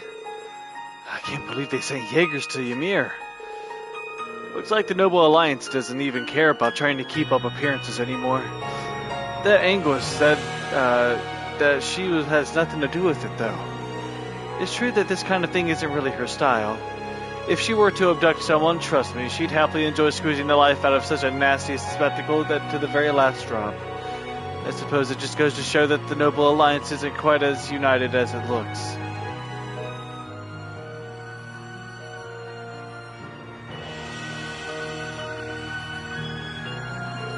I guess now's as good a time as any to ask. Just who is Misty? I mean, Vita Clotilde, anyway. I know that Misty, the radio show host, and Clotilde, the opera singer, were both just acts. She's a member of the Hexen clan, too. She's known as the Witch of the Abyss, and she's vanished after breaking a taboo 7 years ago. Thinking of her as like a sister to Emma. Think of her as a sister to Emma. And that blue bird who's usually with her Gradius is a familiar like me. A witch? A familiar? I hope I'm lost. But in short, she's related to you and Emma, right? Essentially, yes. Emma's been trying to find Vita ever since she disappeared. She had to put that on hold when her duty required her to join the academy. But how could we have missed her when she was so close to that whole time? close up by the whole time. Wait a second. Missy spent a fair time in Trista going to and from the radio station building. She was popular among the students too. And yet all the time, all those months, you never once realized her true identity? Something's off about that. Peter likely used some form of curse to keep us from finding out. Witches are capable of interfering with the laws of causality and the cognitive abilities of others. She probably made it so no information regarding her or her whereabouts would ever reach us. That sounds so frightening. Tell me about it. It makes sense, though. She wouldn't be the only Anguissa to know how to mess with people's cognitive abilities. Alright, that's all I need to know for now. Anyway, have you caught your breath, Elise? Yes, thank you. We can keep going. Good, let's get to your mirror.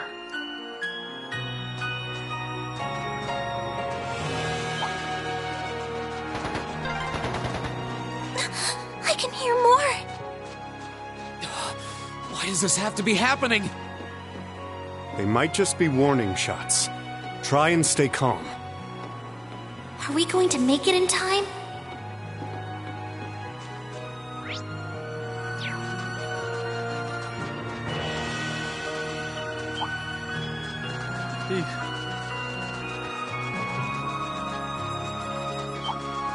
Oh, it did end.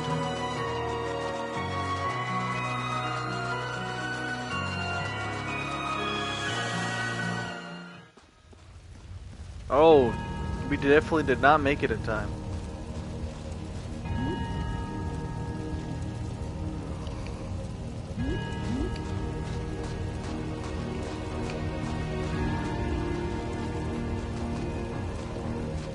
Oh, heavens!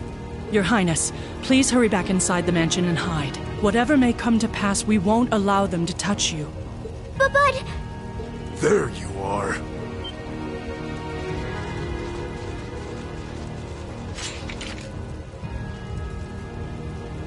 We are the Northern Jaegers, and we've entered a contract with the Kreutzen province.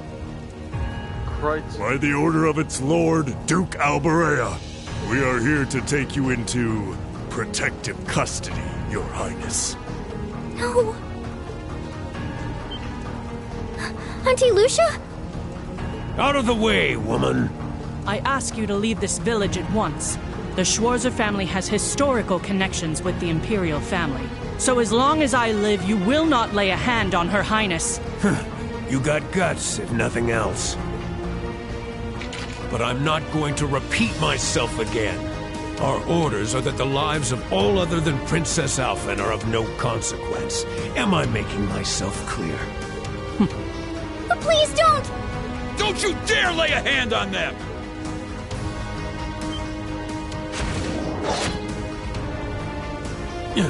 Who are you? Uncle Teo! Darling. I am the Baron of Ymir, Teo Schwarzer, and I will serve as your opponent. Begin!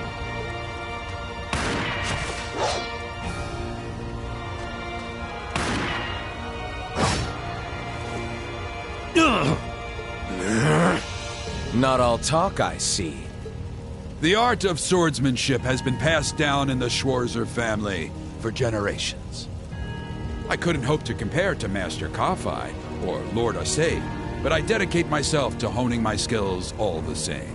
He's missed 3 out of 4 attacks, right? Or 2 out of 3? Clearly you're not the type of noble who sits idly by and hires men to fight his battles for him. But I wonder how much use your sword will have if we try this. I'm sorry, Mr. Baron.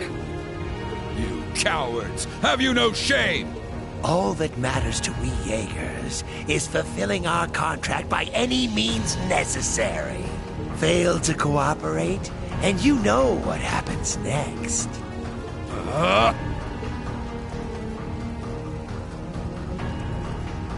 Shoots him in the leg. Or not the leg. It sounded like a machine gun. There's fire everywhere! Damn it. Looks like we're up against some pretty high-ranking Jaegers here. Your Highness!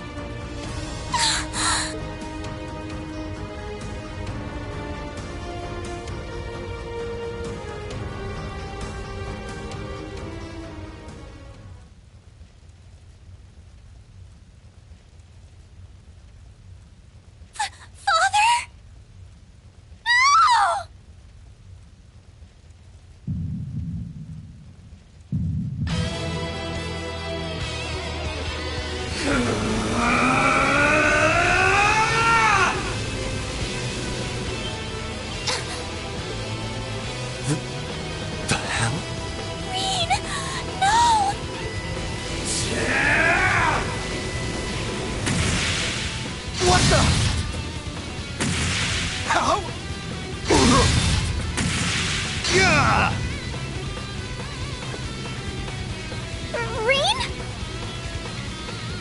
Die.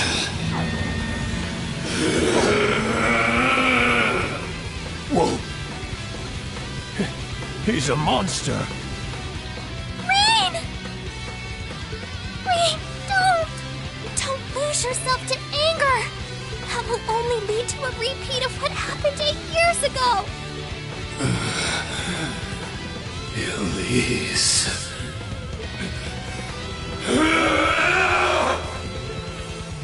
He's still breathing. Your father's alive, Rean. Hang in there. I'll do first aid right away. Lady Schwarzer is just fine, too. She was knocked unconscious, but I don't see any injuries. She's okay. Auntie Lucia stayed with us. Oh, thank goodness.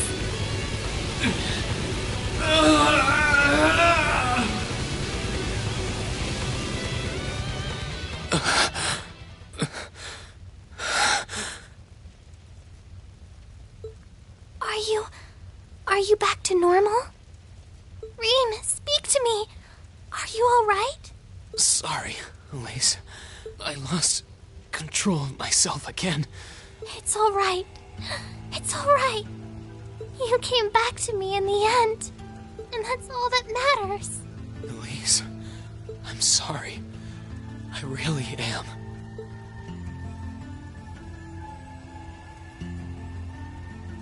Auntie Lucia! Are you all right, Auntie Lucia? Your Highness, you're unharmed. Yes, I'm fine. And it's all because of you and your family. I can't even begin to thank you enough. Your Highness, there's no need to cry. You have the face of an angel. Please don't spoil it with tears. You know, Rean's mother really reminds me of Laura. Strongly. Just like, as far like how she kind of carries herself a little bit, and then also how she stood up for Alfin.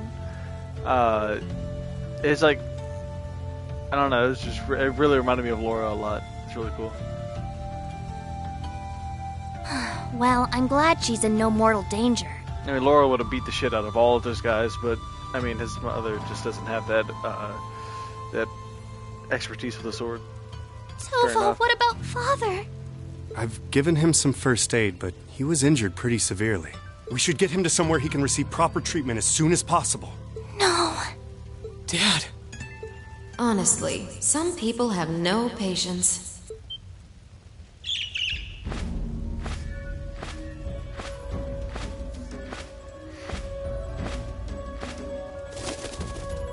Vita, you... What do you want with us this time?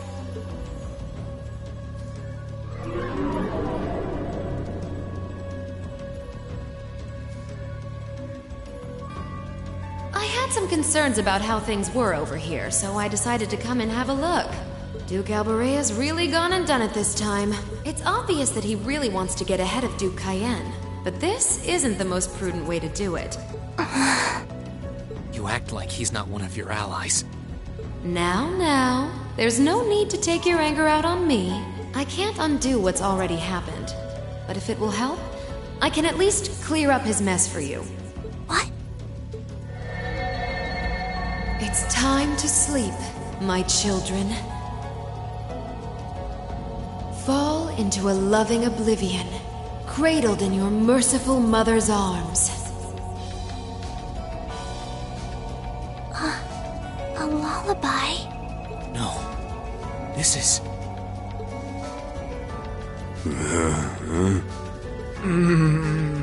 You will descend the mountain as you are, and you will report to Duke Alberea that you found nothing out of the ordinary. Yes, Mother. We will. Oh my. Unbelievable. So this is what you witches are capable of, is it? It's the least I could do after all the trouble you've been through. Duke Alberea is unlikely to doubt what they tell him, so this village shouldn't be targeted again for a while. Although, I'm guessing a gesture like this pales in comparison to what I would have to do to earn your forgiveness. I... Misty, are you... Don't be taken in by her sweet talk. She doesn't do things like this out of kindness. She doesn't. Targets in sight.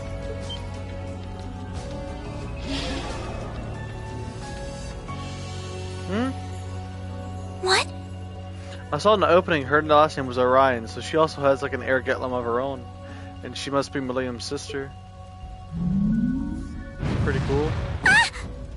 But she's evil? Okay. Elise! Your Highness!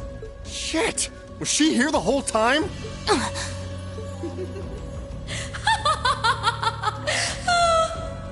Now that was silly of you, wasn't it?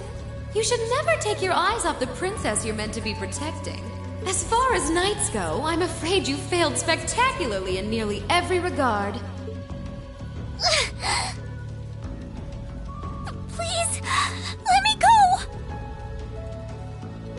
Targets apprehended successfully. Targets identified as Objective 1 and Objective 2. Mission complete. Who are you? And what do you want? And why does that thing you're on look just like Eric Getlum? It really does. I take it you being with her means you're an enforcer or something? I don't comprehend your question. She's not with Ouroboros, actually. She's a behind-the-scenes helper of sorts who was donated to the Noble Alliance by an anonymous benefactor. Think of her as yet another ally of the Alliances, much like ourselves, Zephyr, and the Imperial Liberation Front. Couldn't ask for a more terrifying lineup right there. If you like, you can think of me as the Wicked Witch, while she's the Black Rabbit guiding my steps with every adorable hug. Stop messing around! Lady Clotilde, please give the order to retreat. There is no need to remain here any longer. Yes, I suppose you're right. Let's be going.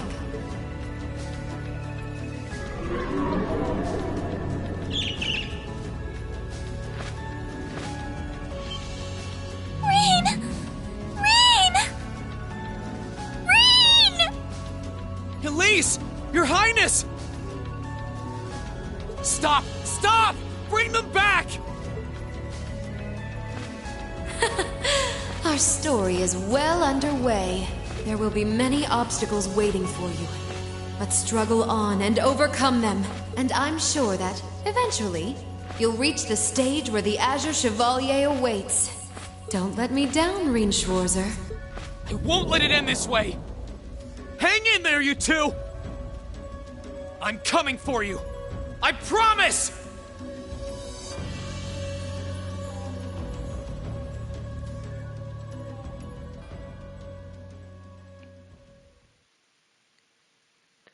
Same time, cruising province airspace. Man.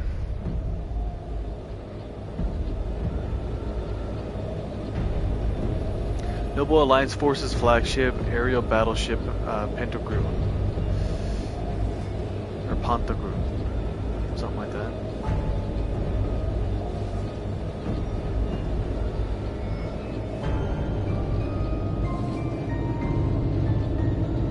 Almost reminds me of Meta Knight's ship from Kirby in Super Smash Bros. Brawl. The story mode, so Space Emissary. That's like, or emissary, not emissary. The airship that was dropping off all those shadows and stuff, and then there's this one scene where Meta Knight hops on it and he's like riding it and stuff. Has something wondrous caught like your eye?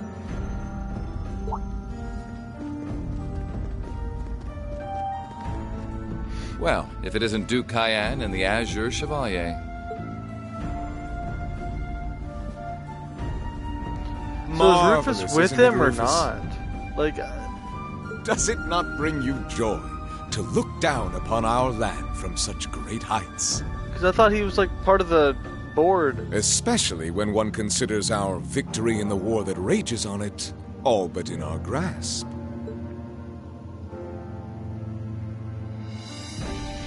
I'm afraid I have far too much on my mind at the moment to take in such pleasures. But the war is indeed raging on, just as you say. And with every day that passes, I worry more for the people of my father's province caught up in it. So young, and yet you've already adopted such a delightful perspective. It's clear to me now why your father holds you in such high esteem. Had I a son like you, then I too would take notice of the achievements you've curried in the war thus far. You flatter me, sir. Green though I may be, I intend to do all in my power to carry out your will as Supreme Commander of the Noble Alliance. Please!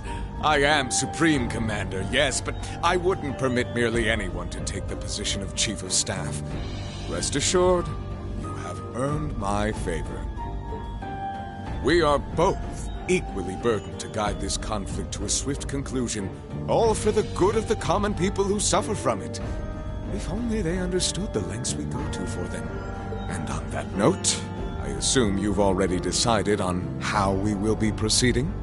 At present, 60% of the nation is under our control.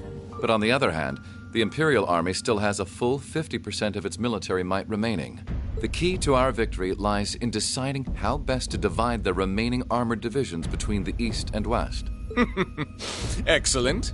Our alliance forces have you, as well as the Panzer Soldats. We have General Aurelia and Brigadier General Wallace, two of the finest soldiers the provincial armies have ever seen. To say nothing of the Azure Diva and the countless other allies lending us their aid. Our victory is only a matter of time. Wouldn't you agree, Crow? I wouldn't get too comfortable if I were you.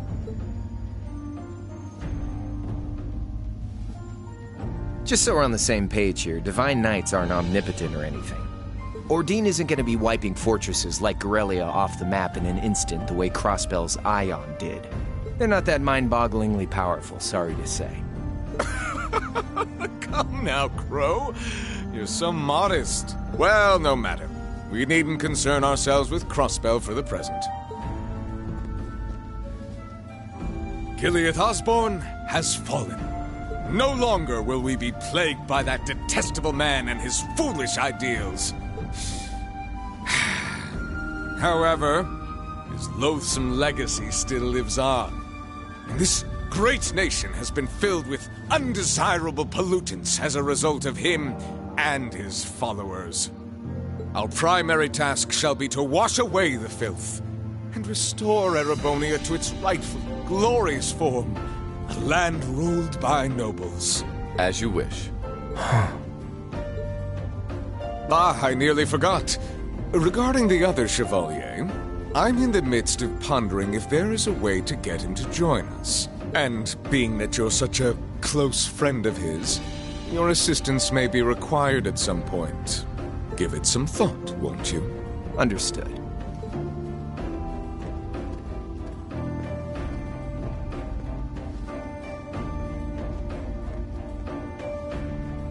You don't think it'll be quite as easy as our friend the Duke does, do you?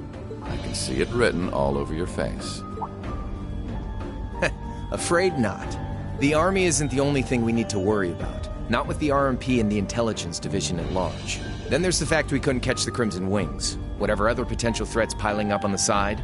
Plus, you know, your brother's out there too. It's way too early to be getting cocky. My brother is no less a son of the House of Alberea. I'm expecting him to show me the best he can muster, and I don't doubt he'll come at me with everything he's got. But ultimately...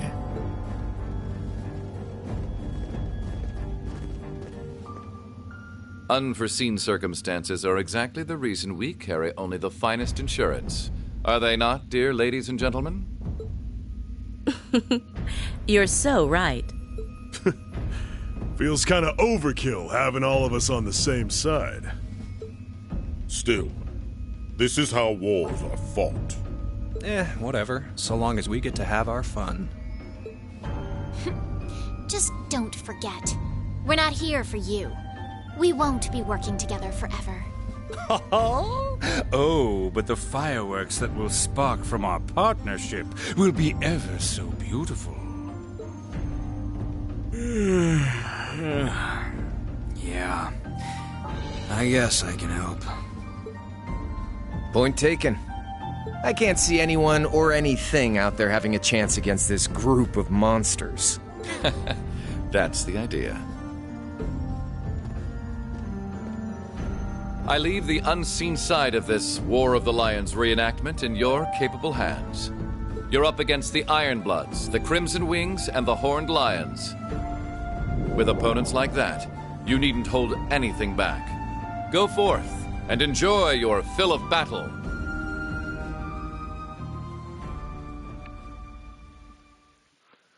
That sucks. That's gonna crush Eustace, man, when he finds out Rufus is just like in their palms. Or not even really in their palms, like he's kind of commanding such.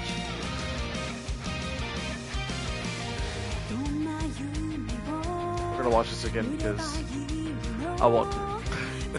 I love this opening.